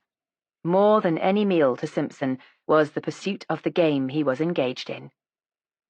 The clergyman, who he learned was a most eligible bachelor, had 2 maids, a cook-housekeeper, and a help who looked just like every stage and cinema tweenie. They were delighted to welcome such a presentable male to their board, and in the hour that he took to his meal, Simpson learned more of lower-class suburbia than he had known in a whole lifetime spent among it.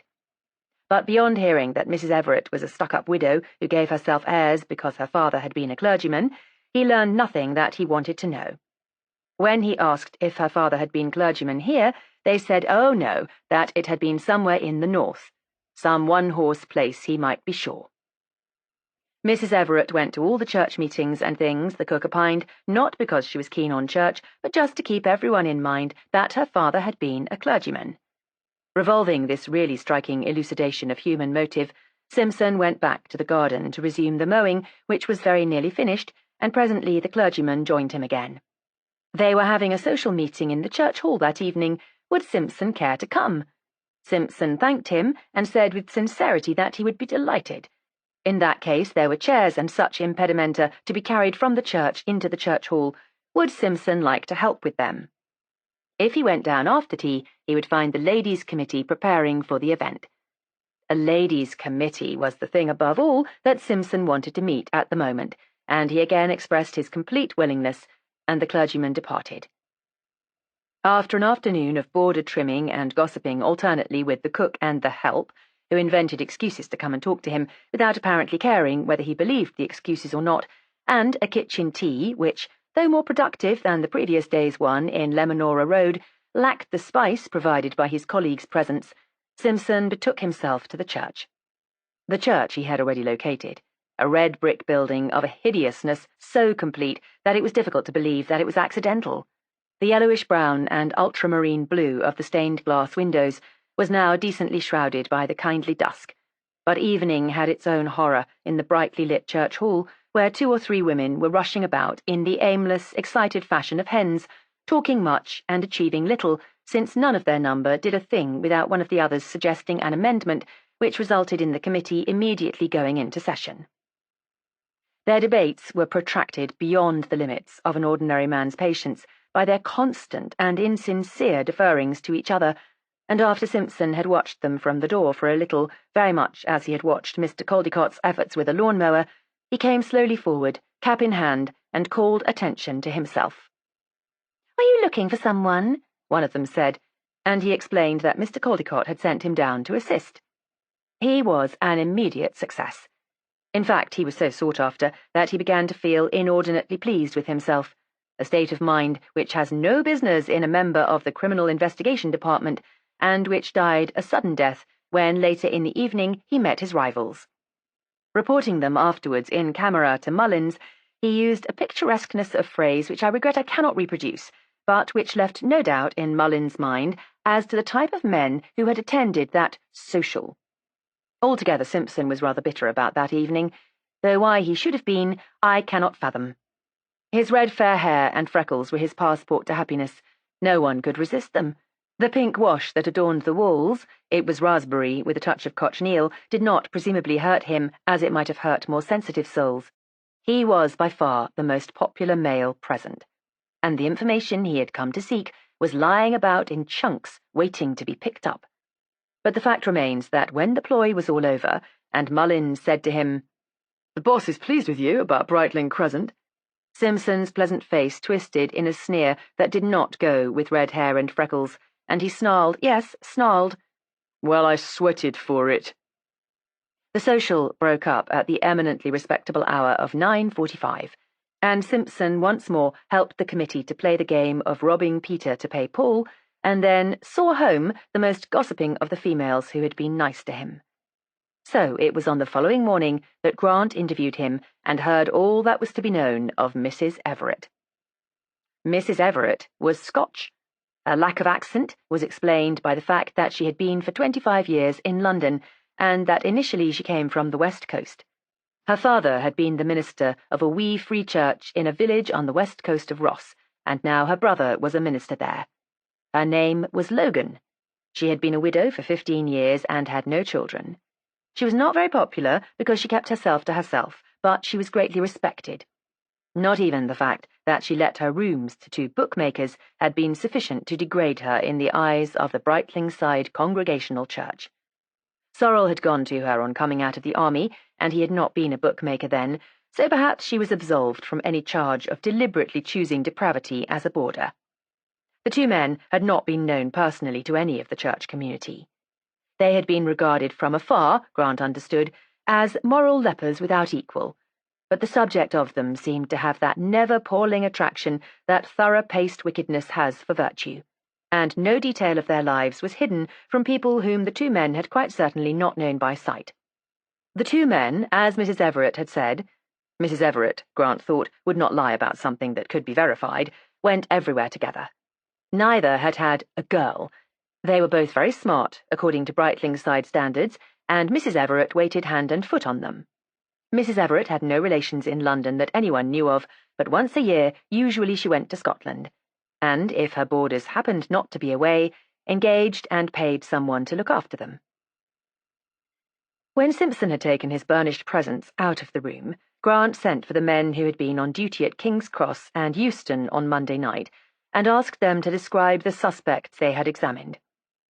At the King's Cross man's tale of a young man with his mother, he halted. "Describe the mother," he said, and the man did, quite accurately. "Were there no other possibles on that train?" "Oh, yes," the man said, "several." He inferred bitterly that the original home of thin, dark men with high cheekbones must be the north of Scotland. They swarmed on all northbound trains. "What made you think he wasn't the man you wanted?" His manor, sir, and the woman's, and his case was on the rack with the initials outside for anyone to see, G.L., and he had a golf bag and altogether looked too casual." Well done, Mrs. Everett, thought Grant. It wasn't the man who left the notes in the drawer that thought of the golf bag. He wondered if leaving the case like that had been deliberate.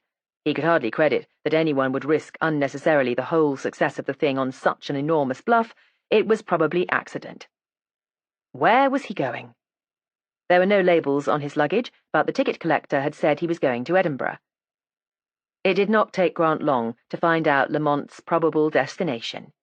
There were not many Logans in the Church of Scotland, and only one had a church in Ross-shire. He was minister of the United Free Church in Carninish, having evidently ratted from the stern faith of his fathers, and Carninish was a village at the head of a loch on the west coast of the county. Grant went into Barker and said, "I'm going fishing in Scotland for a day or two." "There are more comfortable places than Scotland for hiding your diminished head," said Barker, who knew all about the arrest that had sideslipped. "Maybe, but the fishing isn't so good. That's my approximate address. 2 days will do me, I expect." "Taking anyone along?" "No." "I think you'd better. Think for a moment what a Highland rural policeman is like. He can always kill the fish by falling on it, but I don't think it will come to that. I may want someone to take the fish to London, though." "All right, when are you going?" "I'm going with the 7:30 from King's Cross tonight, and I'll be in Inverness before 10 tomorrow morning. After that, I'll advise you." "Right," said Barker. "Good fishing. Don't get stuck on your own hooks." Grant spent a considerable time arranging for the prosecution of the search in his absence. He had no guarantee that the man who had gone to Carninish was Lamont. He was going after the suspect himself because he was the only man among the searchers who had actually set eyes on the Levantine. But the search in London would go on as usual. The whole departure for Carninish might be a huge bluff. Grant had a great respect for Mrs. Everett. As he was getting his fishing tackle together and looking out his old clothes, Mrs. Field came in with sandwiches and commiseration, neither of which Grant felt to be appropriate. He refused the former on the ground that he would have a very good dinner on the train and a very good breakfast again on the train in the morning. "Yes," she said, "that's all very well, but look at the long night there'll be. You never know the minute you're waking up hungry and be glad of the sandwiches, even if it's only to pass the time. They're chicken, and you don't know when you'll have chicken again. It's a terribly poor country, Scotland. Goodness only knows what you'll get to eat." Grant said that Scotland nowadays was very like the rest of Britain, only more beautiful. "I don't know anything about beauty," said Mrs. Field, putting the sandwiches resolutely away in the rug strap, "but I do know that a cousin of mine was in service there once. She went for the season with her people from London, and there wasn't a house to be seen in the whole countryside but their own, and not a tree. And the natives had never heard of tea cakes, and called scones scones." "How barbaric," said Grant, folding his most ancient tweed lovingly away in his case. As the train steamed out of King's Cross, he settled down to the study of a 1-inch survey map of the Carninish district. It gave him a pleasant feeling to be studying a map again. There was quite a distinctive thrill in hunting your man in open country. It was more primitive and more human, less mechanized than the soulless machinery that stretched and relaxed noiseless steel tentacles on Thames Bank. It was man against man. There would be a telephone only where there was a post office, and there would be no calling out of reserves to head off anyone making a break for it. It was your wit against his, perhaps your gun against his. But Grant hoped that it would not come to that. There would be little satisfaction in bringing a dead man to justice. And the police, in any case, do not look with favour on summary methods in their detectives. He would have to go about it quietly. After all, he was only 2 days behind the fair. The man could not have arrived at his destination before last night. The longer he had to settle down in, the less suspicious he would become. At first, every boulder would hide a detective for him, but as he grew used to the country, and Grant knew the type of country, its complete severance from any outside interests would have its inevitable effect of giving him a false sense of security. Grant studied the map. The village of Carninish lay along the south bank of a river, the Finley, where the river joined the sea in Loch Finley. About 4 miles to the south, a second loch ran into the land, and on the north shore of it was a village slightly larger apparently than Carninish, called Garni. That is, Carninish lay on the north side of a peninsula and Garni on the south, the distance between them over the peninsula being about 4 miles by a hilly and third-class road. Grant decided that he would stay at Garni. There was an hotel there which he knew from hearsay contained a bath, and from there he would keep an eye on Carninish under pretence of fishing the Finley. Until late at night he pored over the map, until the country grew as familiar to him as if he had known it.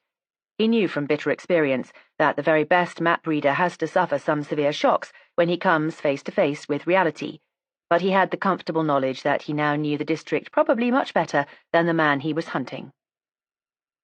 And morning brought him nothing but exhilaration. As he opened his eyes on the daylight, through the open chink at the top of his window he could see the brown moors sliding slowly past, and the chug-chug of the hitherto racing train told of its conquest of the Grampians. A clear, cold air that sparkled greeted him as he dressed, and over breakfast he watched the brown barrenness with its background of vivid sky and dazzling snow change to pine forest, flat black slabs stuck mathematically on the hillsides like patches of woolwork, and then to birches that stepped down the mountainsides as escort for some stream, or birches that trailed their light draperies of an unbelievable new green in little woods carpeted with fine turf. And so with a rush, as the train took heart on the downgrade, to fields again, wide fields in broad straths and little stony fields tacked to hillsides, and lochs and rivers, and a green countryside.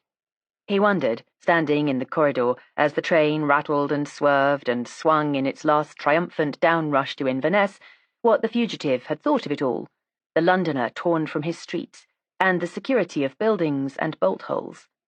Sundays on the river would not have prepared him for the black torrents that waited him in the west, nor the freedom of a Surrey common for the utter unnerving desolation of those moors. Had he regretted his flight?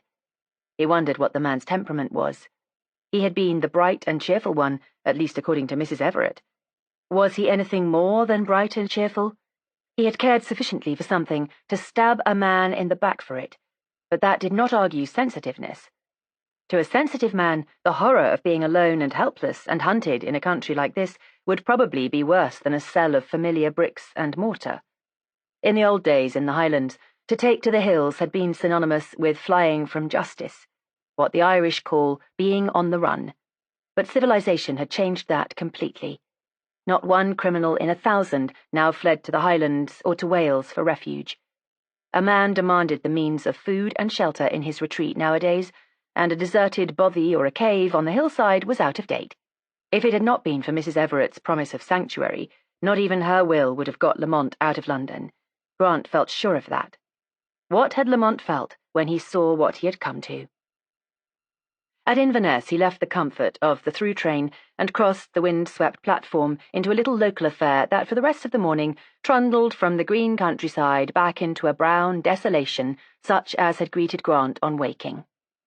West and still farther west they trailed, stopping inexplicably at stations set down equally inexplicably in the middle of vast moors devoid of human habitation, until in the afternoon he was bundled out onto a sandy platform, and the train went away into the desolation without him. Here, he was told, he took the mail car.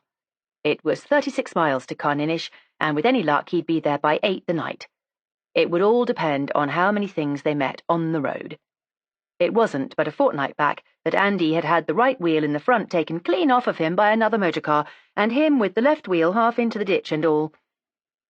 Grant was led through a booking office, and in the gravelled space behind the station beheld the contraption in which he was to spend the next 5 hours, and which would, with luck on the road, duly deposit him in Garni.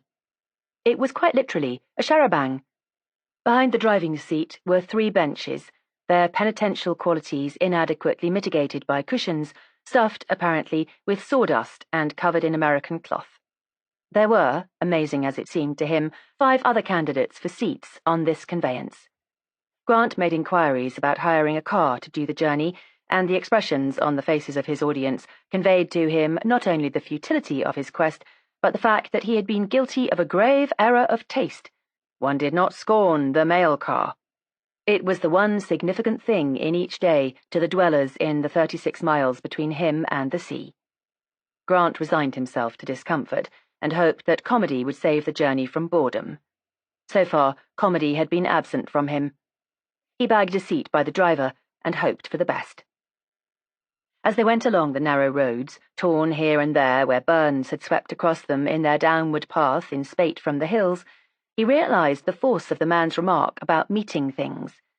There was no room, in most places, for even a perambulator to pass. "How do you manage when you meet something?" he asked the driver. "Well, sometimes we back, and sometimes they back," he said. After about 5 miles, Grant saw this new rule of the road demonstrated when they came face to face with a traction engine. It was a diminutive specimen of its kind, but formidable enough in the circumstances. On one side was the hill, and on the other a small rocky ravine.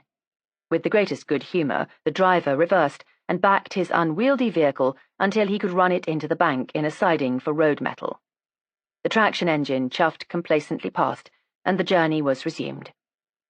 In all the 36 miles, they met only 2 more obstacles, both motors. In one case, they grazed past by a mutual withdrawing of skirts, the near wheel of the mail car being in a ditch, and the near wheel of the other in a bank of heather and boulders. In the other case, the car proved to be a Ford, and with the mongrel adaptability of its kind, took without parley to the moor, and with complete insouciance, swept bumping past the stationary mail car what time the drivers exchanged unintelligible greetings. This display of amphibiousness seemed to astonish no one, and though the car was now full to overflowing, no remark was made. It was evidently a daily occurrence. With the laden state of the car in his mind, Grant wondered what would happen to the people along the road who would have no means of travelling. The same fear had occurred to a little old woman who had been waiting by a roadside cottage for the car. As it slowed down and the driver descended to her assistance, she looked scaredly at the crowded benches and said, "How are you going to make room, Andy?" "Be quiet," said Andy cheerfully. "We never left anyone yet." Be quiet, Grant learned, was not a reproof in this country and had nothing to do with its English meaning. It was an expression of half-jocose refutal, and on occasions, of straightforward admiration tinged with disbelief. On Andy's lips it meant that the old lady was what a lowlander would call havering, and certainly he was as good as his word. Room was found, and no one seemed to suffer very badly unless it was the hens in the coop at the back, which had been rolled slightly sideways.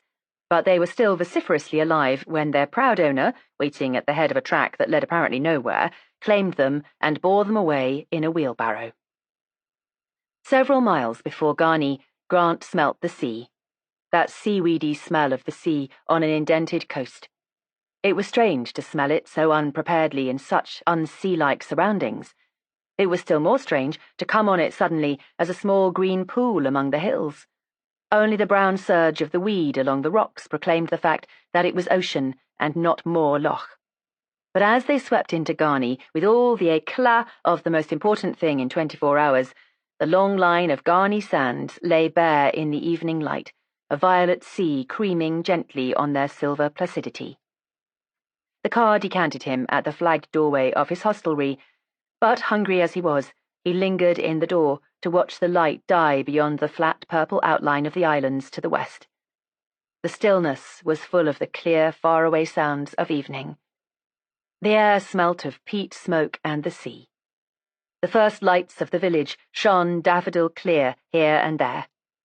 The sea grew lavender, and the sands became a pale shimmer in the dusk. And he had come here to arrest a man who had committed murder in a London queue. Chapter 11. Carninish. Grant had got little information from Andy, the mail car driver, not because the driver was ignorant. After all, he had presumably driven Lamont these 36 miles over the hills only 2 days before, but because Andy's desire to find out all about himself was, surprisingly enough, just as strong as his to find out about Lamont, and he brushed aside Grant's most hopeful leads with a monosyllable or a movement of his head, and produced instead leads of his own. It was a game that soon palled, and Grant had given him up long before he had resigned himself to knowing no more of Grant. And now the landlord of the Garni Hotel, interviewed in the porch after breakfast, proved equally unhelpful, this time through genuine ignorance. Where the mail driver would have been intensely interested in whatever happened at Carninish, which was his home and his resting place each night, the landlord was interested only in Garni, and in Garni only as it affected his hotel. "Come for some fishing, sir?" he said, and Grant said yes, that he had thoughts of fishing the Finley, if that were possible. "Yes," the man said. "That's just 4 miles at the back of the hill beyond. Perhaps you'll know the country?" Grant thought it best to disclaim any knowledge of the district. "Well, there's a wee village the other side on Loch Finlay, but you're better here. It's a wee poky place of an hotel they have there, and they have nothing but mutton to eat." Grant said they might do worse. "Yes, you'd think that the first day, and maybe the second, but by the end of a week, the sight of a sheep on the hill would be too much for you. We can send you over in the Ford every day if you're not fond of walking. You'll have a permit, I suppose?" Grant said that he had thought there would be some water belonging to the hotel. "No, all that water belongs to the gentleman who has Carninish House.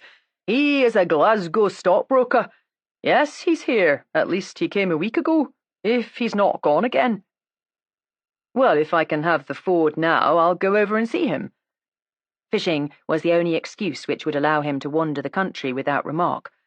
"What did you say his name was?" he asked, as he stepped into a battered Ford alongside a hirsute Jehu with a glaring eye. "He's a Mr. Drysdale," the landlord said.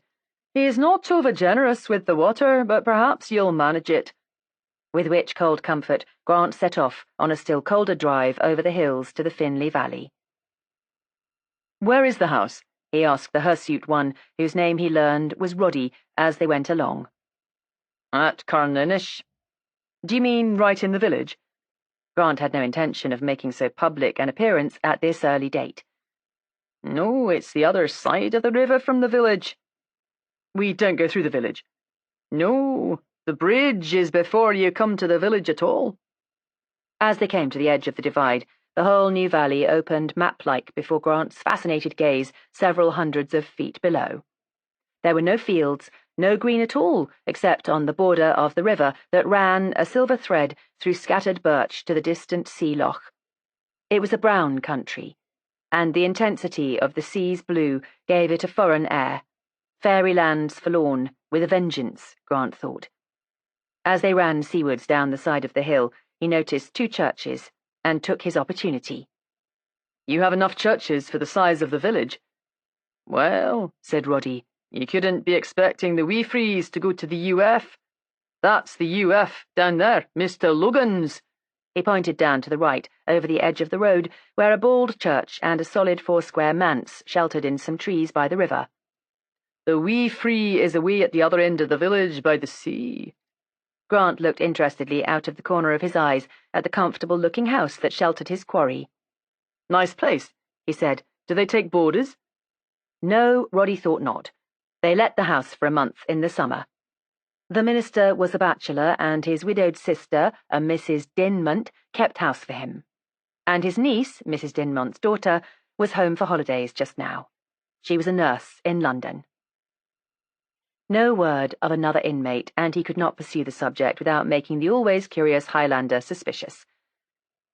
"Many people at the hotel here?" "3, said Roddy. As befitted the retainer of a rival concern, there was nothing he did not know about the inn at Carninish. But though all 3 were men, none of them was Lamont. Roddy had the history and predilections of all of them at his fingertips. Carninish House lay on the opposite side of the river from the village, close to the sea, with the high road to the north at its back. "You'd better wait," Grant said, as Roddy pulled up before the door, and with what dignity Roddy's method of coming to a halt had left him, he descended onto the doorstep. In the hall was a lean, rather sour-looking man in good tweeds. "The stockbroker's got a party," thought Grant. He had quite unconsciously pictured the stockbroking gentleman as round and pink and too tight about the trouser legs. It was therefore rather a shock when the lean man came forward and said, "Can I do anything for you? I wanted to see Mr. Drysdale." "Come in," said the man, and led him into a room littered with fishing tackle. Now, Grant had intended, quite shamelessly, to try sob stuff on the broker of his imagination, appealing to his generosity not to spoil his holiday. But the sight of the real man made him change his mind. He took out his professional card and was gratified at the man's surprise. It was a compliment to the perfection of the disguise which his old fishing clothes afforded. "Well, Inspector, what can I do for you?" "I want you to be good enough to let me fish in the Finley for a little. 2 days at most, I think. I think a man I want is in the neighbourhood, and the only way I can go about without attracting notice is to fish. I thought the hotel at Garni would have some fishing of their own, but it appears they haven't. I won't catch any fish, but I have fished a good deal, and I won't frighten everything in the river." To his surprise, a smile had come over the dour face of Mr. Drysdale. "Inspector," he said, "I don't think you can have any idea how unique this occasion is, how utterly unique you are. Even in the 45 they didn't come here looking for anyone, and no one certainly has done it since.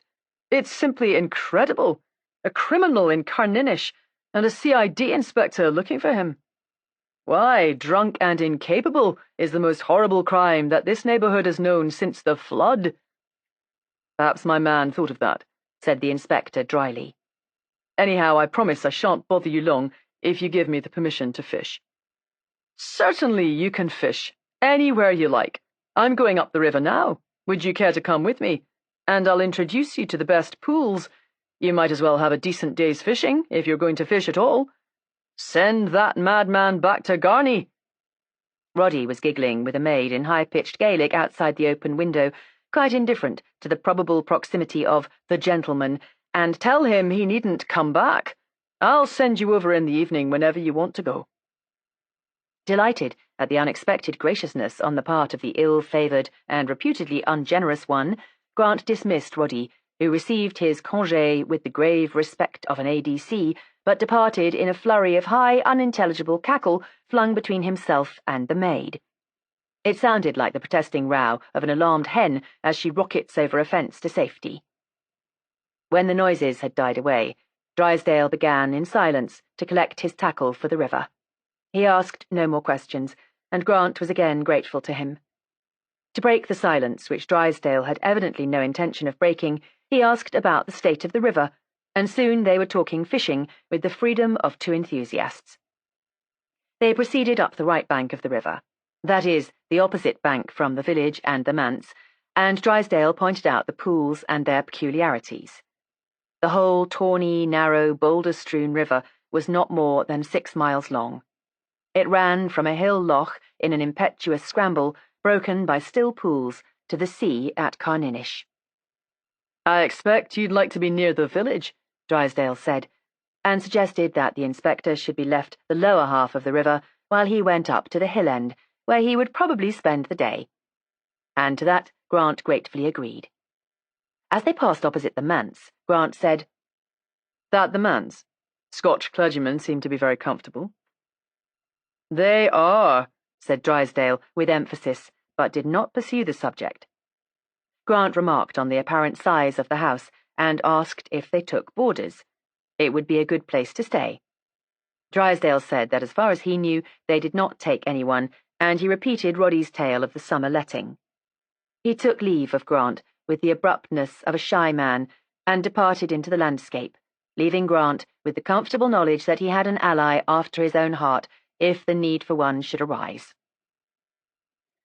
Grant decided that he would start fishing perhaps 200 yards above the manse and work slowly down, taking his bearings and keeping an eye on the traffic to and from the house. On his side of the river there was a cart track that was almost a road, but on the other side there was, as far as he could see, only the path, like a sheep track, made by the feet of fishermen and gillies, so that anyone coming upriver would come on his side. The manse was surrounded by a stone wall, and faced away from him towards the high road on the other side of the river. Inside the wall was a row of scraggy firs, which effectually hid the detail of the house. Only gleams of whitewash and its 8 chimneys advertised its presence. At the back, the garden wall ran down to the riverbank, and in the middle of the wall flanking the river was a small iron gate of the strictly utilitarian pattern popular in the Highlands. Though he could not see the high road immediately in front of the house, he had an uninterrupted view of the road on either side. No one could come or go from the house without his being aware of it, and he could stay where he was all day unquestioned and unremarkable. It was an ideal situation. Grant sent the first cast hissing over the brown shining water and felt that life was good. It was too sunny for fishing, and his prospects of catching anything were meagre in the extreme. But a bigger catch lay to his hand. No one had mentioned that a stranger had arrived at the manse, but just as he had known on the Brixton stair landing that the rooms were empty, Grant now had a feeling that his man was here. It was 11 before he began to fish, and for an hour or more no human activity other than his own broke the perfect peace of the morning. The 2 chimneys of the manse continued to smoke lazily into the bright air. The river babbled its eternal nursery rhyme song at his feet, and the water slid under his eyes with a mesmeric swiftness. Away to his right, beyond the distant bridge, the whitewashed houses by the shore showed over the slight rise of the moor, placid and sunlit as a stage setting. Grant began to feel that the whole thing was a picture, like the illustration from which he had first learned French in his youth, and that he was merely stuck down there by the river so that the picture might be complete. He was not Grant of the CID, he was pêcheur, to be pointed at with a wooden wand that tickled for the education of someone unknown. A postman coming from the village, leaning heavily and alternately on the pedals of a push-bike, broke the spell. It was still a picture, but he no longer belonged to it. It was a stage setting, one of the tiny exhibition ones, and he was the giant who was going to upset the whole box of tricks. And even as he thought it, the iron gate in the low wall of the manse swung open, and a girl came out, followed by a man. They shut the gate with difficulty and some laughter, and turned in single file down the footpath towards the bridge. Grant was still nearly 100 yards above the house, and neither of them had noticed him.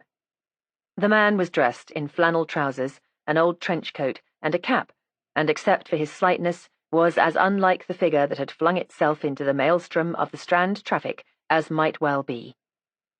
Grant was conscious of slight surprise. Revolving the matter during his long journey north, he had taken for granted that the man would look out of place.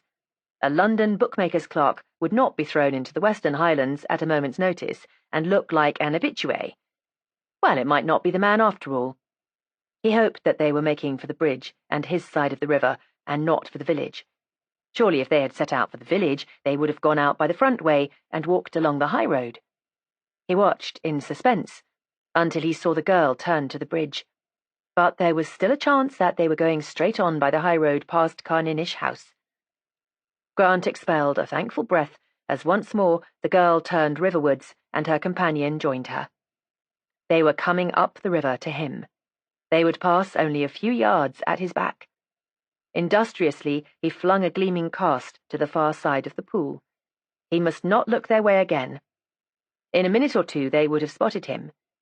He felt grateful to the ancient hat that collapsed more than drooped over his face, and to the shapeless garments that clothed him. His boots, too, were convincing, even to the most suspicious eye. It had been no case of dressing the part this time. He was the genuine article, and he was glad of it. There would be no amateurish cast to attract the practised eye of Miss Dinmont. It must be Miss Dinmont. No suggestion of towniness about his clothes to call forth comment and her partner's instant interest. Suddenly, above the swirl of the water, he could hear their voices, raised because of the river's accompaniment. They were still laughing and animated, and apparently very good friends. Grant did not look round as they passed, nor did he look round immediately they had passed. If he glanced round now, a curious look from the man would have found his face revealed. But as they retreated upriver, he watched them. Was it Lamont? He tried to picture the man's walk again. Short of developing a limp, it is almost impossible to disguise a walk successfully. But he could not be sure. And then the man looked back suddenly. Grant was too far away to see his face, but the movement told him all he wanted to know. It was so vivid that before his reason had time to note it, his mind was back at the bottom of Bedford Street. There was no doubt of it. The man was Lamont. Grant's heart sang. Had Lamont known him? He thought not. How could he? It was mere bad conscience that had made him turn. If he asked Miss Dinmont about him, he would hear that no one who was not staying at Carninish House was allowed to fish the water, and he would be reassured. And now what? Go to the house when he returned and arrest him straight away? He had the warrant in his pocket. But suddenly he wanted to be assured beyond the possibility of doubt, that Lamont was the man who had murdered Sorrel. They knew that he was the man who had quarrelled with Sorrel before his death, but that was not proof. The link that connected him with the knife was still missing. Before he would risk executing the warrant, he wanted to find out if Lamont's left hand bore the scar made by the knife. If it did not, then his case fell to pieces. However certain he himself might be, there must be no gaps in the evidence that would be put before a jury, and as long as there was a possible gap in the evidence, Grant had no intention of arresting anyone. He must get himself invited to the manse. It should not be difficult. If all else failed, he could fall into the river and appeal to them to dry him. He was eating the sandwiches provided by the Garni Hotel on a boulder half in and half out of the water when the couple came back. They went swinging past him down to the bridge and into the village, and presently he saw them reappear and come back to the manse by the high road. It was lunchtime. They were safely occupied for an hour at least, and directly under his eye.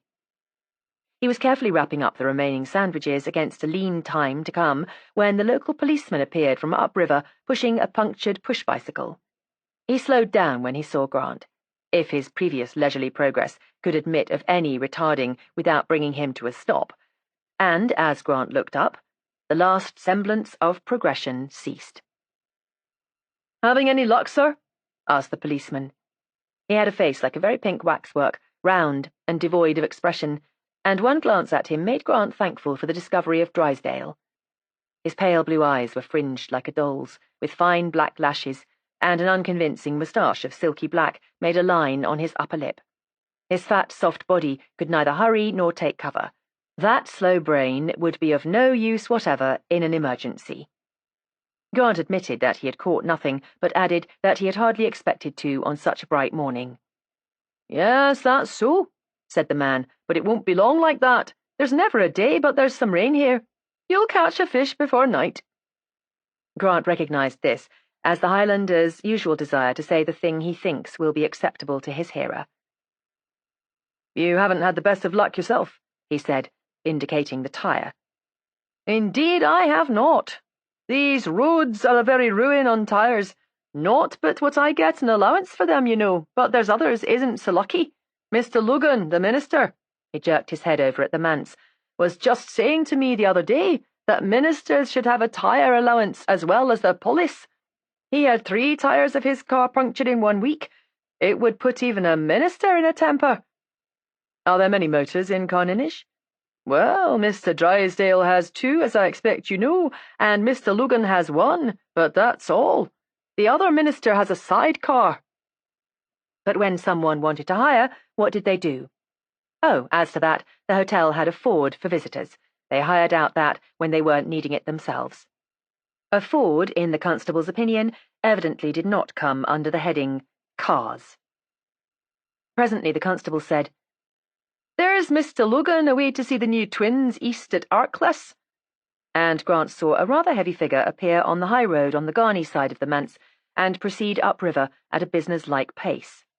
"I thought that road led only over the hill to Garni," Grant said. "Oh yes, the high road, but where the high road begins to go up the hill, there's a track goes off along the river to the crofts you can see from the road. That's where he's going ever now, Mr. Logan, and that's why he's walking. He's not very fond of walking." The constable stayed for a long time, quite contentedly watching Grant fish, evidently glad to find interest for his eyes in a spot usually vacant, and Grant revolved the problem of what he would do if the Logan car appeared suddenly on the high road beyond the manse, bound for Garni and the south. He would have no guarantee that Lamont was the passenger. It was too far away to identify anyone. He would have to make certain of that before he did anything, and then it would be a choice between getting busy on a telephone or giving chase. The hotel forward, he supposed, or perhaps Drysdale would lend his car. But the afternoon wore on. The light took that white, hard, unsympathetic look that it does about 4 o'clock. The constable trundled his bicycle away to the village, where he could procure the patching materials which he had evidently forgotten, and still no one came from the manse. At 5 o'clock, Grant ate his remaining sandwiches and began to consider what other possibilities there were of cadging an entrance to the manse. The thought of a dip in the river, even if it was only a momentary one, became less and less pleasant as the evening wore on. His thoughts were interrupted, and his difficulties miraculously solved, by heavy footsteps behind him. He looked round to see Mr. Logan at his back. The minister gave him a hearty good evening, and his heavy red face with its hooked nose beamed benevolently. "It doesn't look as if you have had much luck," he said. No, Grant said, he had been at it for a whole day, and had had nothing. They would laugh at him when he got back to Garni. "Oh, you're not staying at Carninish House?"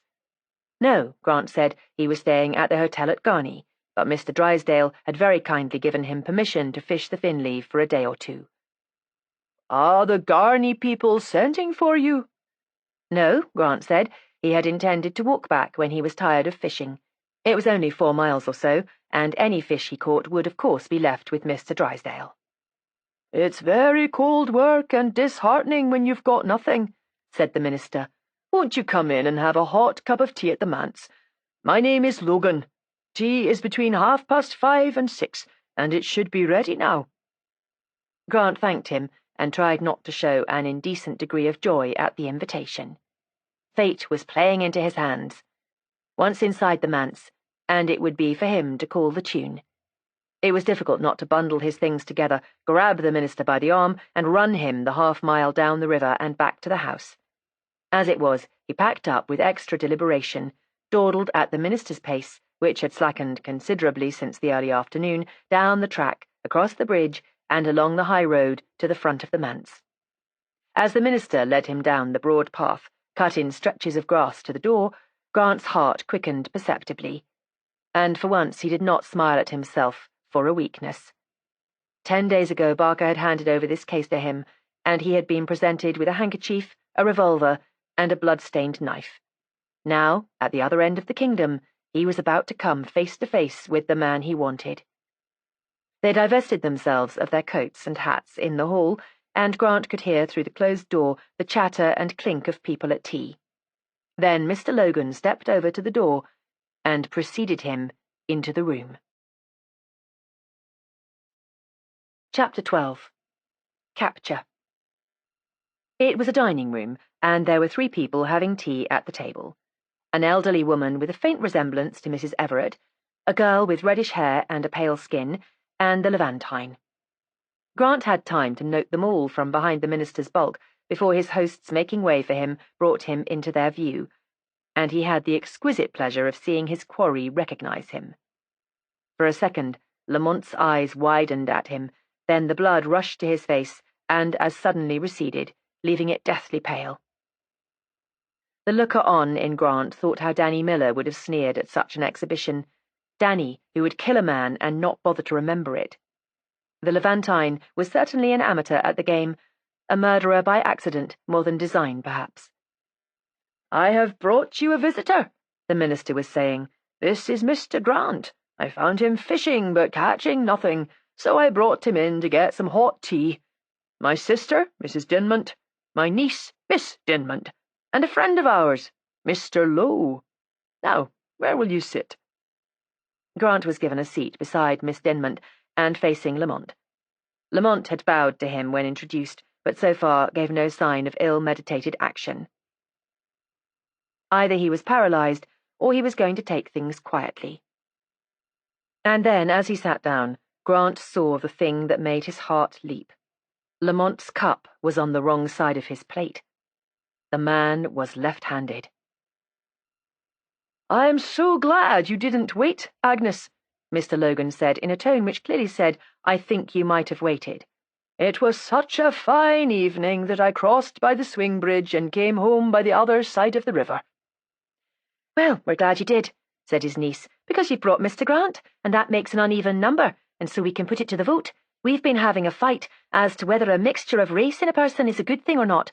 I don't mean black and white, but just different stocks of white. Mother says that a single stock person is the best, of course, but that is because she is solid Highland, back to the flood and before. Logans are McLennans, you know, and there never was a McLennan who hadn't a boot of his own. But my father was a borderer, and my grandmother English, and Mr. Lowe's grandmother was an Italian, so we are very firmly on the other side. Now, Uncle Robert is sure to side with Mother, being a purebred Highlander, and having, in a purebred degree, all the stubbornness and stinking pride of his race. So we are looking to you for support. Do say that your ancestry is tartan. Grant said quite honestly that he thought a mixed strain of more value than a purebred one. That was talking of purebred as it can exist today. It gave man a many-sidedness instead of giving him a few qualities in excess, and that was a good thing. It tended to cleverness and versatility, and consequently broad-mindedness and wide sympathies. On the whole, he endorsed Miss Dinmont's and Mr. Lowe's point of view. In view of the lightness of the conversation, Grant was astonished at the vehemence and seriousness with which Mr. Logan contradicted him. His race was a fetish with him, and he compared it at length with most of the other nations in Western Europe to their extreme detriment. It was only towards the end of tea that Grant found, to his intense amusement, that Mr. Logan had never been out of Scotland in his life. The despised lowlanders he had met only during his training for the ministry some 30 years ago, and the other nations he had never known at all. Frustrated in his effort, nobly seconded by Miss Dinmont, to make light conversation, Grant played the part of a Greek chorus to Mr. Logan, and let his thoughts deal with Lamont. The Levantine was beginning to look a little better. He met Grant's eyes squarely, and except for the antagonism in his own, there was nothing remarkable about him. He made no attempt to hide the small scar on his thumb, though he must have known, as he knew about his telltale cup, that it was damning evidence. He had evidently decided that the game was up. It remained to be seen, though, whether he would come quietly when the time came. At least Grant was glad to see that flicker of antagonism in his eyes. It is an unlovely job to arrest a craven. A police officer would much sooner be hacked on the shins than clasped about the knees. There would quite obviously be no knee-clasping on this occasion. One thing caused Grant's heart to harden against the man, the strides he seemed to have made in Miss Dinmont's regard in the 3 days of his stay. Even yet his quick smile came out to answer hers, and his eyes sought hers oftener than those of anyone else at table. Miss Dinmont looked a girl who would be quite able to take care of herself. She had all a red-haired person's shrewdness and capability, but that did not excuse Lamont's lack of decent feeling. Had he merely been preparing an ally? A man on the run for murder does not usually have the spare interest for love-making, more especially if he is an amateur in crime. It was a blatant and heartless piece of opportunism. Well, he should have no chance of appealing to his ally. Grant would see to that. Meanwhile, he kept his place in the conversation and did justice to the fried trout, which was the pièce de résistance of 5:30 tea at the manse.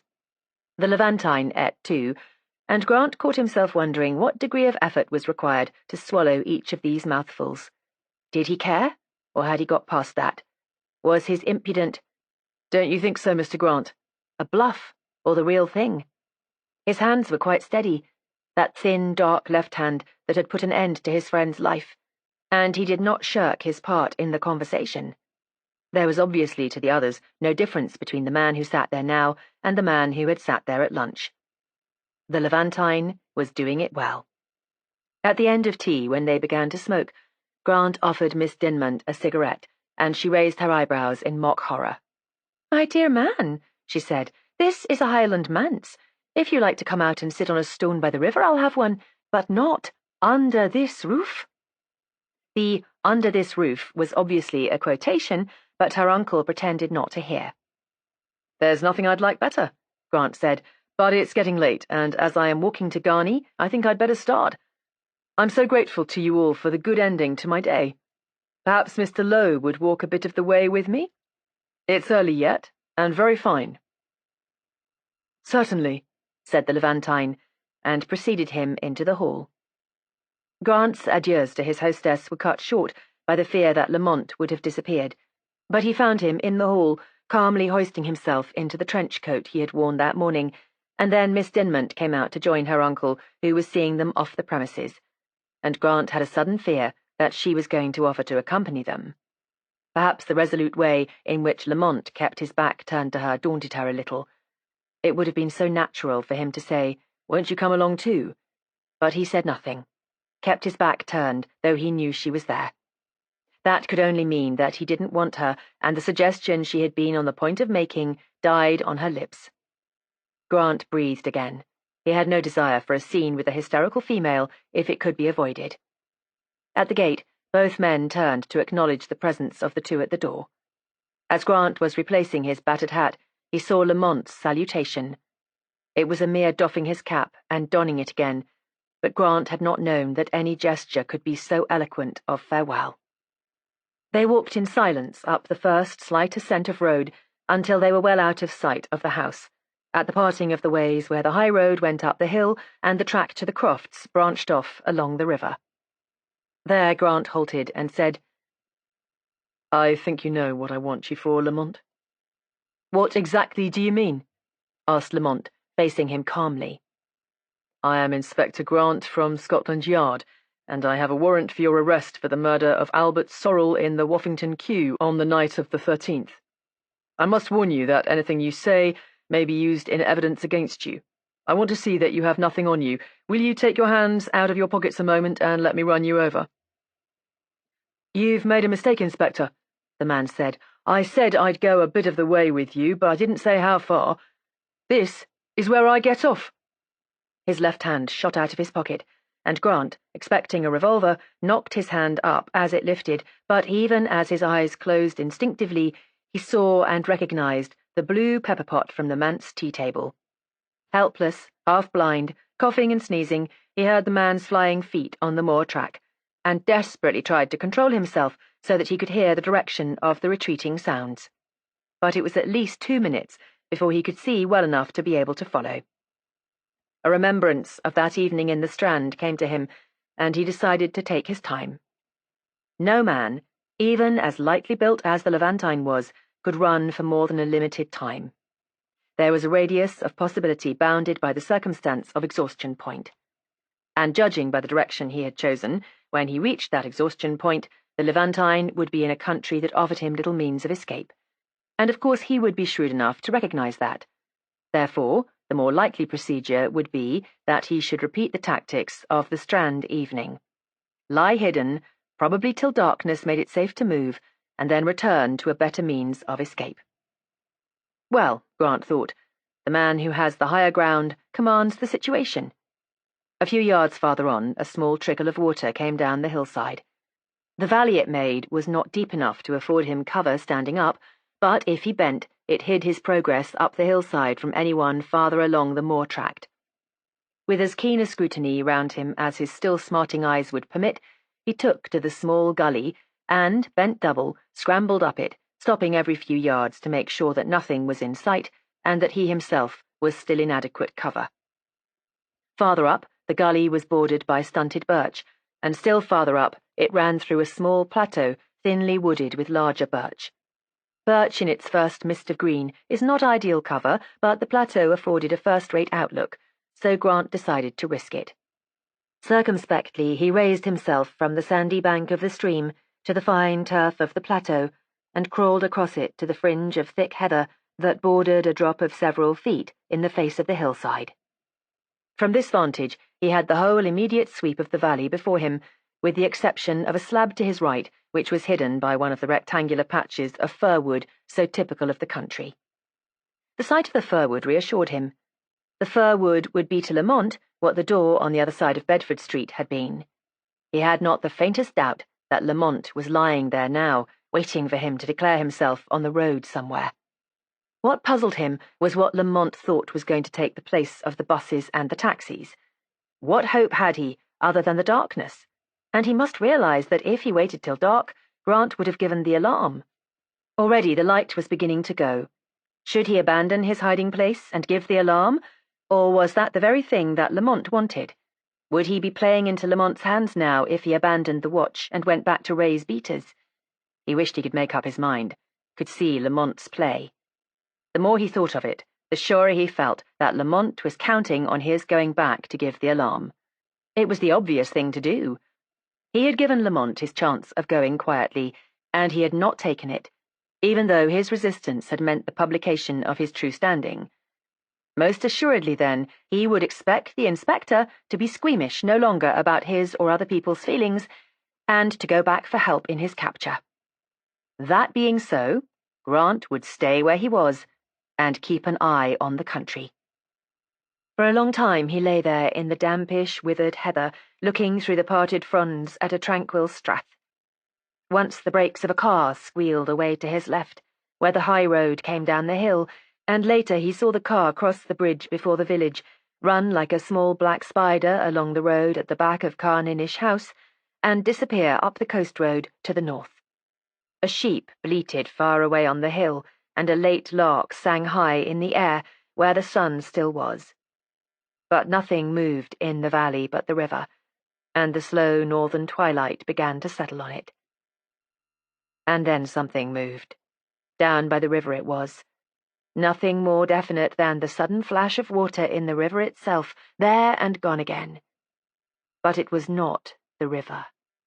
Something had moved. Breathlessly he waited, his heart pressed against the turf, beating time with the blood in his ears.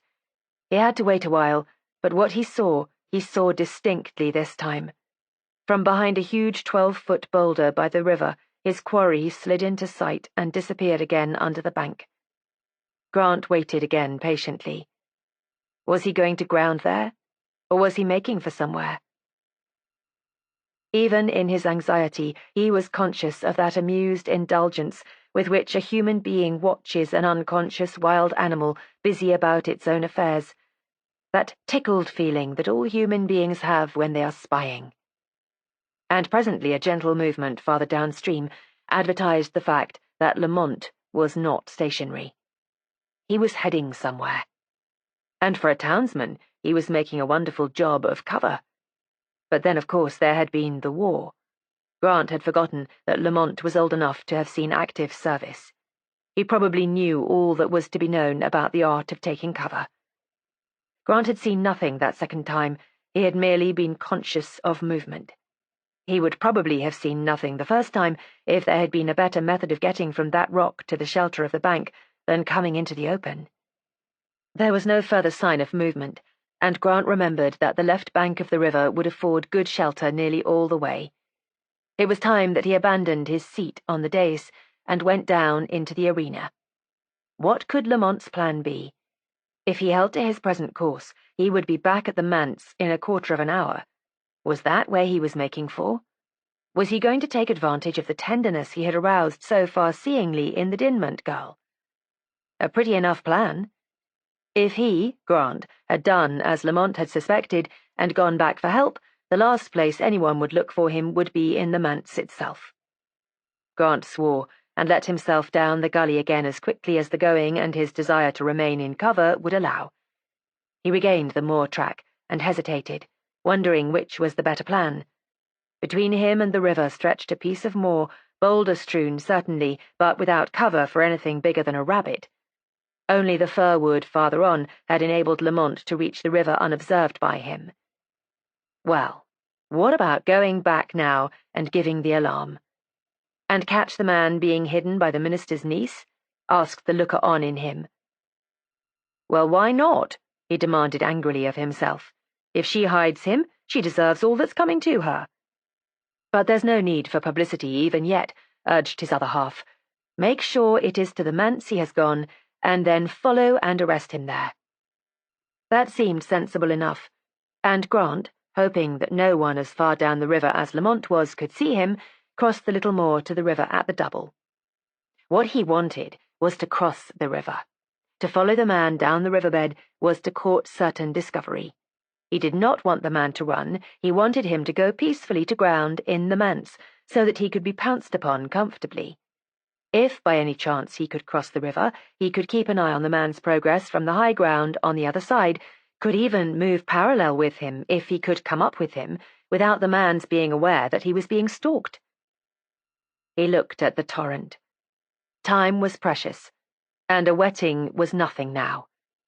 It is one thing to dip oneself in icy water in the cold blood of a high resolution, and quite another to plunge into a flood in the heat of a chase. Grant chose a spot where the river was divided into 3 parts by 2 large boulders. If he could succeed in negotiating the first one, he could take the second and the bank in a flying leap, and it would not matter very much if he missed the bank, as long as his hands caught at it. He would be across. He stepped back a pace or 2 and measured the distance to the first boulder with his eye.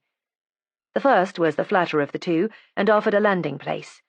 The second was pointed and must be taken on the run. With an inarticulate prayer, he launched himself into space, felt his nailed boots slip as they met the stone, recovered himself, felt the stone heeling over to the black pool beneath, leapt again, but knew even as he leapt that the slipping stone had lacked purchase for his spring, met the second stone sideways, and felt his hands on the far bank just in time to prevent himself going in farther than to his waist. Thankful and breathless, he pulled himself out, hastily wrung as much of the water from his heavy tweed trousers as would prevent him from being hampered by its weight, and made for the high ground beyond. Never had the moor appeared so treacherous. Dry tussocks of grass melted under his feet into bog, dead brambles clung with a living tenacity to his wet tweed, hidden branches of birch rose and hit him as he stepped on the nearer end, holes waited for his feet among the heather. It was more like a music hall turn, he thought ferociously, than a serious attempt to overtake a criminal. Panting, he came to a turn of the river and flung himself down to reconnoitre. There was his man, about 50 yards above the manse, moving very slowly and cautiously. It occurred to Grant that he, the pursuer, was having the rough time of it, while the pursued kept a pleasant and well-planned course in the open. Well, it wouldn't be for long.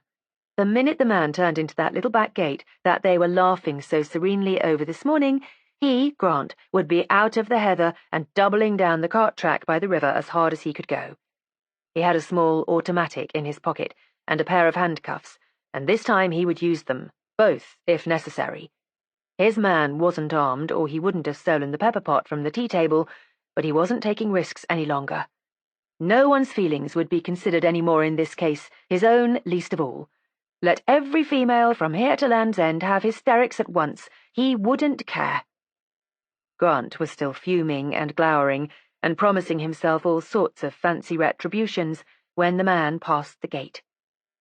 I have always wished that I could have seen Grant's face at that moment, seen the disgruntled anger and resentment of a man who had tried to do things decently, only to have had his decency taken advantage of, change to the sheer, unbelieving astonishment of a small boy beholding his first firework. He blinked hard, but the picture remained the same. What he saw was real. The man had passed the gate. He was now at the end of the manse wall, and making for the bridge. What was the fool doing? Yes, Grant thought of him as a fool. He had worked out a perfectly good way of escape for him, to appeal to Miss Dinmont and lie doggo at the manse, and the fool wasn't taking advantage of it. He was near the bridge now. What was he doing? What was in his head? There was purpose in every movement. It was not an aimless or even a particularly furtive progress. He seemed to be too wrapped up in the thought of the business ahead to pay much attention to his present circumstances, beyond an occasional glance behind him up the riverbed. Not that there would be much good looking for cover so near the village. Even at this deserted hour, when everyone was eating his evening meal and no one was abroad until, an hour later, they came to smoke pipes in the dusk at the bridge end, there was always the chance of a passer-by, and any appearance of deliberate hiding would defeat its own ends. The man climbed onto the road beside the bridge, but went neither north to the right nor left towards the village. He crossed the road and disappeared onto the riverbank again. What could he get there? Was he going to work round to the hotel, which stood on the point where the river joined the sea, and try to steal the ford? But he had obviously expected Grant to give the alarm. He would never venture up from the shore to the garage after waiting so deliberately to let Grant give warning. The shore? Sure, good heavens, he'd got it. The man had gone for a boat. They would be lying on the deserted shore, out of sight of the village. The tide was in, just on the ebb, in fact, and not a soul, child or adult, would be abroad to witness his departure. Grant hurled himself down the hillside, cursing in a reluctant admiration of the man's ingenuity. Grant knew the West Coaster, and he had a shrewd idea how often these boats were used. If you stay in a West Coast village, you find that the scarcest commodity of all is fresh fish. It might be literally days before anyone discovered that Mackenzie's boat was missing, and even then they would decide that someone had borrowed it and would save up the rough side of their tongues, a course which involved no expenditure of energy for the borrower when he should put it back. Had Lamont sat and thought all that out at the tea at the manse, Grant thought, as his feet touched the cart track, or was it a heaven-sent inspiration in the moment of need? If he had planned it, he thought, racing down the road to the bridge that seemed so strangely distant, then he had also planned that murder in the queue. When one came to think of it, even if one's grandmother was an Italian, one doesn't carry daggers about on the off chance of their being useful. The man was a more accomplished villain than he had given him credit for, in spite of his lack of self-control on 2 occasions. Long before Grant had reached the cart track in his first avalanche down the hillside, he had decided on his course of action. This morning, when he had emerged from Carninish House with Drysdale, he had noticed a boathouse just beyond the house itself, and protruding from it, alongside the little jetty that led from its shelter to the sea, was what Grant, in retrospect, was sure was the stern of a motorboat. If he was right, and Drysdale was at home, and the light held, then Lamont was as good as caught. But there were 3 ifs in the affair. By the time he reached the bridge, he was very nearly winded. He had come from the other side of the valley, and now down this one in his heavy fishing boots, with his wet tweeds weighing him down. Keen as he was, it required a real effort of will to make him double that last 100 yards up the north road to the gates of Carninish House. Once there, the worst was over. The house lay only a few yards inside the gate, in the narrow strip between the road and the sea.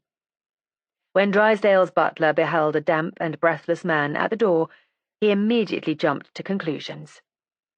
"It is the master," he said. "What's wrong? Is he drowned?"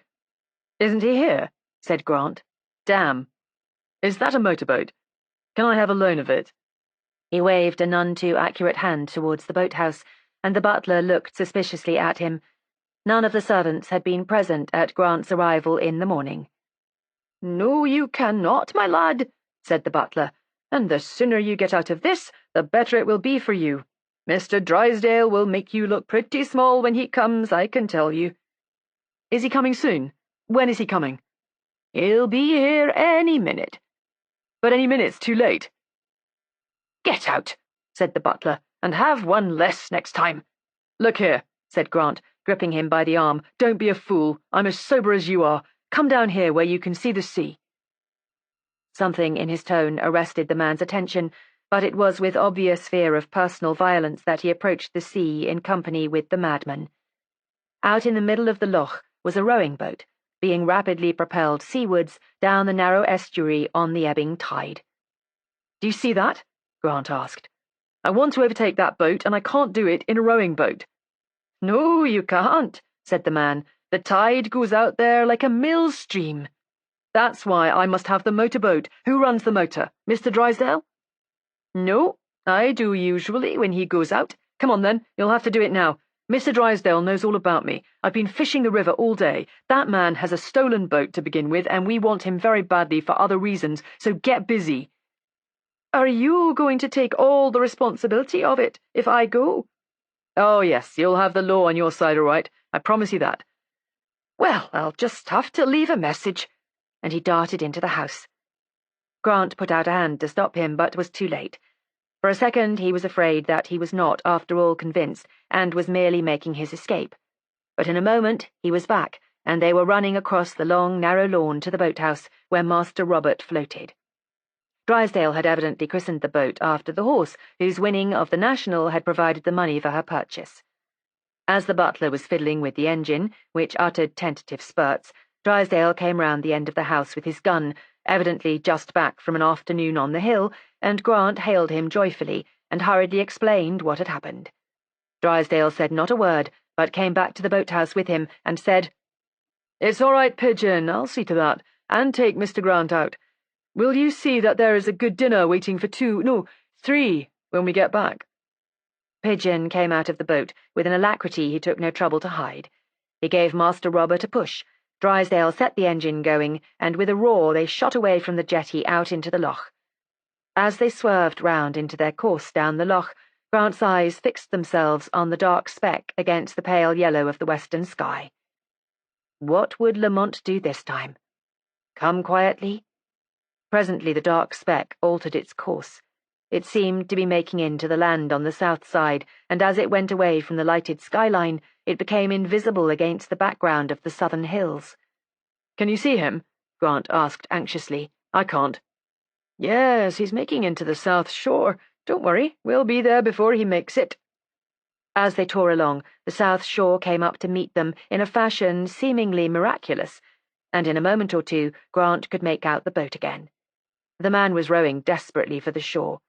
It was difficult for Grant, unacquainted with distances on water, to measure how far he was from the shore and how far they were from him, but a sudden slackening in Master Robert's speed told him all he wanted to know.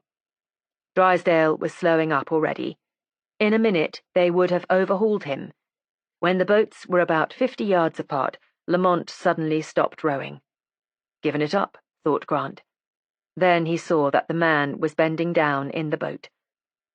Does he think we're going to shoot? Thought Grant, puzzled.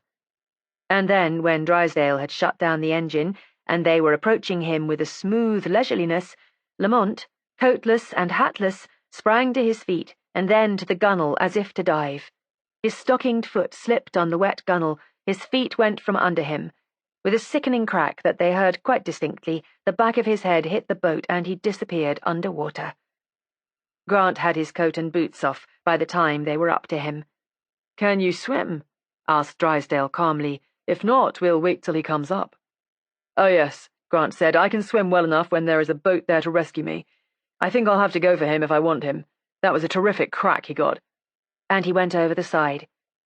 6 or 7 seconds later, a dark head broke the surface, and Grant hauled the unconscious man to the boat, and with Drysdale's help pulled him in.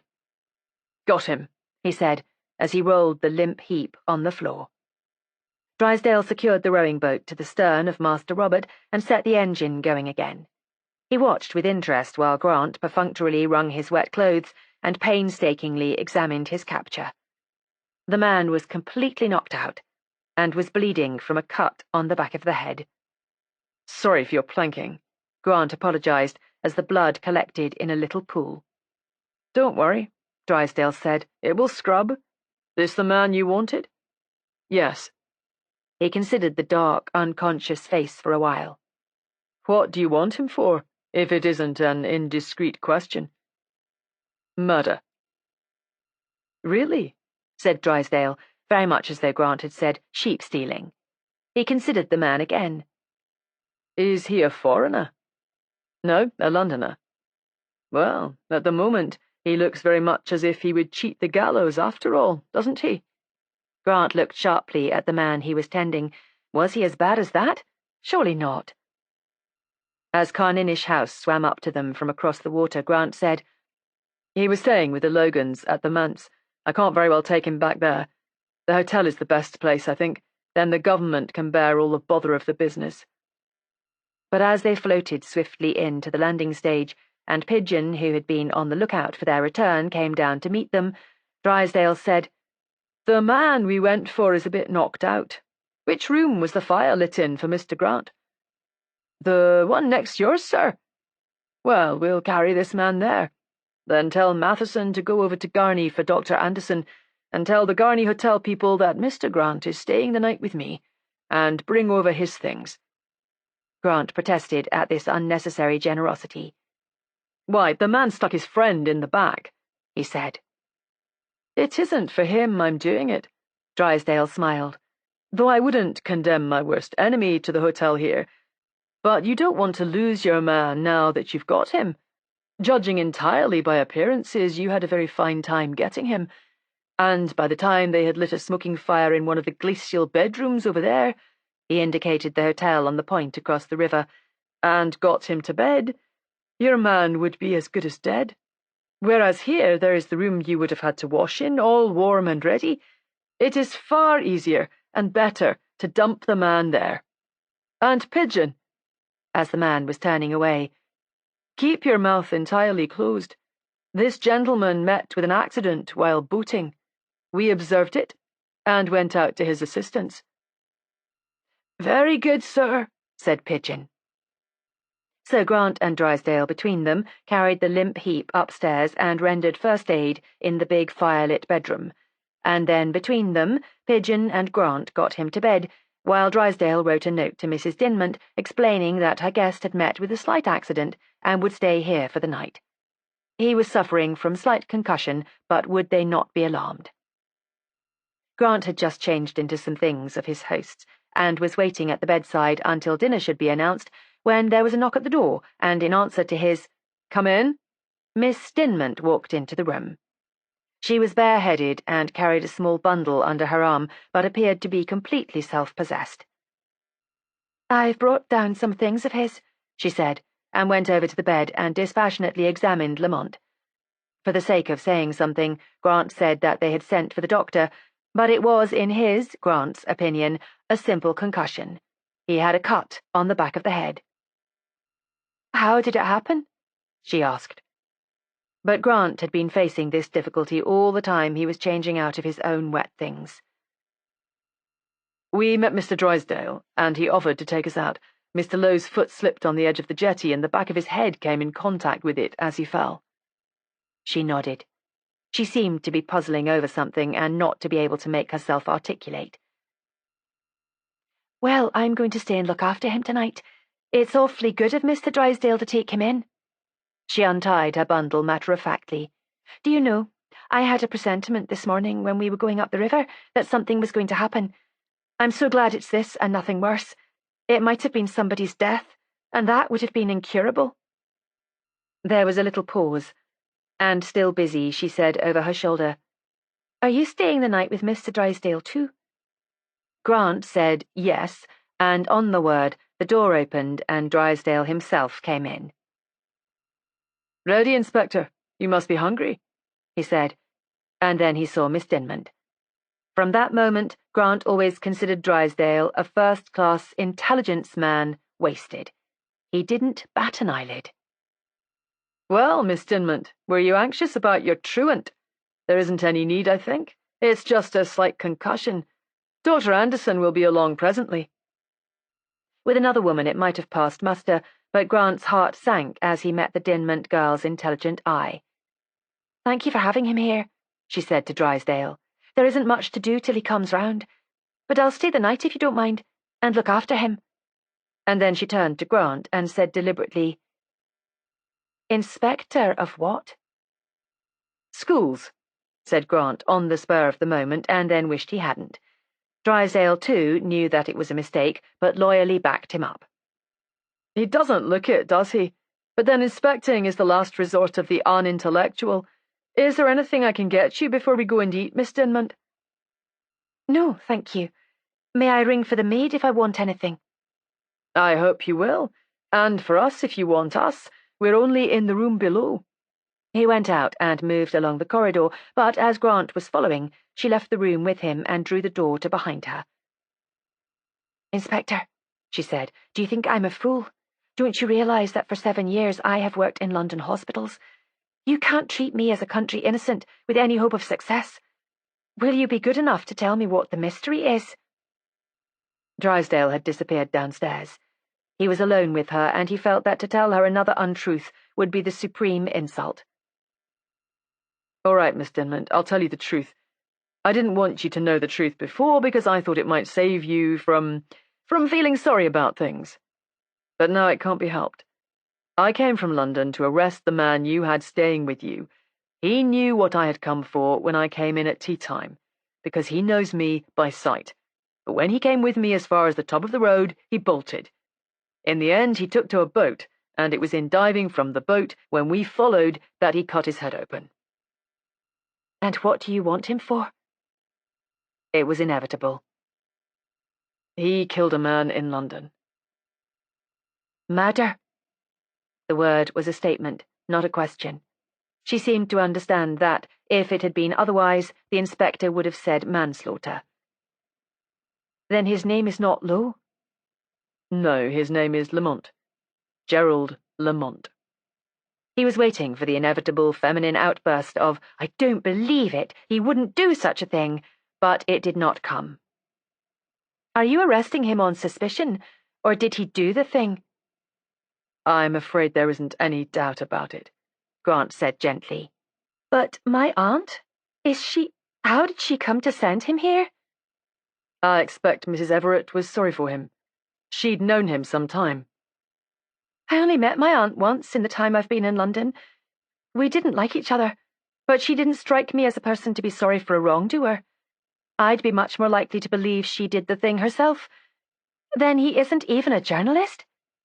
No, Grant said. He's a bookmaker's clerk.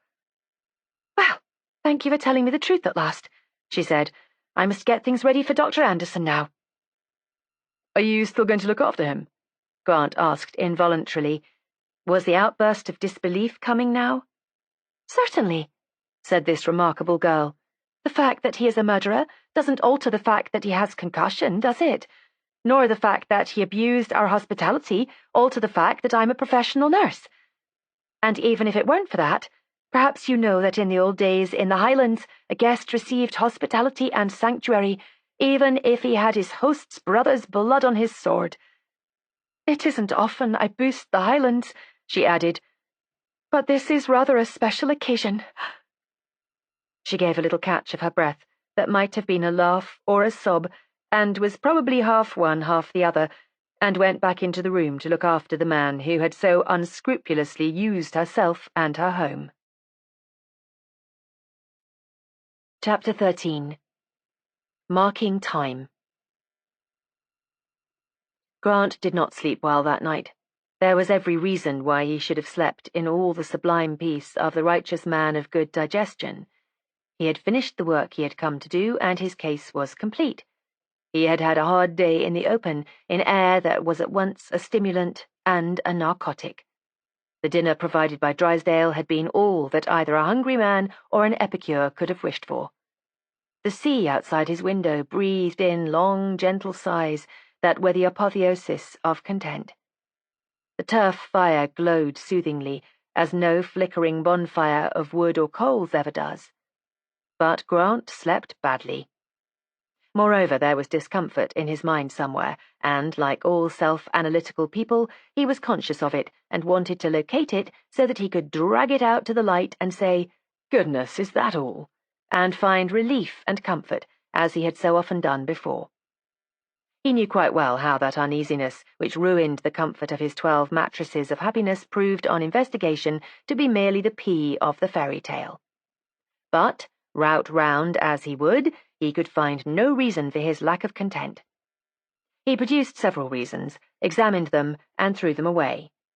Was it the girl? Was he being sorry for her because of her pluck and decency? But he had no real reason to think that she cared for the man other than as a friend. Her undeniable interest in him at tea might have been due merely to his being the only interesting man from her point of view in a barren countryside. Was he overtired, then? It was a long time since he had had a whole day's fishing, followed by a burst across country at a killing pace. Or was it fear that his man would even yet slip through his fingers? But Dr. Anderson had said that there was no fracture, and the man would be able to travel in a day or two. And his chances of escape now weren't worth considering, even as hypothesis. There was nothing in all the world, apparently, to worry him, and yet he had that vague uneasiness in his mind. During one of his periodical tossings and turnings, he heard the nurse go along the corridor, and decided that he would get up and see if he could be of any use. He put on his dressing gown and made for the wedge of light that came from the door she had left ajar.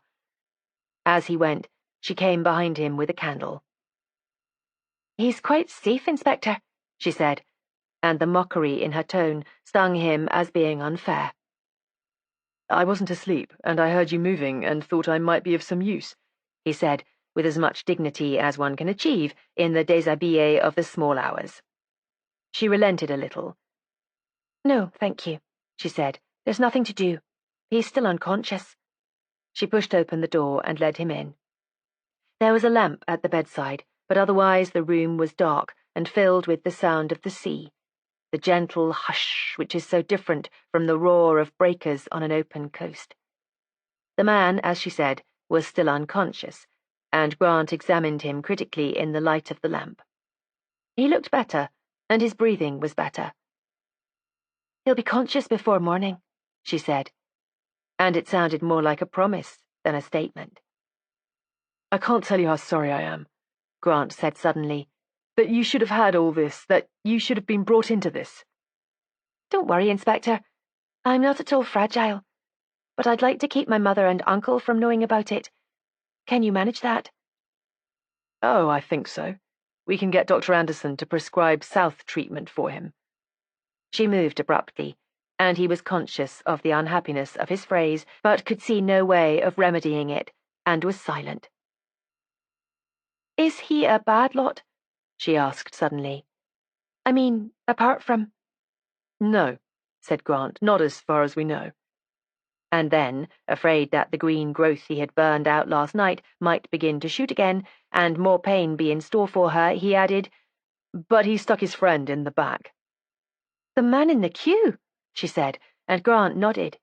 Even yet he was waiting momentarily for the "I don't believe it," but it did not come. He had at last met a woman whose common sense was greater than her emotions. She had known the man only 3 days. He had lied to her every hour of these days, and the police wanted him for murder. That was sufficient evidence in her clear eyes to prevent her taking any brief in his favor. "I have just put the kettle on the gas ring in the bathroom for tea," she said. "Will you have some?"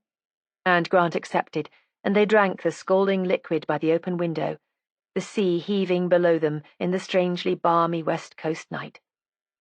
And Grant went to bed again, quite sure that it was not Miss Dinmont's emotions that worried him, but still uneasy about something. And now, writing triumphant telegrams to Barker in the golden morning, with the comfortable smell of bacon and eggs contending amiably with the fragrance of seaweed, he was still not as happy as he should have been.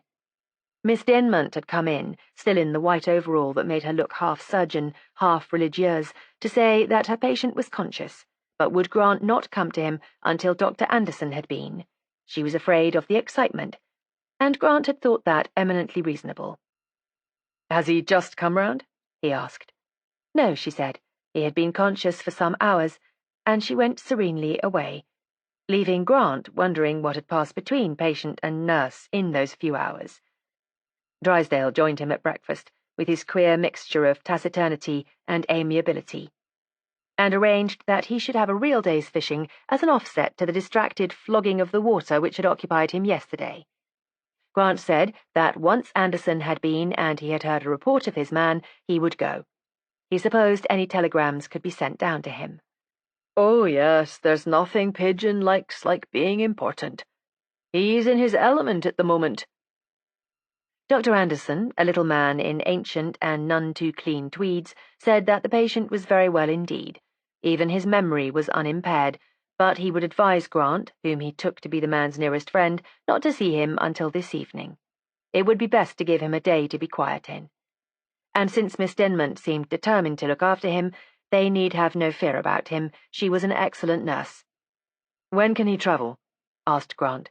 "We're in a hurry to get south." "If it is very important, the day after tomorrow, perhaps." And seeing Grant look disappointed, "Or even tomorrow, if the journey were made comfortable. It all depends on the comfort of the travel, but I wouldn't recommend it till the day after tomorrow at the earliest." "What's the hurry?" Drysdale said. "Why spoil the ship for a ha'porth of tar?" "Afraid of loose moorings," Grant said. "Don't worry, the excellent Pigeon will dote on being head warder." Then Grant turned to the surprised doctor and explained the truth of the situation. "There's no chance of his getting away, if we let him stay here till he is stronger." "He's safe enough today," Anderson said. The man isn't fit to lift a little finger at the moment. He'd have to be carried if he escaped, and I don't suppose there's anyone here who would be willing to carry him." So Grant, conscious of being entirely unreasonable and at sea with himself, agreed, wrote a second report to Barker to supplement the one he had written on the previous night, and departed to the river with Drysdale. After a day of wide content, broken only by the arrival of Pigeon's subordinate, a youth with a turned-up nose and ears that stuck out like handles, with telegrams from Barker, they came back to the house between tea and dinner. And Grant, after a wash, knocked at the door that sheltered Lamont. Miss Dinmont admitted him, and he met the black eyes of the man on the bed with a distinct feeling of relief. He was still there. Lamont was the first to speak. "Well, you've got me," he said, drawling a little. "Looks like it," said Grant. "But you had a good run for your money." "Yes," agreed the man, his eyes going to Miss Dinmont and coming back at once. "Tell me, what made you dive off the boat? What was the idea?" "Because swimming and diving is the thing I'm best at. If I hadn't slipped, I could have got to the rocks underwater and lain there with only my nose and my mouth out, until you got tired looking for me, or the dark came. But you won. By a head." The pun seemed to please him. There was a little silence, and Miss Dinmont said in her clear, deliberate voice, "I think, Inspector, he's well enough to be left now. At least, he won't need professional services any longer. Perhaps someone in the house would look after him tonight?" Grant deduced that this was her way of saying that the man was strong enough now to have a more adequate guard, and thankfully agreed. "Do you want to go now?" "Just as soon as someone can take my place without anyone being upset." Grant rang and explained the situation to the maid that came. "I'll stay if you would like to go now," he said when the maid had gone, and she agreed. Grant went to the window and stood looking out at the loch, so that if she wanted to say anything to Lamont, the way was clear, and she began to collect her things.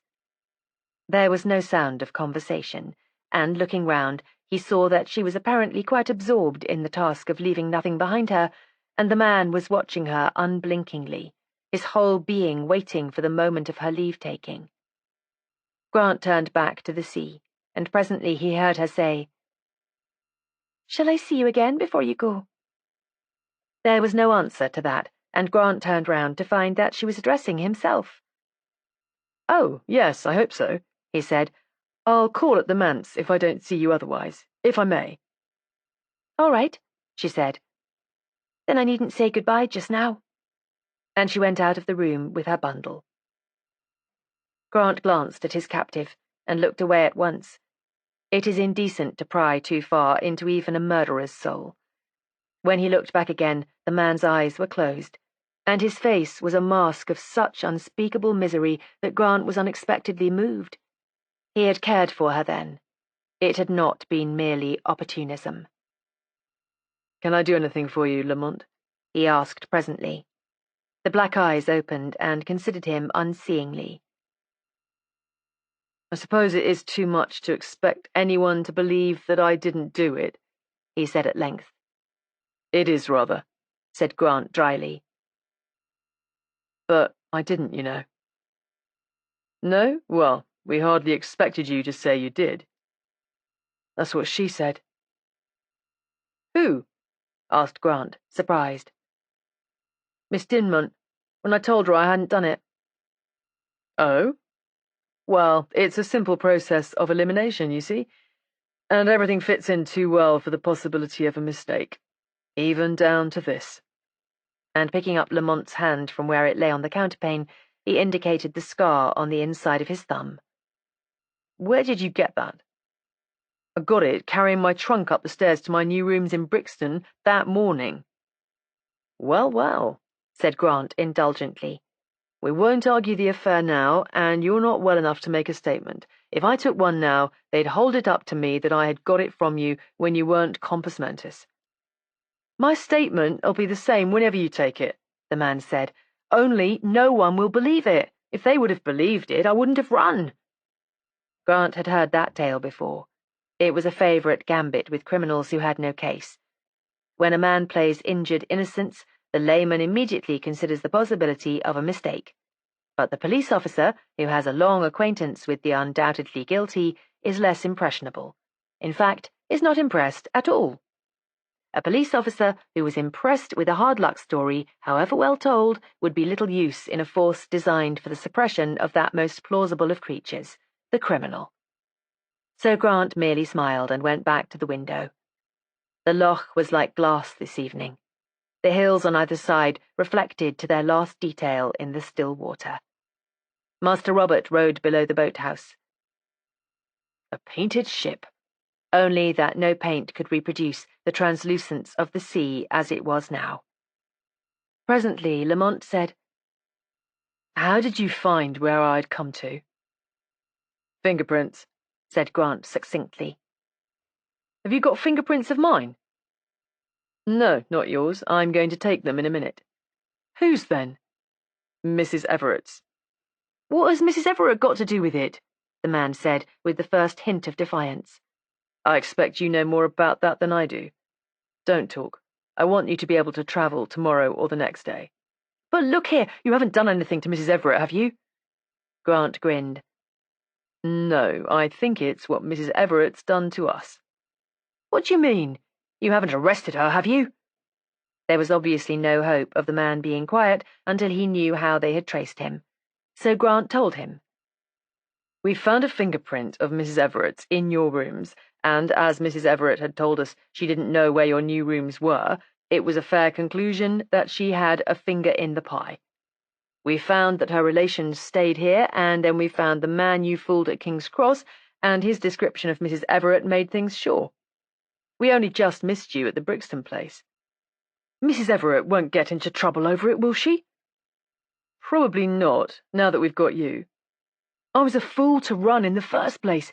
If I'd come and told the truth in the beginning, it couldn't be any worse than it is now, and I'd have been saved all the hell between." He was lying with his eyes on the sea. "Funny to think that if someone hadn't killed Bert, I'd never have seen this place or anything."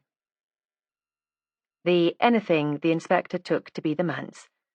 And who do you think killed him?" "I don't know. There wasn't anyone I know of who'd do that to Bert. I think perhaps someone did it by mistake." "Not looking what they were doing, with the needle, as it were?" "No, in mistake for someone else." "And you're the left-handed man with a scar on his thumb who quarrelled with Sorrel just before his death, and who has all the money Sorrel had in the world, but you're quite innocent." The man turned his head wearily away. "I know," he said. "You don't need to tell me how bad it is."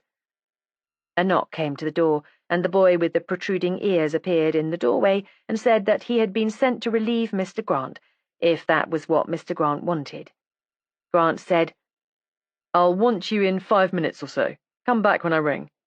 And the boy melted, grin last, into the dark of the passage like the Cheshire Cat. Grant took something out of his pocket and fiddled with it at the washstand.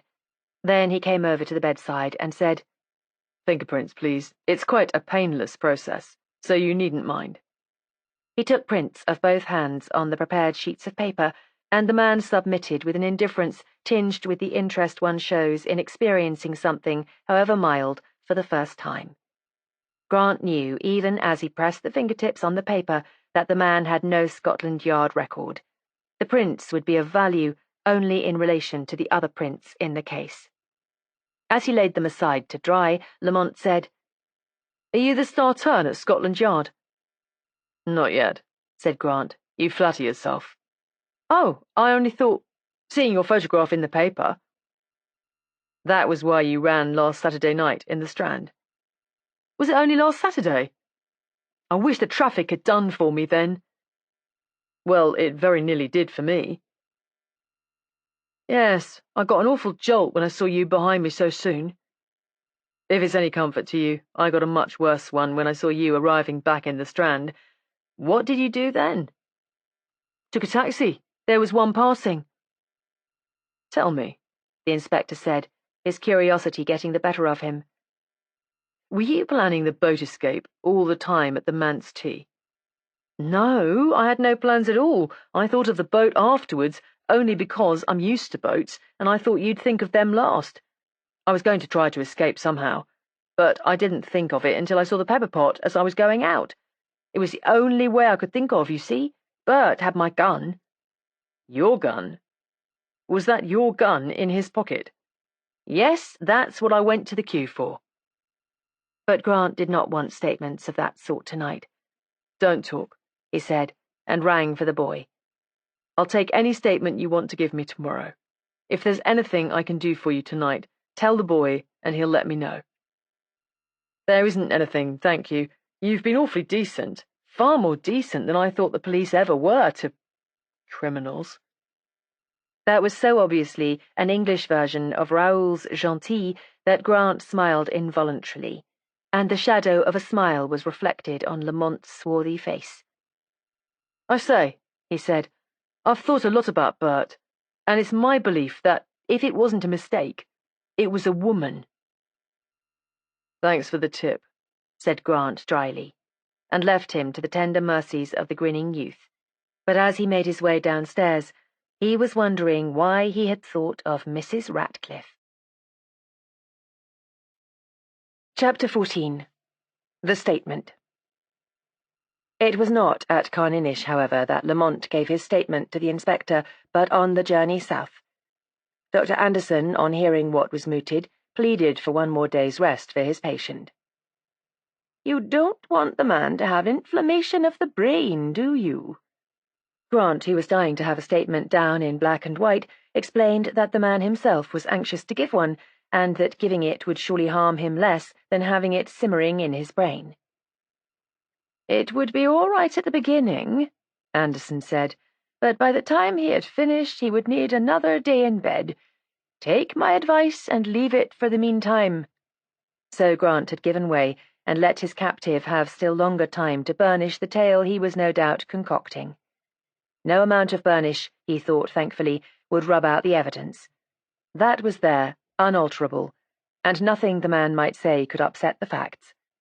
It was as much curiosity on his part, he told himself, as fear for his case that made him so eager to hear what Lamont had to say. So he bullied himself into some show of patience. He went sea-fishing in Master Robert with Drysdale, and every chug of the motor reminded him of the fish he had landed 2 nights ago. He went to tea at the manse, and with Miss Dinmont's imperturbable face opposite him, and an odd pepper pot alongside the salt on the table, his thoughts were almost wholly of Lamont. He went to church afterwards, partly to please his host, but mainly to avoid what was evidently going to be a tete-a-tete with Miss Dinmont if he stayed behind, and sat through a sermon in which Mr. Logan proved to his own and his congregation's satisfaction that the King of Kings had no use for the foxtrot, and thought continually of the statement Lamont would give him. When the incredibly dreary noise of Highland praise had faded into silence for the last time, and Mr. Logan had pronounced an unctuous benediction, his one thought was that now he could go back and be near Lamont. It was rapidly becoming an obsession with him, and he recognized the fact and resented it. When Mrs. Dinmont, Miss Dinmont had not come to church, reminded him, as she was saying good-night, that on the morrow the car would stop at the manse gate to allow them to say goodbye to Mr. Lowe, it came as a shock to him that there was more play-acting to be done before he departed from Carninish. But things proved easier than he had anticipated. Lamont played up as he had played up during the fateful tea, and neither his host nor his hostess suspected that there was anything more serious amiss than the matter of his health. Miss Dinmont was not present. "Dandy said she had already said goodbye to you, and it is unlucky to say goodbye twice," her mother said.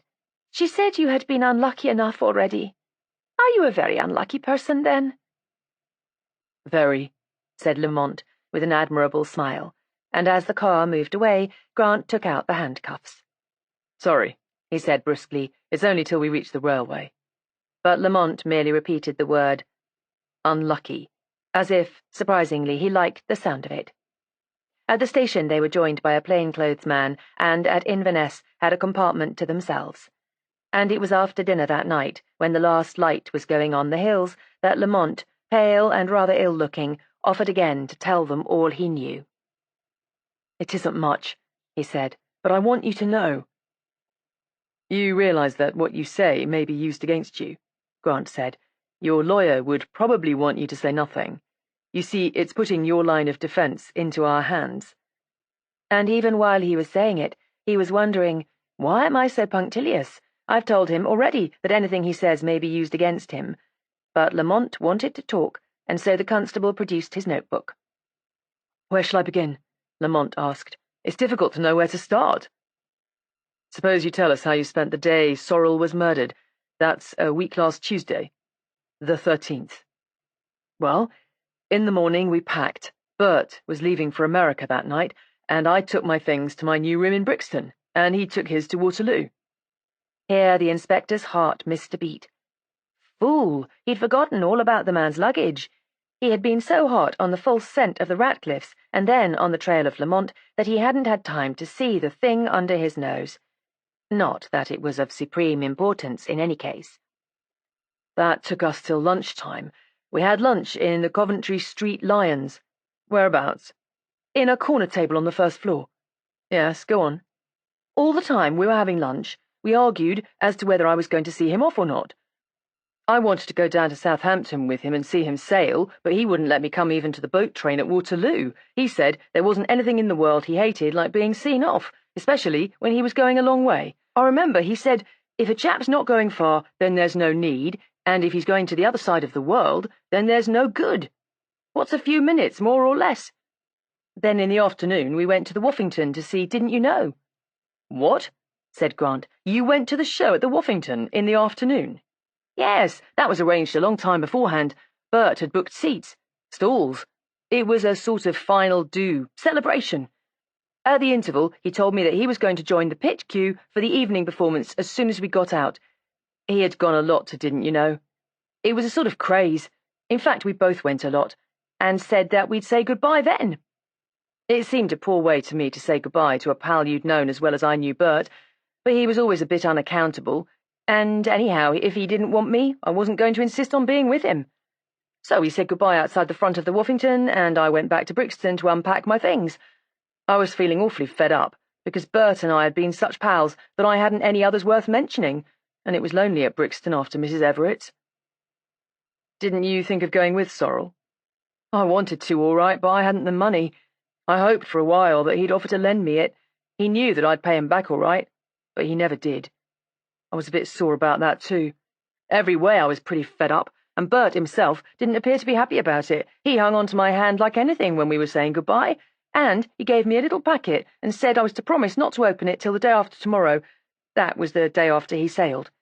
I thought it was a sort of farewell present, and didn't think anything more about it. It was a little white packet done up in paper like jewellers use, and, as a matter of fact, I thought it was a watch. My watch was always going crazy. He used to say, if you don't get a new watch, Jerry, you won't be in time for Kingdom Come even. Lamont choked suddenly and stopped. He carefully wiped away the steam on the window and then resumed. Well, when I was unpacking my things in Brixton, I missed my revolver. I never used the thing, of course. It was just a war souvenir. I had a commission, though you mightn't think it. And I tell you straight, I'd rather 1,000 times be for it wire-cutting or anything else like that than be hunted round London by the police. It isn't so bad in the open. More like a game, somehow, but in London it's like being in a trap. Didn't you feel that it wasn't so deadly awful out in the country, somehow? Yes, admitted the inspector. I did. But I didn't expect you to. I thought you'd be happier in town. Happy? God, said Lamont, and was silent, evidently living it over again. Well, prompted the inspector, you missed your revolver? Yes, I missed it, and though I didn't use it, it used to be kept locked in a drawer at Mrs. Everett's, I knew exactly where I had put it when I was packing. Whereabouts in the trunk, I mean, and as it was only that morning I had packed, I was just taking things out in the reverse order from the way I'd put them in, and so I missed it at once. And then I grew frightened somehow, though even yet I can't tell you why. I began to remember how quiet Bert had been lately. He was always quiet, but lately he had been more so. Then I thought he might just have wanted a gun going to a strange country, but then I thought he might have asked for it. He knew I'd have given it to him if he asked for it. Anyway, I was sort of frightened, though I couldn't tell you just why, and I went straight back to the queue and found him. He had a good place about a third of the way down, so I think he had had a boy to keep his place for him. He must have meant all the time to go back on his last night. He was sentimental, Bert. I asked him if he had taken my revolver, and he admitted it. I don't know why I grew so scared then, all of a sudden. Looking back, it doesn't seem to be anything to be scared about, your pal having taken your revolver. But I was, and I lost my head and said, well, I want it back right now. And he said, why? And I said, because it's my property, and I want it. He said, you're a mean skunk, Jerry. Can't I borrow anything of yours even when I'm going half round the world, and you're going to stay in little safe old London? But I stuck to having it back. Then he said, well, you'll have a sweet time unpacking my things for it, but I'll give you the key and the ticket. It was only then that it occurred to me that I had taken it for granted that he had the revolver on him. I began to feel small, and to feel I'd made a fool of myself. I always did things first and thought afterwards, and Bert always thought for ages about a thing, and then would do exactly as he had intended to. We were opposites in lots of ways, so I told him to keep his ticket and the revolver too, and went away. Now there had been no cloakroom ticket found in Sorrel's possession. Did you see the ticket? No, he only offered to give it to me. Next morning I was late because I wasn't used to doing for myself, and I had to make my own breakfast and tidy up, but I didn't hurry because I had no job. I was hoping to get a clerk's place when the flat started. It was nearly 12 when I went out, and I wasn't thinking of anything but Bert. I was so fed up with the way we'd parted and the fool I'd made of myself that I went to a post office and sent a wire to Bert addressed to the Queen of Arabia saying, sorry, Jerry.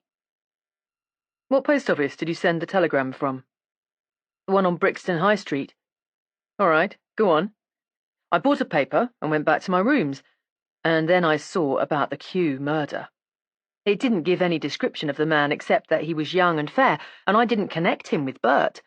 When I thought of Bert, I always thought of him aboard ship by this time, do you see? If the man had been shot, I'd have been alarmed at once, but stuck with a knife was different. At this stage, Grant looked with incredulous astonishment at Lamont. Was the man by any remotest possibility telling the truth? If not, he was the most cold-blooded wretch Grant had ever had the unhappy lot to meet. But the man appeared unconscious of Grant's scrutiny. He seemed wholly absorbed in his story. If this was acting, it was the best Grant had ever seen, and he deemed himself a connoisseur. On Thursday morning, when I was clearing up, I remembered Bert's parcel and opened it, and inside was all Bert's cash. I was flabbergasted, and somehow I was scared again. If anything had happened to Bert, I'd have heard about it. I thought I would have, but I didn't like it. There was no note with it. He had said when he handed it over, "This is for you," and made me promise not to open it till the time he said. I didn't know what to do about it because I still thought of Bert as being on the way to New York. I went out and got a paper. They had all big headlines about the Kew murder, and this time there was a full description of the man and his clothes and the contents of his pockets. That was in black type, and I knew at once it was Bert. I got on a bus, feeling sick all over, but meaning to go to Scotland Yard right away and tell them all I knew about it. On the bus I read the rest of the thing. It said that the murder had been done by someone left-handed and wanted to know who had left the Kew. Then I remembered that we had had an argument that anyone might have overheard, and that I had all Bert's money, without a single thing to show how I got it. I got off the bus in an awful sweat, and walked about thinking what was to be done. The more I thought about it, the more it seemed that I couldn't go to Scotland Yard with a tale like that.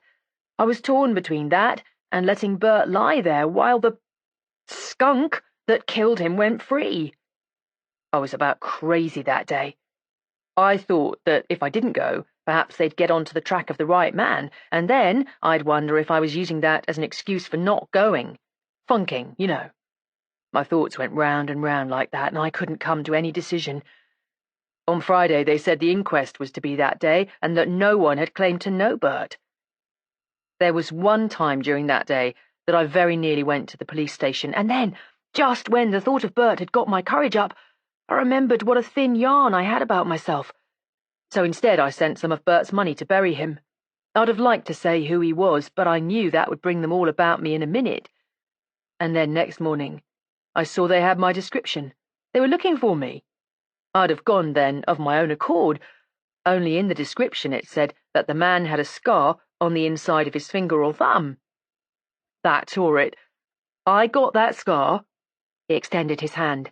As I told you, carrying my trunk up the stairs to my room, the buckle caught me as I was letting it down, but that tore it all right. Who would believe me now? I waited till it was late afternoon, and then I went to Mrs. Everett. She was the only real friend I had, and she knew me. I told her every last thing about it. She believed me because she knew me, you see? But even she saw that no one who didn't know me would believe me. She called me a fool, or as good as, for not going straight away to tell what I knew. She would have. She ruled us both. Bert used to call her Lady Macbeth because she was Scotch and used to screw us up to do things when we were wavering about them. She said all I could do now was to lie low. If they didn't find me, there was always the chance of their getting on to the right man, and afterwards she would give me the money to go abroad. I couldn't use Bert somehow. When I left her, I went all the way into town because I couldn't bear the thought of going back to my rooms with nothing to do but listen for feet on the stairs. I thought I would be safest in a movie show, and I meant to go up to the Haymarket. And then I looked back in the Strand and saw you behind me. You know that bit. I went back to my rooms at once and didn't stir out of them till Mrs. Everett came on Monday and told me you'd been to her. She came to King's Cross with me and gave me the introduction to the people at Carninish. You know the rest. After I'd been a day in Carninish, I began to think I had a chance, until I saw you come into the room for tea. He lapsed into silence. Grant noticed that his hands were trembling. What made you think that the money you say Sorrel left with you was all he had? Because it was the amount he had in his own private account at the bank. It was I who drew it for him more than a week before he was due to sail. He drew it all but £1. Were you in the habit of drawing money for him? No, hardly ever, but that week he was terribly busy settling affairs at the office and clearing up generally. Why did he draw it so soon, if he did not need it to pay his fare, as he evidently didn't? I don't know, unless he was afraid he wouldn't have enough in the business account to pay off all the accounts. But he had. He didn't leave a halfpenny owing. Was business good? Yes, not bad, as good as it ever is in the winter. We do very little national hunt betting. Did, I mean. During the flat, it was good enough. At the end of the winter would be a lean season with Sorrel, then? Yes. And you handed the money to Sorrel when? Directly I got back from the bank. You say you quarrelled with Sorrel about the revolver. Can you prove the revolver was yours? No, how can I? No one knew about it because it was locked up. No one but Bert, I mean. It was loaded, just the way it was when the armistice came. It wasn't a thing to leave about. And what do you suggest that Sorrel wanted it for? I don't know. I haven't the remotest idea. I did think of suicide. It looked like that, but then there was no reason for it. When you said to me at Carninish that in your opinion a woman had killed Sorrel, what did you mean?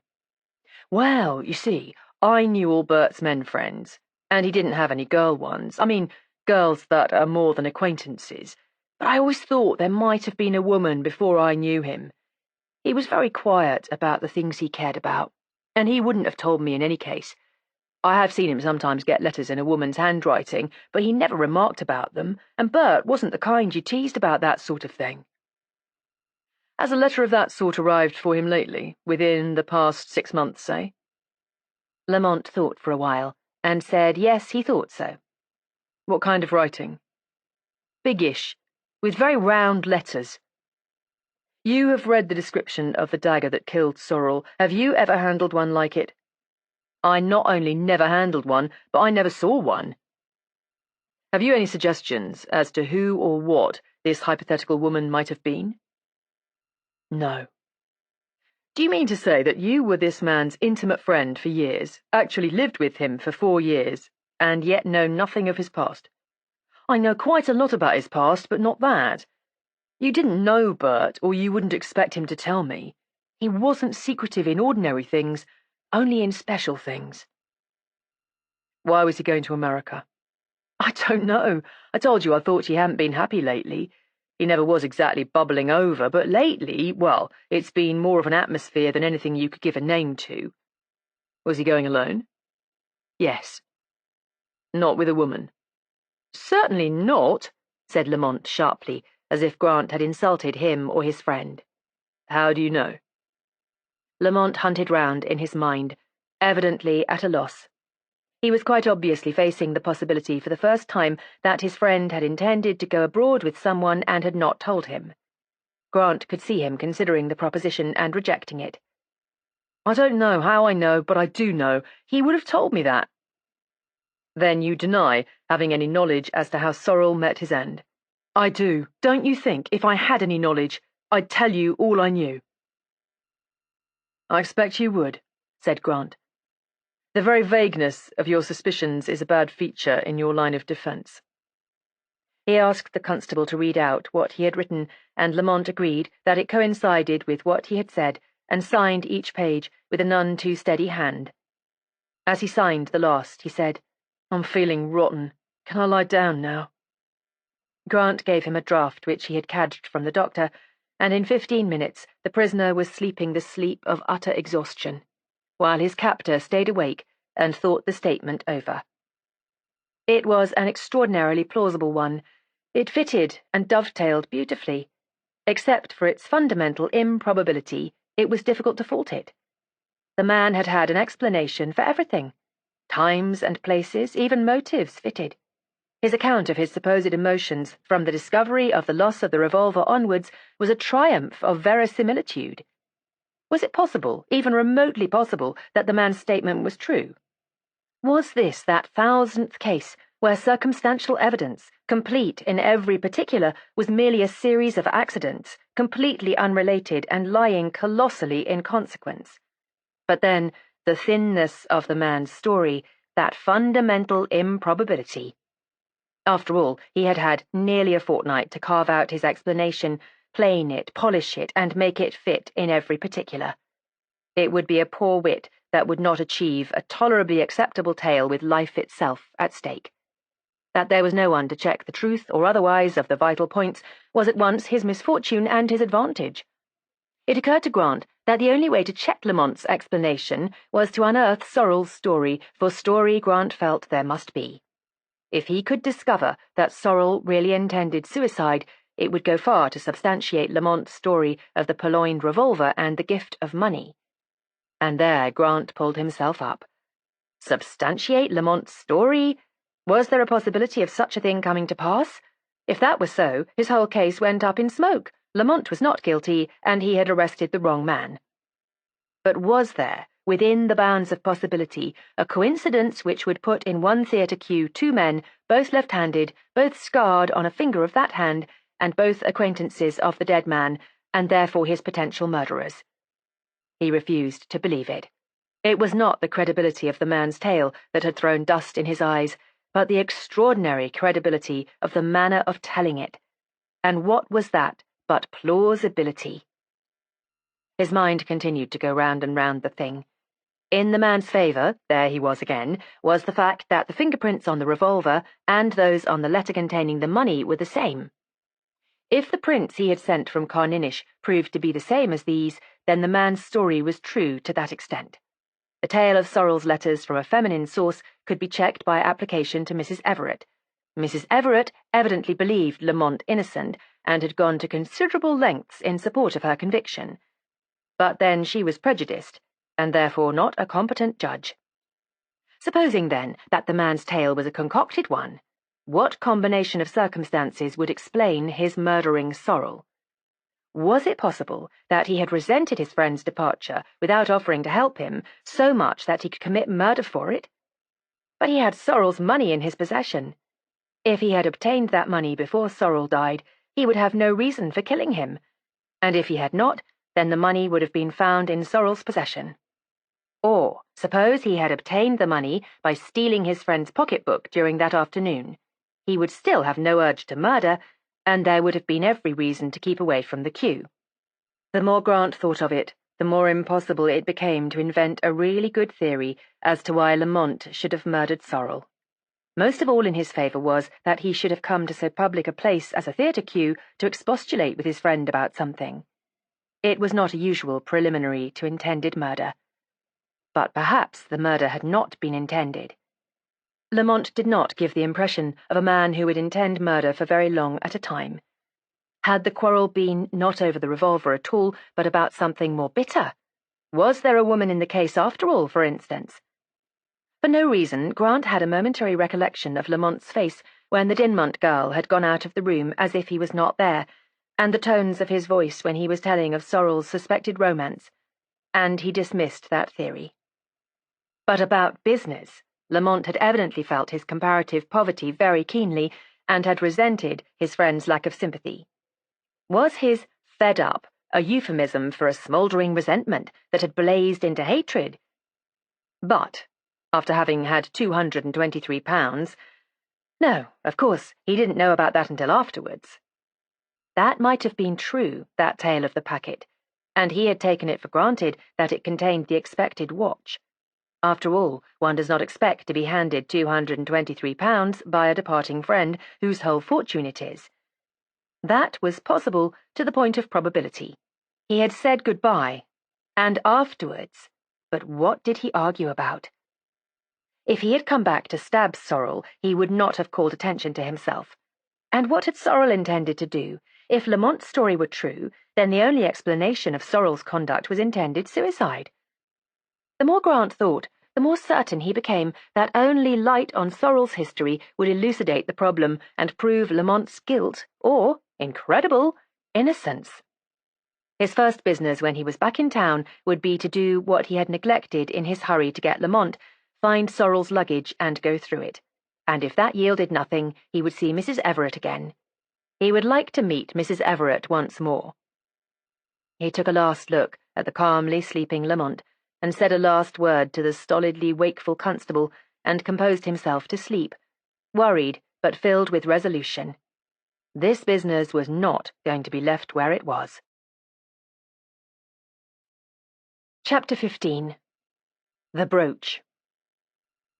After a hot bath, during which he had twiddled his toes in the wavering steam and tried to mesmerize himself into that habitually comfortable frame of mind of a detective officer who has got his man, Grant repaired to the yard and went to interview his chief.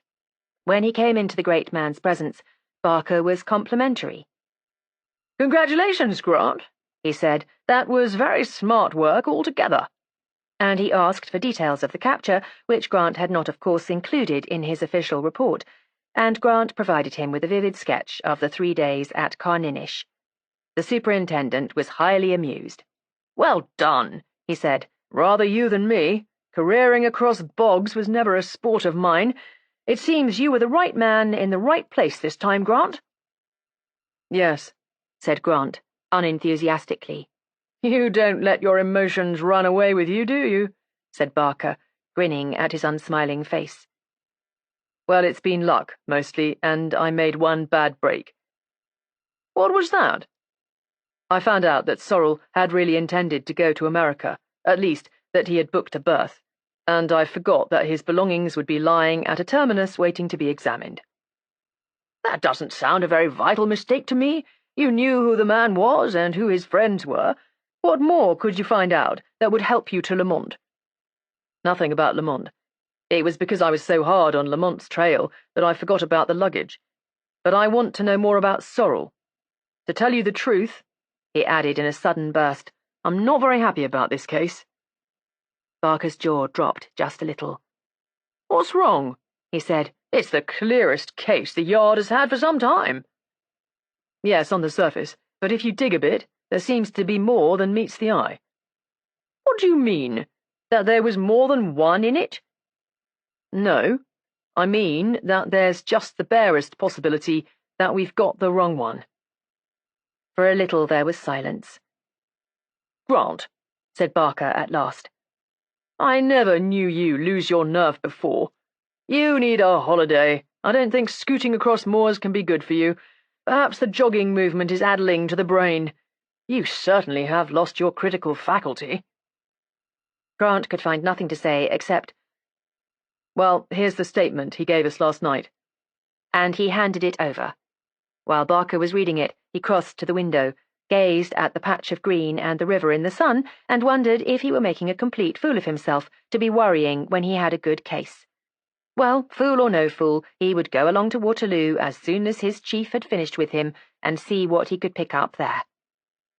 When Barker dropped the statement with a little flop onto the table, Grant turned eagerly to see what effect it had had on him. "Well," said that worthy, "it leaves me with a strong desire to meet Mr. Lamont." "Why?" asked Grant. "Because I'd like to see in person the man who tried sob stuff on Inspector Grant and got away with it. The unimpressionable Grant." "That's how it strikes you, is it?" Grant said gloomily. "You don't believe a word of it?" "Not a word," said Barker cheerfully. "It's about the thinnest story I've known put up for some time. But then I should think the man was hard put to it to find any way out of the evidence at all. He did his damnedest, I will say that for him." "Well, look at it from the other way. And can you think of a reasonable explanation for Lamont's killing Sorrel?" "Tut, tut, Grant, you've been at the Yard for I don't know how many years, and you're looking at this late stage for reasonable murders. You need a holiday, man. Lamont probably killed Sorrel because the way he ate had got on his nerves. Besides, it isn't any of our business to fit psychology to people, or to provide motives, or anything of that sort. So don't worry your head. Fit them with good watertight evidence, and provide them with a cell, and that's all we have to bother about." There was a short silence, and Grant gathered up his papers preparatory to taking his leave and getting along to Waterloo. "Look here," said Barker out of the silence. "All joshing apart, do you believe the man didn't do it?" "I don't see how he could not have," Grant said. "There's the evidence. I can't say why I'm uneasy about the thing, but that doesn't alter the fact that I am." "Is this an example of the famous flair?" said Barker, with a return to his former manner. But Grant would not be other than serious this morning. "No, I think it's just that I have seen Lamont, and talked to him when he was telling his story, and you haven't." "That's what I said to begin with," Barker reminded him. "Lamont has tried a sob story on you and put it over. Put it out of your head, Grant, until you get even a tittle of evidence to substantiate it. Flair is all very well, and I don't deny that you have been uncanny once or twice, but it has always been more or less in accordance with the evidence before, and in this case it most emphatically isn't." "That's the very thing that makes me worry most. Why should I not be pleased with the case as it stands? What is it that makes me not pleased? There is something, but I'm blowed if I can see what it is. I keep feeling that something is wrong somewhere. I want something that will either tighten up the evidence against Lamont or loosen it." "Well, well," said Barker good-humouredly. "Go ahead. You've done so well so far that you can afford to play yourself for a few days more. The evidence is good enough for the police court or any other kind of court for that of it." So Grant betook himself through the sunny, busy morning to Waterloo, trailing a little cloud of discontent behind him as he went. As he stepped from the warm pavement into the cool vault of the best but saddest of all London stations, the very name of it reeks of endings and partings, gloom sat on his face like a portent. Having obtained the necessary authority to open any luggage that Sorrel might have left, he repaired to the left luggage room, where a highly interested official said, "Yes, sir, I know them. Left about a fortnight ago they were," and led him to the luggage in question. It consisted of 2 well-worn trunks, and it occurred to Grant that neither was labelled with the Rotterdam Manhattan Company's labels as they should have been if Sorrel had intended going aboard at Southampton. Nor were they addressed at all. On ordinary labels on each was written in Sorrel's writing, A. Sorrel, but nothing else. With his own keys and a slight quickening of heart, he opened them. Below the top garment in the first was Sorrel's passport and tickets for the voyage. Why had he left them there? Why not have taken them with him in a pocketbook? But alongside them were the labels supplied by the company for the labelling of passengers' luggage. Perhaps for some reason Sorrel had meant to open the trunk again before going down on the boat train and had postponed labelling it till then. and had left his tickets and passport there as being safer than a pocketbook in a queue. Grant continued his examination. There was no further indication that Sorrel had not intended to go abroad, as he said. The clothes were packed with a care and neatness that surely argued a further use for them. There was method, too, in the manner of their disposition. The articles which would presumably be needed first were there to hand, and the less necessary ones farther down. It was difficult, looking at the packing, to believe that Sorrel had not intended to take out the articles himself at some future time, and there was no information, no letters, no photographs. That last struck Grant as the only remarkable thing about the luggage, that a man who was going abroad should have no souvenirs of any sort with him. And then he came on them, packed at the bottom between two shoes, a little bundle of snapshots. Hastily he untied the piece of string that held them together and looked them through. At least half of them were photographs of Gerald Lamont, either alone or with Sorrel, and the rest were old army groups. The only women in the collection were Mrs. Everett and some VADs who seemed to be incidental to the army groups. Grant almost groaned aloud in his disappointment. He had untied that string with such mighty, if vague, hopes, but when he had tied up the bundle again, he put it in his pocket. VADs might be incidental in a group, but individually they were women, and as such not to be despised. And that was all. That was all he was going to get from the luggage he had been banking so heavily on. Troubled and disappointed, he began to put the things back as he had found them. As he lifted a coat to fold it, something fell from a pocket and rolled along the floor of the left luggage room. It was a small blue velvet case, such as jewellers use for their wares. No terrier is quicker on a rat than Grant was on that small, slowly revolving box, and no girl's heart beat at the opening of a velvet case as Grant's heart beat at the opening of that one. A press with his thumb and the lid flew up. On the deep blue lining lay a brooch such as women wear in their hats. It was made from small pearls in the form of a monogram, and was very simple and rather beautiful. M.R., said Grant aloud. Margaret Ratcliffe. His brain had said it before his thoughts had time to gather round it. He stared at the trinket for a little, took it up from its velvet bed, turned it in his hand, and put it back again. Was this his clue, after all? And did these common enough initials point to the woman who kept stumbling into this case so persistently? It was she that had stood behind Sorrel when he was killed. It was she that had booked a berth on the same day, on the same ship, to the same destination as Sorrel. And now the only thing of value found among his belongings was a brooch with her initials.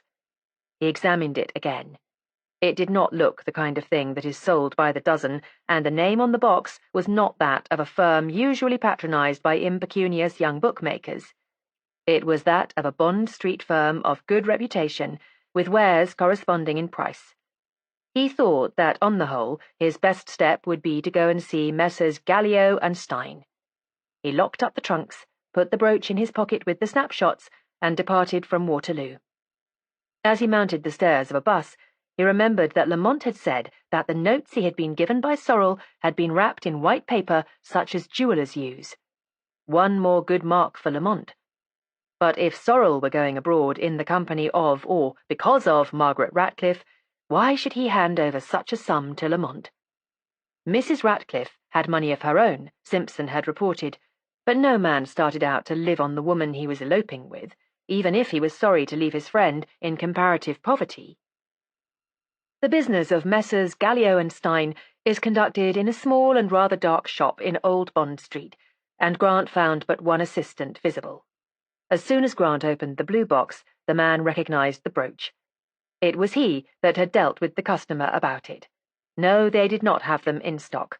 It had been made to order for a Mr. Sorrel, a young fair man. It had cost 30 guineas, and had been finished, he consulted a book, on the 6th, a Tuesday, and Mr. Sorrel had called and paid for it, and taken it away with him on that date. No, the assistant had never seen the man before. He had described what he wanted, and had made no fuss about the price. Grant went away thinking deeply but no nearer a solution. That a man in Sorrel's position had been willing to pay 30 guineas for an ornament argued infatuation of an extreme type. He had not presented it to the object of his devotion up to the time of his departure. That meant that it could be presented only after he had left Britain. It was packed deep in his trunk. He had no friends in America that anyone knew of, but Margaret Ratcliffe was going out by the same boat. That woman, how she came into things! And her entry, instead of making things clearer, merely made the muddle worse than before. For muddle, Grant was now convinced there was. It was nearly lunchtime, but he went back to the yard because he was expecting a message from the post office. It was there waiting for him. On the morning of the 14th, Wednesday, a telegram had been handed in at Brixton High Street Post Office addressed to Albert Sorrel on board the Queen of Arabia and reading, "Sorry, Jerry." It had presumably been delivered, since there had been no word to the contrary, but it was not unlikely that in the shoal of telegrams attending the departure of a big liner, if it had not been claimed, it might have been mislaid. "So that's that," said Grant aloud, and Williams, who was in attendance, said, "Yes, sir," accommodatingly. And now what? He wanted to see Mrs. Ratcliffe, but he did not know whether she had returned home. If he rang to inquire, she would be forewarned of his renewed interest in her. He would have to send Simpson again. Mrs. Ratcliffe would have to wait for the moment. He would go and see Mrs. Everett instead. He gave Simpson his instructions, and after lunch went down to Fulham. Mrs. Everett opened the door to him with no sign of fear or embarrassment. From the expression of her eyes, her hostility was too great to permit of her harbouring any other emotion. What line should he take with her? The stern official one would be useless, both from the point of impressing her and from the point of extracting information. The dead man had done well to call her Lady Macbeth, and a magnanimous overlooking of the part she had played in Lamont's escape would also have no effect. Flattery would earn nothing but her scorn. It occurred to him that the only method of dealing with her to any advantage was to tell her the truth. "Mrs. Everett," he said, when she had led him in, "we have a case that will hang Gerald Lamont. But I'm not satisfied myself with the evidence. So far, I haven't caught Lamont out in a misstatement, and there is just the faintest possibility that his story is true. But no jury will believe it. It is a very thin tale, and, told baldly in a court of law, would be beyond belief. But I feel that a little more information will tip the scales one way or another, either prove Lamont's guilt beyond a doubt, or acquit him. So I've come to you. If he's innocent, then the chances are that the extra information will go to prove that, and not his guilt. And so I've come to you for the information." She examined him in silence, trying to read his motive through the camouflage of his words. "I've told you the truth," he said, "and you can take it or leave it. It isn't any softness for Gerald Lamont that has brought me here, I assure you. It's a matter of my own professional pride. If there's any possibility of a mistake, then I've got to worry at the case until I'm sure I've got the right man." "What do you want to know?" she said, and it sounded like a capitulation. At least it was a compromise. "In the first place, what letters habitually came for Sorrel, and where did they come from?" "He got very few letters altogether. He had not many friends on these terms." "Did you ever know letters addressed in a woman's hand come for him?" "Yes, occasionally." "Where were they posted?" "In London, I think." "What was the writing like?" "Very round and regular and rather large."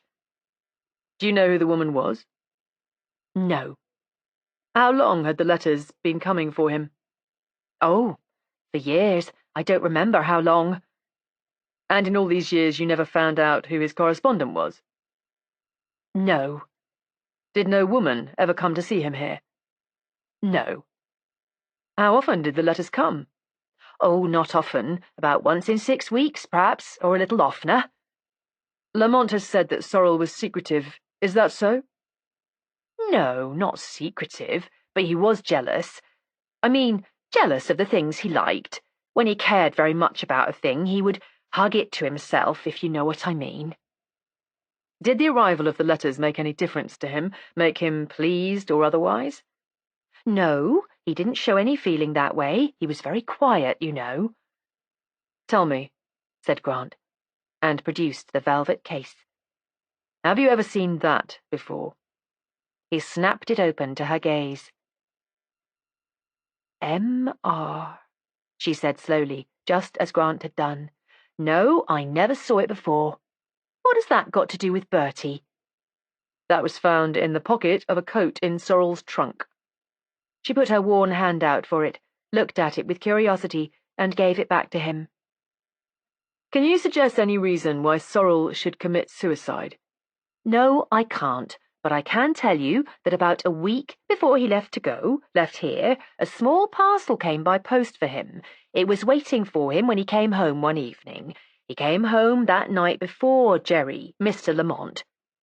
Do you mean as small a parcel as this? Not quite, but as big as that would be with wrapping round it. But the man in Gallio and Stein's had said that Sorrel had taken the brooch away with him. Can you remember what day that was? I wouldn't swear to it, but I think it was the Thursday before he left. On Tuesday, Sorrel had taken the little parcel from the jeweller, and on Thursday evening the little parcel had been delivered at Sorrel's rooms.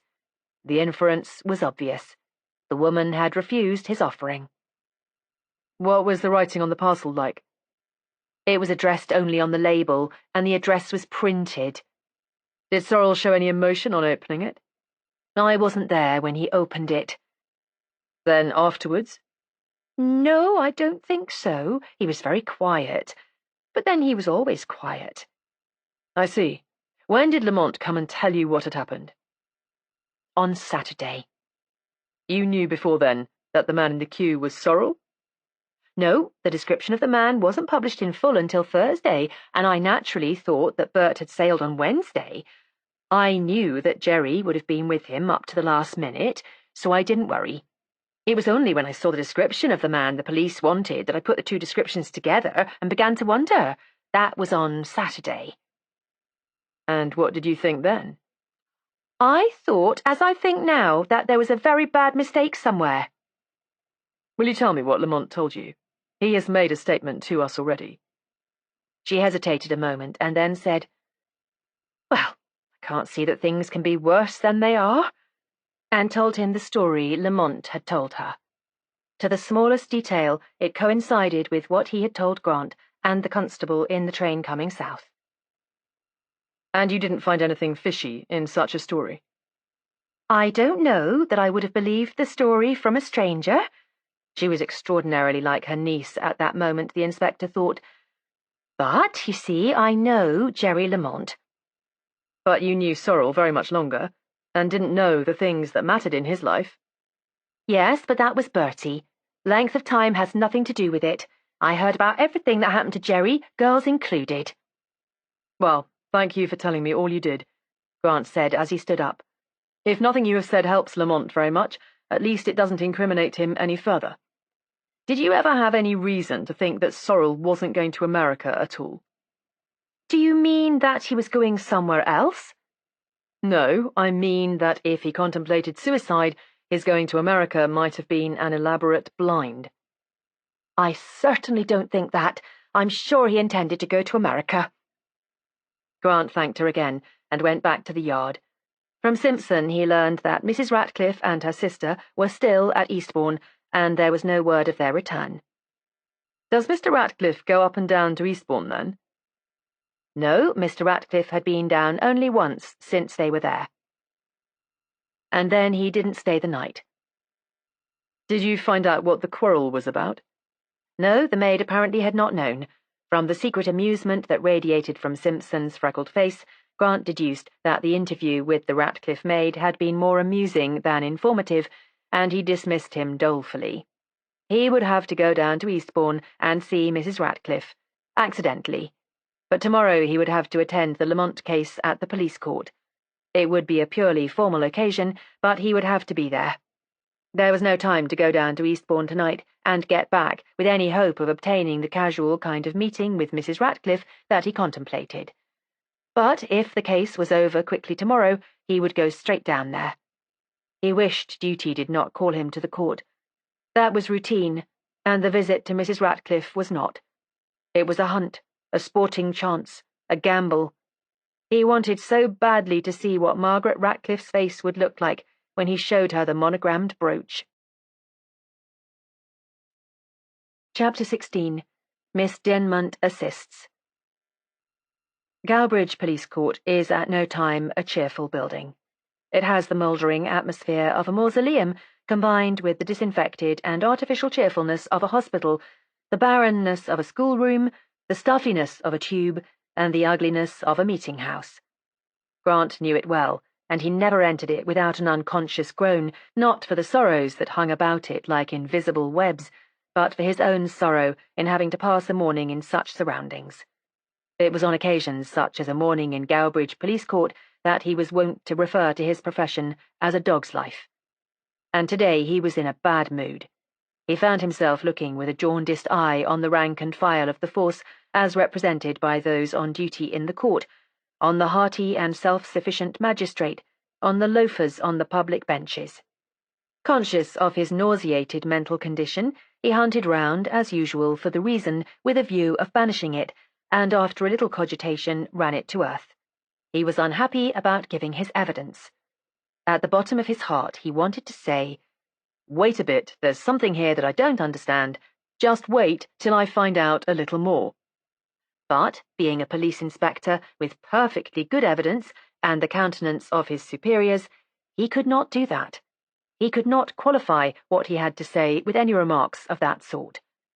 He glanced across the court to where the lawyer who had Lamont's case was sitting. Lamont would want some bigger guns than that when he came up for his trial at the Old Bailey, or he wouldn't have a dog's chance. But big guns cost money, and lawyers are professional men, not philanthropists. 2 cases were summarily dealt with, and then Lamont was brought into court. He looked ill, but was perfectly collected. He even acknowledged the inspector's presence with a slight smile. His arrival created a stir in the public part of the court. There had been no press warning that the case would be dealt with there today, and all those present were either curious idlers or friends of principals in other cases. Grant had looked for Mrs. Everett, but she was not there. Lamont's sole friend in court seemed to be the paid one who had charge of his interests. Nevertheless, Grant looked again now for a sign of personal interest on any face. He had found before now that useful information can be obtained from the expressions of presumed strangers in the body of a court, but a careful scrutiny revealed nothing. Nothing but curiosity was apparent on any countenance in the audience. But as he left the box, after giving his evidence, he saw a newcomer at the back of the court, and the newcomer was Miss Denmont. Now, Miss Denmont's holiday did not finish for a week yet, and she had said at that fateful manse tea that since she had holidays only once a year, she spent them all at home. And as he sat down, Inspector Grant was marvelling at the girl who would not soften towards a man she believed to be guilty of a terrible thing, but who would cut short her holiday and travel 500 miles to hear the evidence for herself. Lamont had his back to her, and it was unlikely, unless he deliberately looked round the room as he went out, that he would be aware of her presence. She caught the inspector's eye upon her, and bowed to him unperturbed. In her neat, dark tailor-made and small hat she looked the complete, self-possessed, charming woman of the world. She might have been a writer looking for copy, for all the emotion she showed. Even when Lamont was remanded and led out of court, her good-looking face was not stirred. They were very alike, aunt and niece, Grant thought. That was probably why they did not like each other. He went up to her as she was leaving and greeted her. "Are you doing anything, Miss Denmont? Come and have lunch with me, will you?" "I thought inspectors lived on tablets of condensed beef extract or something like that during the day. Do they really have time to sit down to a meal?" "Not only that, but they have a very good one. Come and see." And she smiled, and came. He took her to Laurent's, and over the meal she was quite frank about her change of plans. "I couldn't stay in Carninish after what happened," she said, "and I had an itch to hear the court proceedings, so I just came. I have never been in a court of law in my life before. It isn't an impressive spectacle." "Not a police court, perhaps," he admitted, "but wait till you see a big trial." "I hope I never shall, but it seems that I'm going to. You have a beautiful case, haven't you?" "That is the word my chief uses about it." "And don't you agree?" she asked quickly. Oh, yes, certainly. To admit to Mrs. Everett that he was not satisfied was one thing, but he was not going to blazon it abroad. And this independent girl was certainly abroad. Presently she mentioned Lamont directly. "He looks bad," she said judicially, using bad in her professional sense. "Will they look after him in prison?" "Oh, yes," said Grant. "They take very good care of them." "Is there any chance of their badgering him? Because I warn you, he won't stand any badgering as he is now. Either he'll be seriously ill, or he'll say that he did it." "Then you don't believe he did?" "I think it's unlikely, but I'm quite aware that the fact that I think so doesn't make it so. I just want him to get a fair deal." Grant remarked on her matter-of-fact acceptance of his word at Carninish as to the man's guilt. "Well," she said, "you knew much more about it than I did. I never saw him till 3 days previously. I liked him, but that didn't make him guilty or innocent. Besides, I'd rather be a brute than a fool." Grant considered this unfeminine pronouncement in silence, and she repeated her question. "Oh, no," Grant said. "This isn't America. And in any case, he has made his statement, as you heard, and he is not likely to change his mind or make another." "Has he any friends?" "Only your aunt, Mrs. Everett." "And who will pay for his defense?" Grant explained. "Then he can't have any of the good ones. That doesn't seem to me particularly fair, for the law to keep famous lawyers to do their prosecuting and not famous lawyers to defend poor criminals." Grant grinned. "Oh, he'll have a fair deal, don't you worry. It is the police who are harried round in a murder case." "Did you never, in all your experience, know a case where the law made a mistake?" "Yes, several," Grant admitted cheerfully. "But they were all cases of mistaken identity, and that's not in question here." "No, but there must be cases where the evidence is nothing but a lot of things that have nothing to do with each other put together until they look like something, like a patchwork bed cover." She was getting too hot to be comfortable in her search after enlightenment, and Grant reassured her and unostentatiously changed the subject, and presently fell silent. A sudden idea had occurred to him. If he went down to Eastbourne alone, Mrs. Ratcliffe, however casual his appearance, might be suspicious of his bona fides. But if he appeared with a woman companion, he would be accepted at once as off-duty, and any suspicion his presence might arouse would be lulled until he could get Mrs. Ratcliffe completely off her guard. And the whole success of the expedition depended on that she should be unprepared for any demonstration on his part. "Look here," he said, "are you doing anything this afternoon?" "No. Why?" "Have you done your good deed for the day?" "No, I think I've been entirely selfish today." "Well, get it off your chest by coming down to Eastbourne with me this afternoon as my cousin, and being my cousin till dinner. Will you?" She considered him gravely. "I don't think so. Are you on the track of some other unhappy person?" "Not exactly. I'm on the track of something, I think." "I don't think so," she said slowly. "If it were just fun, I'd do it like a shot. But when it means something I don't know for someone I've never met, you see—" "I say, I can't tell you about it, but if I give you my word that you'll never regret it, will you believe me and come?" "But why should I believe you?" she said sweetly. The inspector was rather staggered. He had commended her lack of faith in Lamont, but her logical application of it to himself disconcerted him. "I don't know why," he admitted. "I suppose police officers are just as capable of fibbing as anyone." "And considerably more unscrupulous than most," she added dryly. "Well, it's just a matter for your own decision, then. You won't regret coming, I'll swear to that, if you like, and police officers are not given to perjury, however unscrupulous they may be." She laughed. "That got you, didn't it?" she said delightedly. And after a pause, "Yes, I'll come and be your cousin with pleasure. None of my cousins are half as good-looking." But the mockery in her tone was too apparent for Grant to find much pleasure in the compliment. They went down through the green countryside to the sea, however, in perfect amity, and when Grant looked up suddenly and saw the downs, he was surprised. There they stood in possession of the landscape, like someone who has tiptoed into a room unheard and startles the occupant by appearing in the middle of the floor. He had never known a journey to the south coast pass so quickly. They were alone in the compartment, and he proceeded to give her her bearings. I am staying down at Eastbourne. No, I can't be. I'm not dressed for the part. We've both come down for the afternoon, then. I am going to get into conversation with two women who know me already in my professional capacity. When the talk turns on hat brooches, I want you to produce this from your bag and say that you have just bought it for your sister. Your name, by the way, is Eleanor Raymond, and your sister's is Mary. That is all. Just leave the brooch lying round until I arrange my tie. That will be the signal that I have had all I want. All right. What is your first name, by the way? Alan. All right, Alan. I nearly forgot to ask you that. It would have been a joke if I had not known my cousin's name. It's a queer world, isn't it? Look at those primroses in the sun, and think of all the people in terrible trouble this minute. No, don't. That way madness lies. Think of the pleasantly deserted beach we're going to see in a few minutes. Do you ever go to the Old Vic? She asked. And they were still telling each other how wonderful Miss Bayliss was when they ran into the station.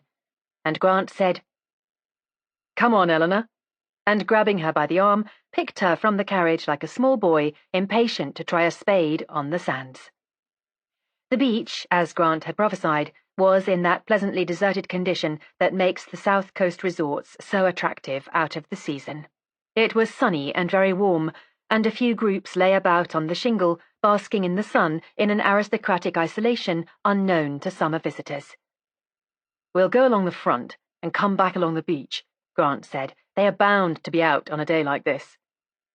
"Heaven send they aren't on the downs," she said. "I don't mind walking, but it would take till tomorrow to quarter these." "I think the downs are ruled out. The lady I am interested in isn't much of a walker, I should say." "What is her name?" "No, I won't tell you that until I introduce you. You are supposed not to have heard of her, and it will be better if you really haven't." They walked in silence along the trim front towards Holywell. Everything was trim, with that well-ordered trimness that is so typically Eastbourne. Even the sea was trim, and slightly exclusive, and Beachy Head had the air of having been set down there as a good finish off to the front, and of being perfectly conscious of the fact. They had not been walking for more than 10 minutes when Grant said, "We'll go down to the beach now. I'm almost certain we passed the couple I want some time ago. They are down on the shingle." They left the pavement and began a slow foot-slipping stroll back to the piers again. Presently they approached two women who were reclining in deck chairs facing the sea. One, the slighter one, was curled up with her back to Miss Dinmont and the inspector, and was apparently reading. The other was snowed round with magazines, writing pad, sunshade, and all the other recognized paraphernalia of an afternoon on the beach, but she was doing nothing, and appeared to be half asleep.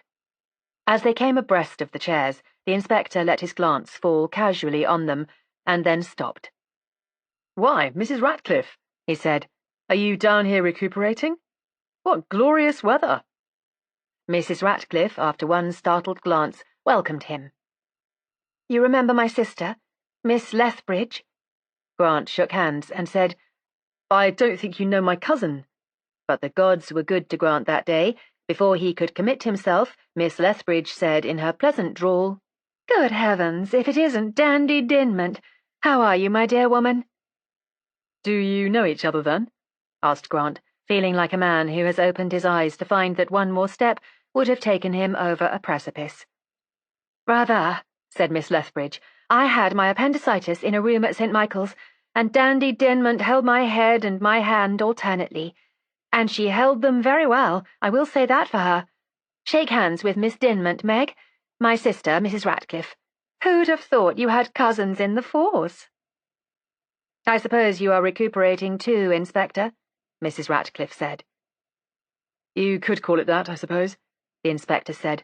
"My cousin is on holiday from Mike's, and I have finished my case, so we are making a day of it."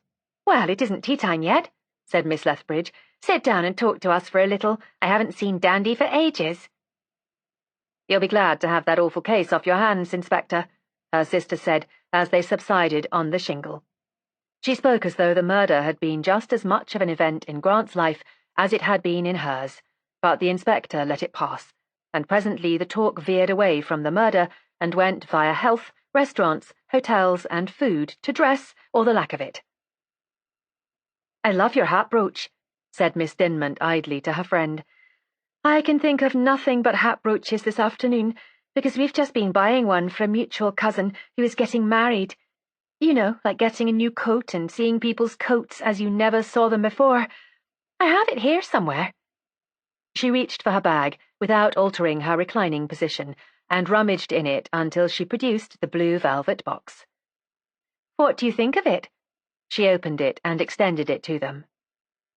"Oh, lovely," said Miss Lethbridge, but Mrs. Ratcliffe said nothing for a while. "M.R.," she said at last.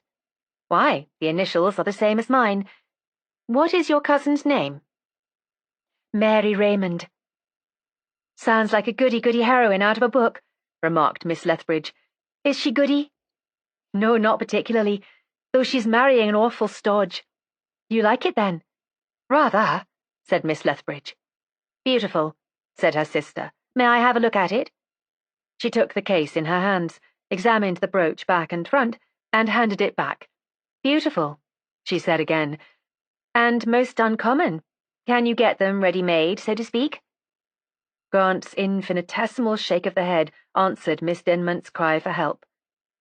"No, we had it made," she said. "Well, she's a lucky devil, Mary Raymond, and if she doesn't like it, she has very poor taste." "Oh, if she doesn't like it," said Grant, "she can just fib and say she does, and we'll never be a bit the wiser. All women are expert fibbers." "Hark at him," said Miss Lethbridge. "Poor disillusioned creature." "Well, isn't it true? Your social life is one long series of fibs. You are very sorry. You are not at home. You would have come, but you wish someone would stay longer. If you aren't fibbing to your friends, you are fibbing to your maids." "I may fib to my friends," said Mrs. Ratcliffe, "but I most certainly do not fib to my maids." "Don't you?" said Grant, turning idly to look at her. No one, to see him there, with his hat tilted over his eyes and his body lounging, would have said that Inspector Grant was on duty. "You were going to the United States the day after the murder, weren't you?" She nodded calmly. "Well, why did you tell your maid that you were going to Yorkshire?" Mrs. Ratcliffe made a movement to sit erect, and then sank back again. "I don't know what you're talking about. I most certainly never told my maid I was going to Yorkshire. I said New York." That was so patently possible that Grant hastened to get in first with, "Well, she thinks you said Yorkshire," before Mrs. Ratcliffe inevitably said, "How do you know?" "There isn't anything a police inspector doesn't know," he said. "There isn't anything he won't do, you mean?"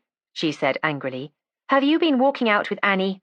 I shouldn't be surprised if you suspected me of having done the murder myself." "I shouldn't wonder," said Grant. "Inspectors suspect all the world." "Well, I suppose I can only give thanks that your suspicions led to nothing worse than walking out my maid."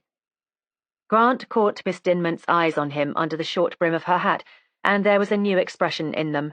The conversation had given away the fact that Mrs. Ratcliffe had some connection with the Kew murder, and Miss Dinmont was being given furiously to think. Grant smiled reassuringly at her. "They don't think I'm nice to know," he said, "but at least you can stick up for me. Justice is the thing I live for."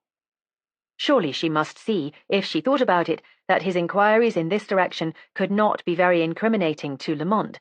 The chances must be the other way about. "Let's go and have tea," Miss Lethbridge said. "Come along to our hotel. Or shall we go somewhere else, Meg? I'm sick of anchovy sandwiches and currant cake." Grant suggested a tea shop which had a reputation for cakes, and began to bundle Mrs. Ratcliffe's scattered belongings together. As he did so, he let the writing pad drop so that it fell open on the sand, the first sheet exhibiting a half-written letter. Staring up at him in the bright sunlight were the round, large letters of Mrs. Ratcliffe's script. "Sorry," he said, and restored the block to the pile of papers and magazines. Tea as a gastronomic function might have been a success, but as a social occasion, Grant felt that it failed miserably. 2 out of his 3 companions regarded him with a distrust of which he could not fail to be conscious, and the third, Miss Lethbridge, was so cheerfully determined to pretend that she was not aware of her sister's ill humour that she tacitly confessed her own awareness of tension. When they had taken leave of each other, and Grant and his companion were on their way to the station in the fading light, he said, "You've been a brick, Miss Dinmont. I'll never forget it." But she did not answer. She was so quiet on the way home that his already discontented thoughts were further distracted. Why couldn't the girl trust him? Did she think him an ogre to make such unscrupulous use of her as she suspected? And all the time his looker-on half was smiling sardonically and saying, "You, a police inspector, asking for trust? Why, Machiavelli was fastidious compared with a CID man." When Grant was at war with himself, his mouth had a slight twist in it, and tonight the twist was very marked. He had found not one definite answer to the problems that troubled him. He did not know whether Mrs. Ratcliffe had recognized the brooch or not. He did not know whether she had said New York to her maid or not. And though he had seen her writing, that helped to no conclusion. A large percentage of women wrote large and very round hands. Her pause at sight of the brooch might have been merely the pause while she read the twined initial. Her veiled questions as to its origin might have been entirely innocent. On the other hand, they most emphatically might not. If she had anything to do with the murder, it must be recognized that she was clever and not likely to give herself away. She had already fooled him once when he dismissed her so lightly from his mind on the first day of the investigations. There was nothing to prevent her from going on fooling him unless he found a damning fact that could not be explained away. "What do you think of Mrs. Ratcliffe?" he asked Miss Dinmont. They were alone in the compartment, except for a country yokel and his girl. "Why?" she asked. "Is this merely making conversation, or is it more investigation?" "I say, Miss Dinmont, are you sore with me?" "I don't think that is the correct expression for what I feel," she said. "It isn't often I feel a fool, but I do tonight." And he was dismayed at the bitterness in her voice. "But there's not the slightest need," he said, genuinely distressed. "You did the job like a professional, and there was nothing in it to make you feel like that. I'm up against something I don't understand, and I wanted you to help me. That's all. That's why I asked you about Mrs. Ratcliffe just now. I want a woman's opinion to help me, an unbiased woman's opinion." "Well, if you want my candid opinion, I think the woman is a fool." "Oh? You don't think she's clever, deep down?" "I don't think she has a deep down." "You think she's just shallow? But surely—" He considered. "Well, you asked me what I thought, and I've told you. I think she's a shallow fool." "And her sister?" Grant asked, though that had nothing to do with the investigations. "Oh, she is different.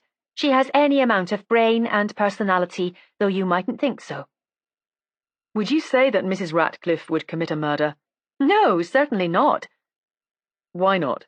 "Because she hasn't got the guts," said Miss Dinmont elegantly. "She might do the thing in a fit of temper, but all the world would know it the next minute, and ever afterwards as long as she lived." "Do you think she might know about one and keep the knowledge to herself?" "You mean the knowledge of who is guilty?" "Yes." Miss Dinmont sat looking searchingly at the inspector's impassive face. The lights of station lamps moved slowly over and past it as the train slid to a halt. "Erridge! Erridge!" called the porter, clumping down the deserted platform. The unexpectant voice had died into the distance, and the train had gathered itself into motion again before she spoke. "I wish I could read what you are thinking," she said desperately. "Am I being your fool for the second time in one day?" "Miss Dinmont, believe me, so far I have never known you do a foolish thing, and I'm willing to take a large bet I never shall." "That might do for Mrs. Ratcliffe," she said. "But I'll tell you. I think she might keep quiet about a murder, but there would have to be a reason that mattered to herself overwhelmingly. That's all." He was not sure whether the last 2 words meant that that was all that she could tell him, or whether it was an indication that pumping was to cease. But she had given him food for thought, and he was quiet until they ran into Victoria. "Where are you living?" he asked. "Not at the hospital?" "No, I'm staying at my club in Cavendish Square." He accompanied her there against her wish and said good night on the doorstep, since she would not be persuaded to dine with him. "You have some days of holiday yet," he said, with kindly intention. "How are you going to fill them in?" "In the first place, I'm going to see my aunt. I have come to the conclusion that the evils one knows are less dreadful than the evils one doesn't know." But the inspector caught the glint of the hall light on her teeth and went away feeling less a martyr to injustice than he had for some hours past. Chapter 17. Solution. Grant was disconsolate. His radiance was dimmed as the yard had never known it dimmed. He even snapped at the faithful Williams, and only the surprised hurt on that bland pink face recalled him to himself for a little. Mrs. Field blamed it unconditionally on the Scots, their food, their ways, their climate, and their country, and said dramatically to her husband, after the manner of a childish arithmetic, "If 4 days in a country like that makes him like this, what would a month do?"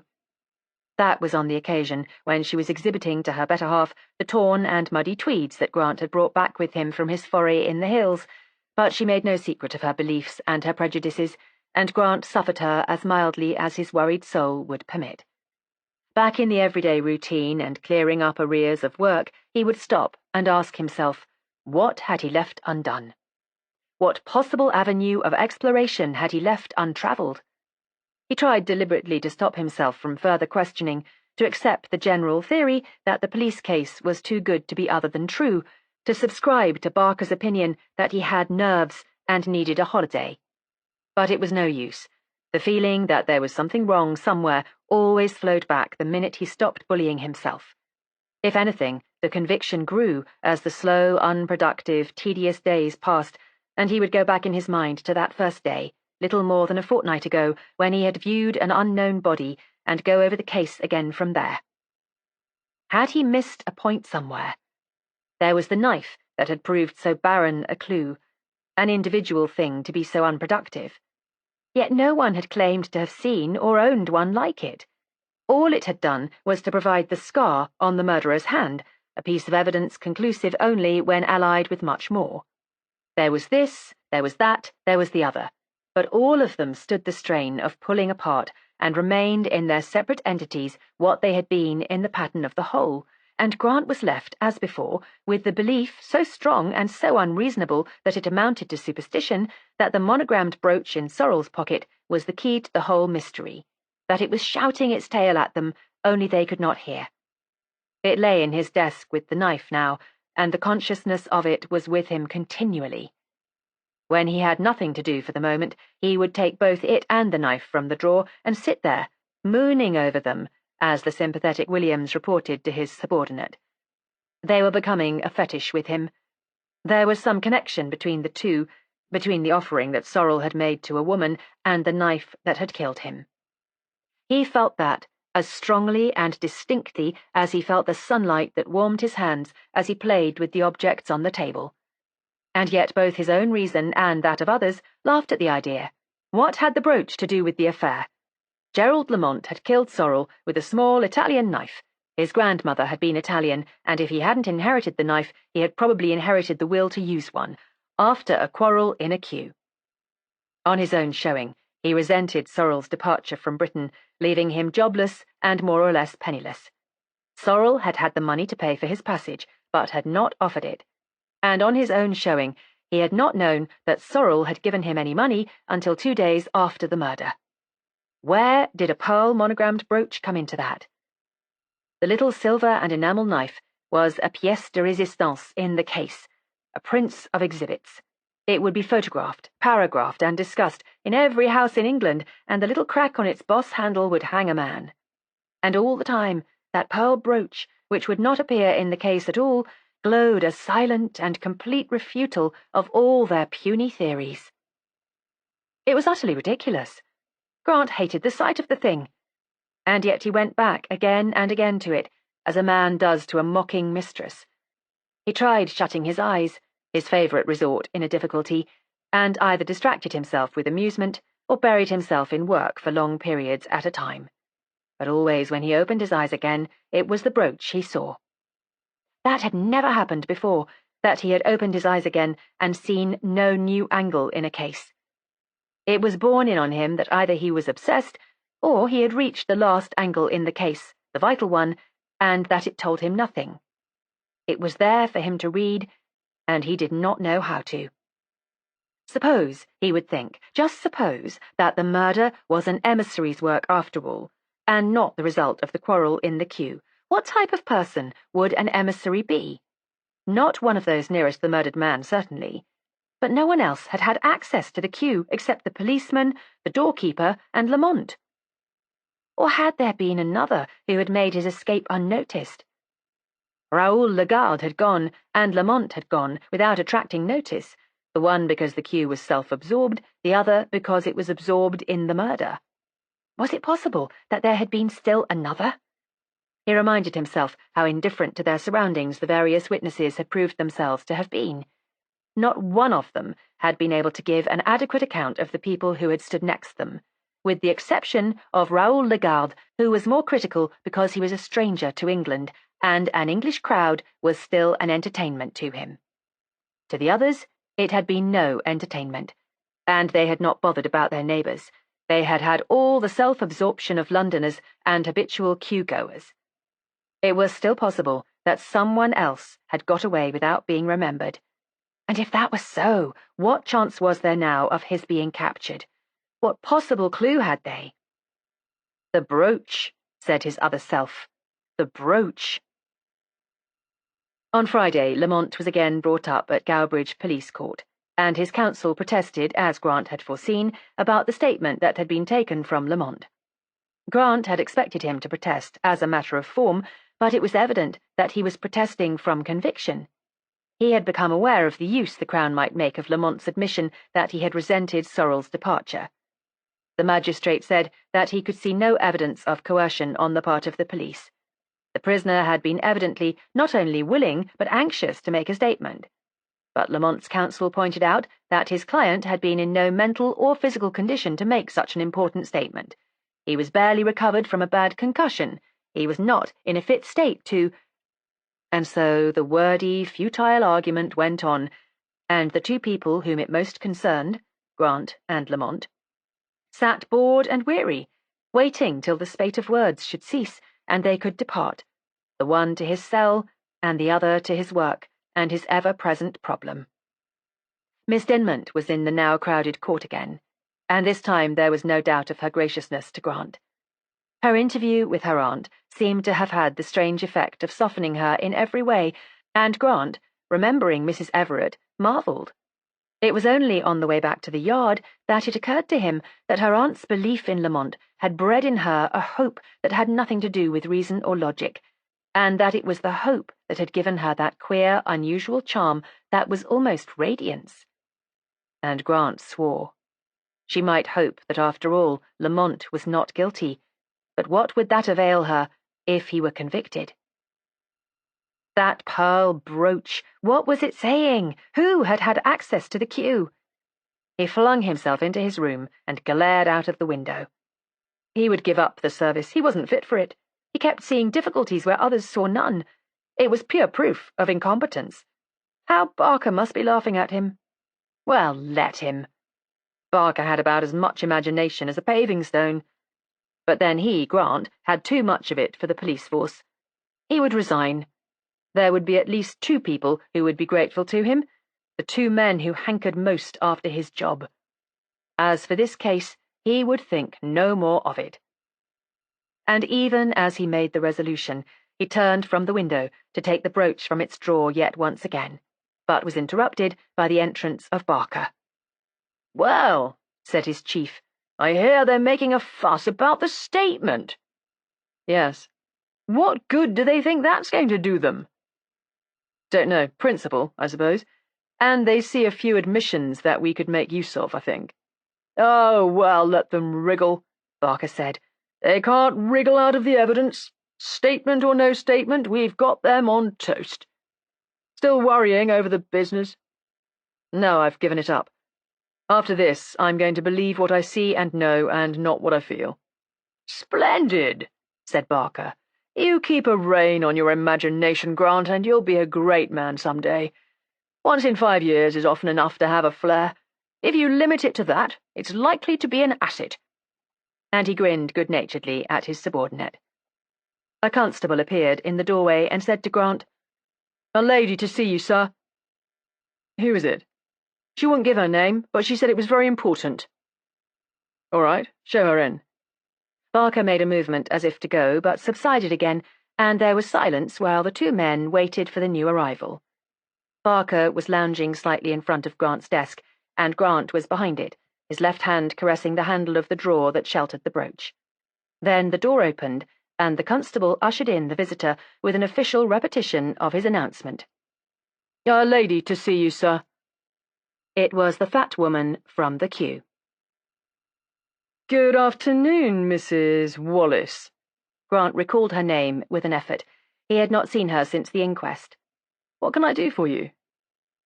"Good afternoon, Inspector," she said in her rampant Cockney. "I came because I think this business has gone far enough.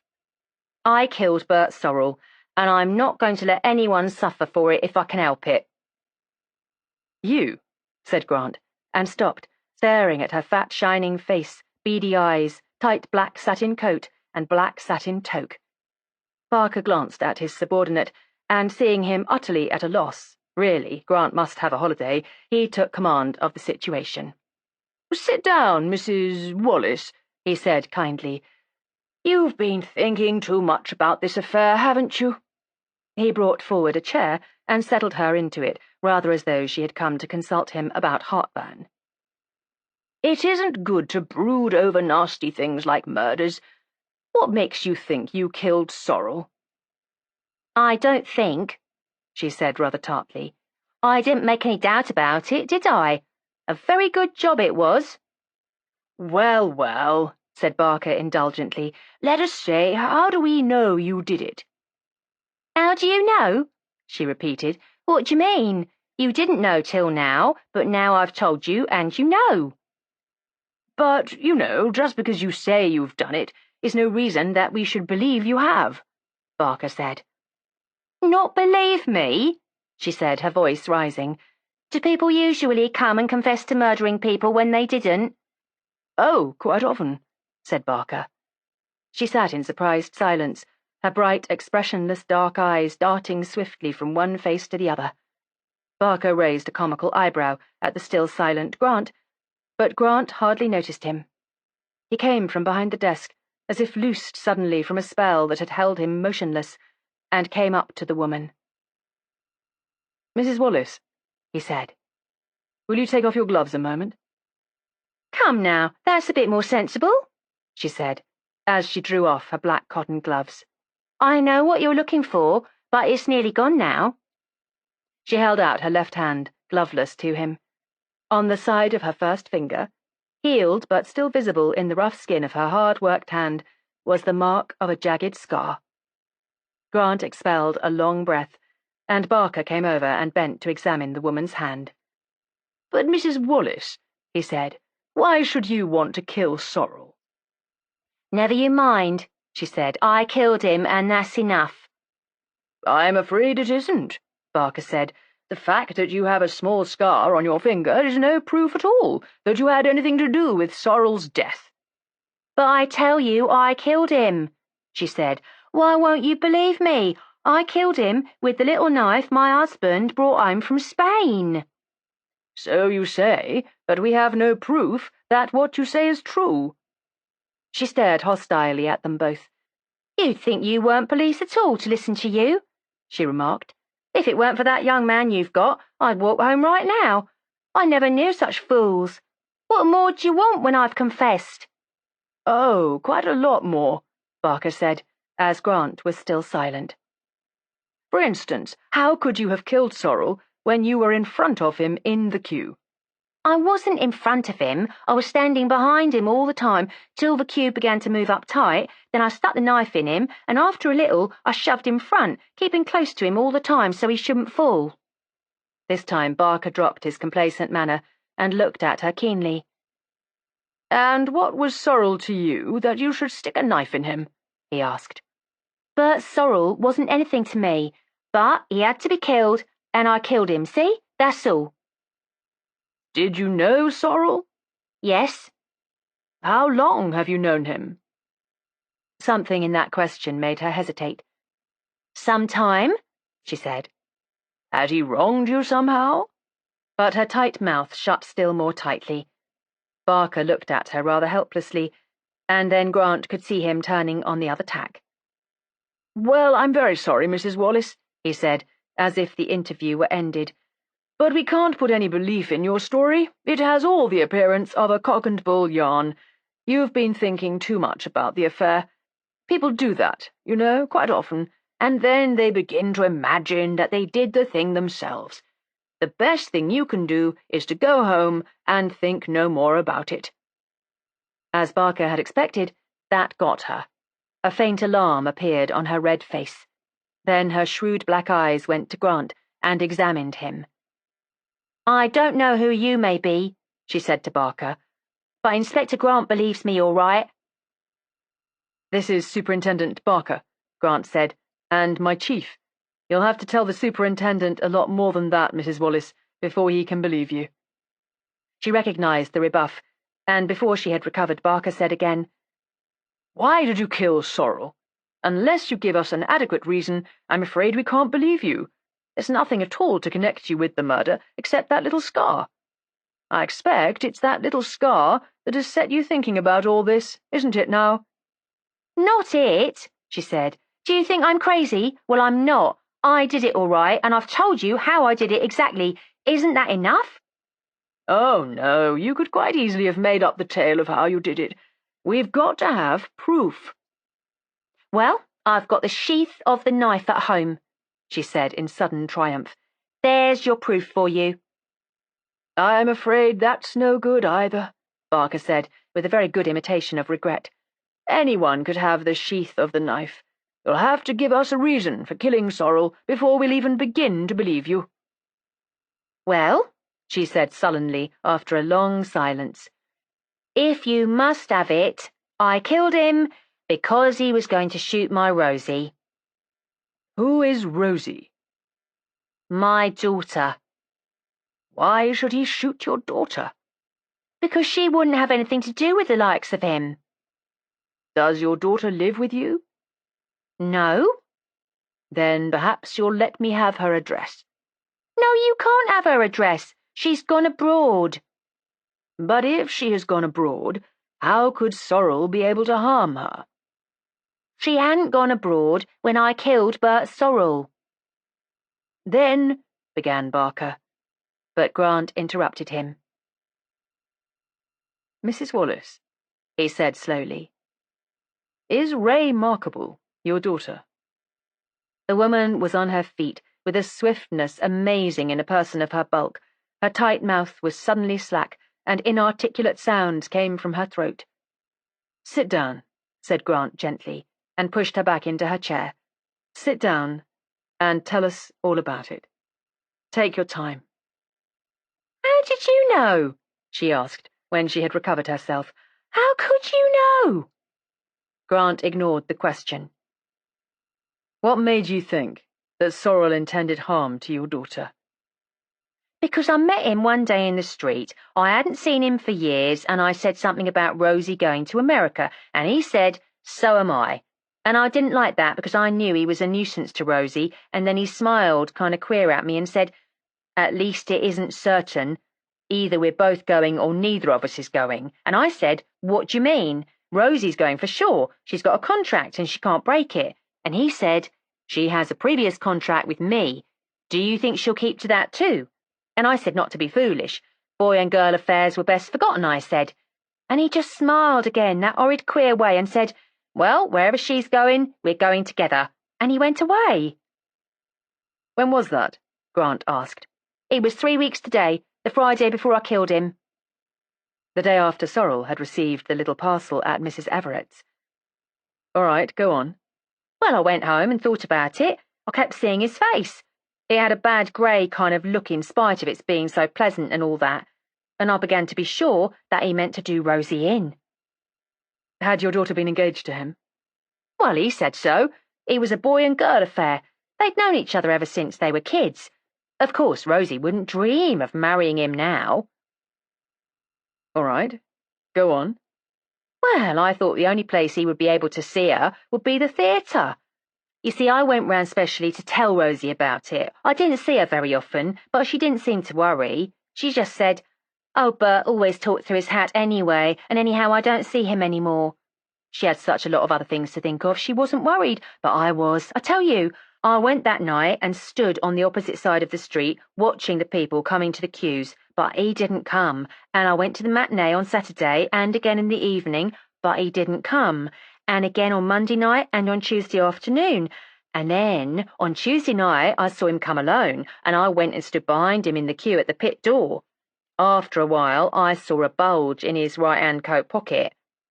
And I felt it, and it was hard. I was sure then that it was a revolver and that he was going to do Rosie in. So I just waited till the queue moved tight, like I said, and stuck the knife in him. He didn't make a sound. You'd think he didn't know anything had happened. And then I shoved him front, like I told you. Was Sorrel alone? Yes. Who was standing alongside him? For a while there was a dark young gentleman, very good looking, and then another man came to talk to Bert and pushed the young gentleman back next me. And who was behind you? The lady and gentleman who gave evidence at the inquest. How is Rosie Markham your daughter? Well, you see, my husband was a sailor. That's how I got the knife from Spain. Brought me lots of things, he did. But when Rosie was little, he got drowned, and his sister, who was very well married to Markham, offered to take her and bring her up as their own, because they had no kids. So I let her go, and they brought her up proper, I'll say that for them. A real lady, my Rosie is. I went out charing for years, but since Rosie got money, she bought what they call an annuity for me, and I live on that mostly now. How did your daughter know Sorrel? The aunt that brought Bert up used to live next door to the Markhams, and Bert and Rosie went to the same school. They were very friendly then, of course. Then the aunt died when Bert was at the war. But it was after the war that they got engaged, surely? They weren't what you would call engaged. They just had a notion for each other. Rosie was on tour in the Green Sunshade then, and they used to see each other when she was in town or near it. But Sorrel considered himself engaged? Perhaps. Lots of men would like to be engaged to Rosie, as if Rosie would think of the likes of him. But they kept up some kind of acquaintance? Oh, yes. She let him come to see her at her flat sometimes, but she wouldn't go out with him or anything like that, and she didn't have him very often. I don't think she had the heart to send him away for good, you see. She was letting him down gently, I think, but I'm not sure about all that, you know. I didn't go to see Rosie often myself. Not that she wasn't nice to me, but it wasn't fair on her. She didn't want a common old woman like me round, and her hobnobbing with lords and things. Why did you not tell the police at once that Sorrel was threatening your daughter? I thought about it, and then I thought, in the first place, I hadn't any proof. Judging by the way you treated me today, I should think I was right. And in the second place, even supposing the police shut him up, they couldn't shut him up for good. He would just do her in when he came out, and I couldn't be always round watching him, so I thought it best to do it when I could. I had that little knife, and I thought that would be a good way. I don't know anything about pistols and things. Tell me, Mrs. Wallace, did your daughter ever see that dagger? No. Are you quite sure? Think a little. Yes, she did. I'm telling you a lie. When she was quite big, before she left school, they had a play of Shakespeare that had a dagger in it. I don't remember the name of it. Macbeth? Suggested Grant. Yes, that was it, and she was the heroine. She was always wonderful at acting, you know. Even when she was a little thing, she was a fairy in a school pantomime. And I always went to see her, and when they were playing that thing, Macbeth, I gave her a loan of the little dagger her father had brought from Spain, just for luck, you know. She gave it back to me when the play was over, but she kept the luck all right. All her life she's been lucky. It was just luck that made Lad see her when she was on tour, so that he told Baron about her, and Baron gave her an interview. That's how she got her name, Ray Markable. All the time she was dancing and singing and whatnot for him, he kept saying, "Remarkable," and so Rosie took that for her name. It's the same initials as her own, at least as her adopted name, see? There was a silence. Both Barker, who had been wordless for some time, and Grant seemed to be temporarily at a loss. Only the fat woman with the red face seemed to be completely at her ease. "There's one thing you must remember," she said. "Rosie's name must be kept out of this. Not a word about Rosie. You can say that I killed him because of him threatening my daughter who is abroad." "I'm sorry, Mrs. Wallace. I can't hold out any hope of that. Miss Markable's name is sure to come out." "But it mustn't," she said. "It mustn't. It'll spoil it all if she's dragged into it. Think of the scandal and the talk. Surely you gentlemen are clever enough to think of a way of avoiding that." "I'm afraid not, Mrs. Wallace. We would if we could, but it won't be possible if your story is true." "Oh, well," she said, with surprising equanimity, considering her former vehemence. "I don't suppose it will make such a very great difference to Rosie. Rosie is the greatest actress in Britain at the present time, and her position is too good for anything like that to spoil it. Only you must hang me before she comes back from America." "It is a little too soon to talk of hanging," Barker said, with a faint smile. "Have you got the key of your house with you?" "Yes, why?" "If you hand it over to me, I'll send a man down to verify your story of the sheath of the knife. Where can he find it?" "It's at the very bottom of the top left-hand drawer of the chest of drawers in a box that had a scent bottle in." Barker called in a man and gave him the key and the instructions. "And see you leave everything as you get it," Mrs. Wallace said tartly to the emissary. When the man had gone, Grant pushed a piece of paper across his desk to her and extended a pen. "Will you write your name and address there?" he said. She took the pen in her left hand and rather laboriously wrote what he had asked. "You remember when I went to see you before the inquest?" "Yes." "You weren't left-handed then?" "I can use either hand for most things. There's a name for it, but I forget what it is. But when I'm doing anything very special, I use my left. Rosie, she's left-handed too, and so is my father." "Why didn't you come before and tell us this story?" Barker asked. "I didn't think you would get anyone unless you got me, but when I saw in the paper that the police had a good case and all that, I thought something would have to be done. And then today I went to the court to have a look at him." So she had been in that crowded court today without Grant having seen her. "He didn't look bad, even if he was foreign-looking, and he looked very ill, so I just went home and cleared up and come along." "I see," said Grant, and raised his eyebrows at his chief. The superintendent summoned a man and said, "Mrs. Wallace will wait in the next room for the moment, and you will keep her company. If there is anything you want, just ask Simpson for it, Mrs. Wallace." And the door closed behind her tight black satin figure. Chapter 18. Conclusion. "Well," said Barker, after a moment's silence, "I'll never talk to you about your flair again, Grant. Do you think she's mad?" "If logic carried to excess is madness, then she is," Grant said. "But she seems to have no feelings on the subject at all, either for herself or for Sorrel." "No, perhaps she is crazy." "There's no chance of its not being true. It's a far less believable story in my eyes than the Lamont one." "Oh, yes, it's true," Grant said. "There's not a doubt of it. It seems strange to you only because you haven't lived with the case as I have. The whole thing falls into place now. Sorrel's suicide, the gift of the money to Lamont, the booking of the passage, the brooch. I was a fool not to have seen that the initials might as well have been R.M., but I was obsessed by the Ratcliffe woman at the time. Not that reading the initials the other way would have helped me too much, if Mrs. Wallace hadn't turned up with her confession. Still, I ought to have connected it with Ray Markable. On the very first day of the investigations, I went down to the Woffington to have a talk with the doorkeeper, and I saw Ray Markable then, and she gave me tea. Over tea, I described the dagger to her. The description was going to the press that evening. She looked so startled that I was almost certain that she had seen something like that before. But there wasn't any way of making her tell if she didn't want to, so I left it. And from beginning to end of the case, there has been nothing to connect her with it until now." Sorrel must have intended to go to America as soon as he knew that she was going. Poor devil. She might be Ray Markable to the rest of the world and a very big star, but he never got over thinking of her as Rosie Markham. That was his tragedy. She, of course, isn't a bit like that. It's a long time since Ray Markable thought of herself as Rosie Markham.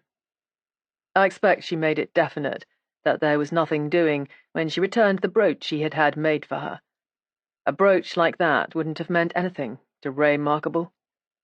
He had really meant to go to America till the Thursday evening, when he got the parcel Mrs. Everett talked about. That was the brooch, and that evidently tore it. She may have announced her intention of marrying Lacing, for all I know. You saw that he had gone out on the same boat with her. Sorrel must have made up his mind then that he would shoot her and commit suicide.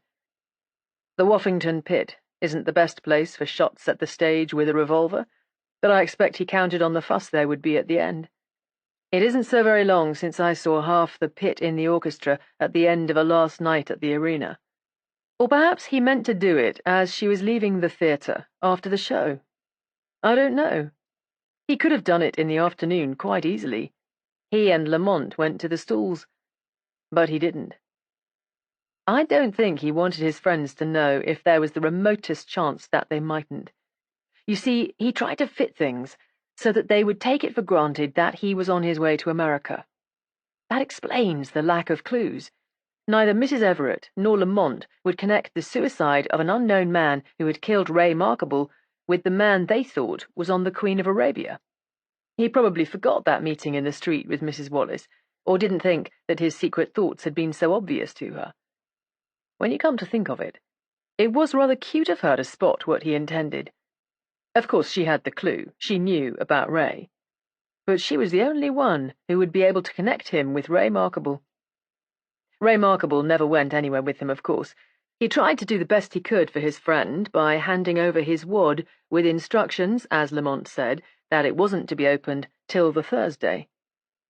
Do you think Sorrel thought there was a chance that his friend would never know what had become of him? Or do you think he didn't care, so long as the deed was well over before they found out? Search me, said Barker. I don't think he was too sane either.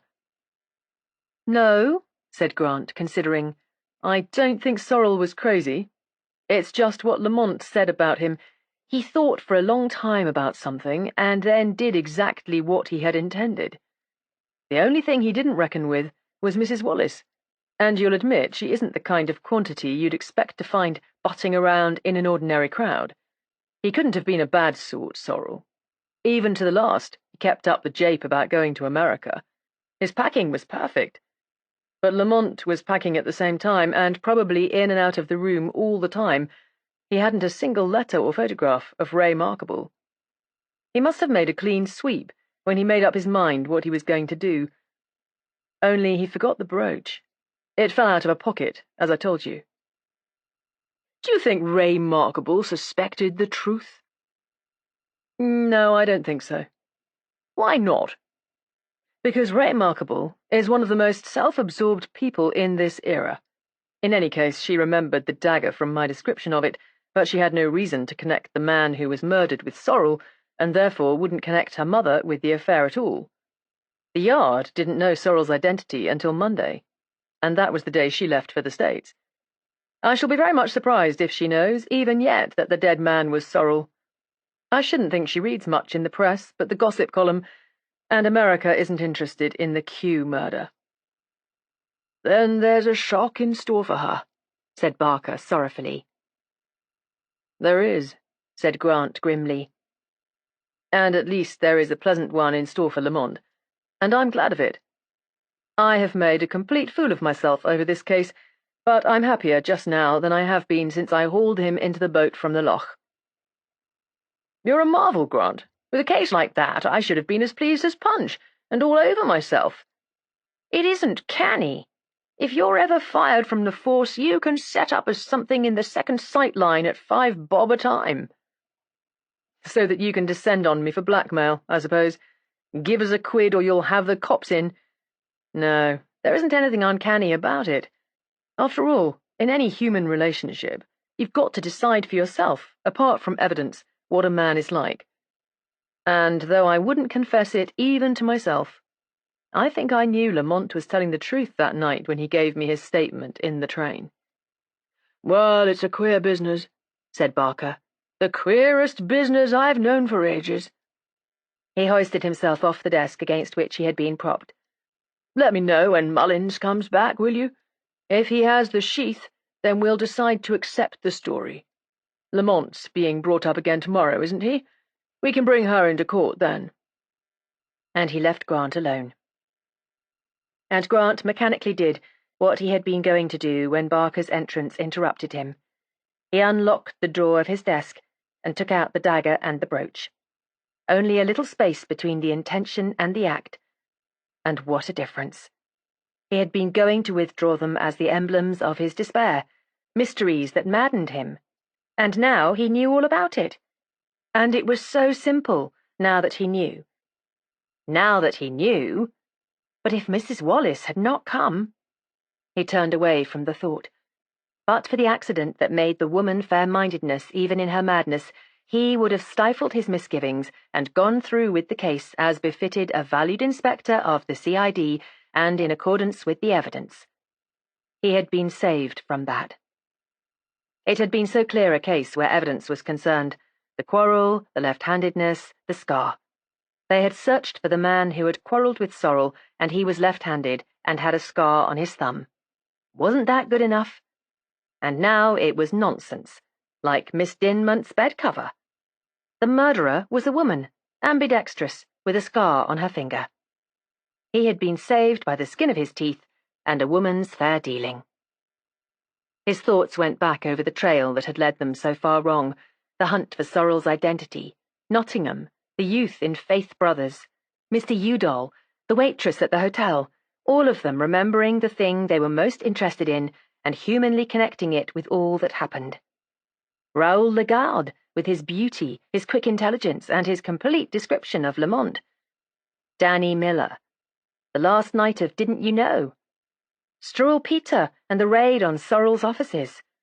Lacey, the jockey, and that damp day at Lingfield. Mrs. Everett, the burst to the north. Carninish, the silent Drysdale and the tea at the manse. Miss Dinmont with her logic and her self-containedness. The beginning of his doubt, and its blossoming with Lamont's statement. The brooch. And now. They lay on his desk, the two shining things. The dagger winked knowingly in the evening light, and the pearls gleamed with a still small smile, very like the smile that Ray Markable had made famous. He did not think that Gallio and Stein had made a very good job of the monogram. Even yet, looked at casually, he would read it M.R. Both Mrs. Ratcliffe and Mrs. Everett had read it that way, he remembered. His thought went back to Mrs. Wallace. Was she technically sane?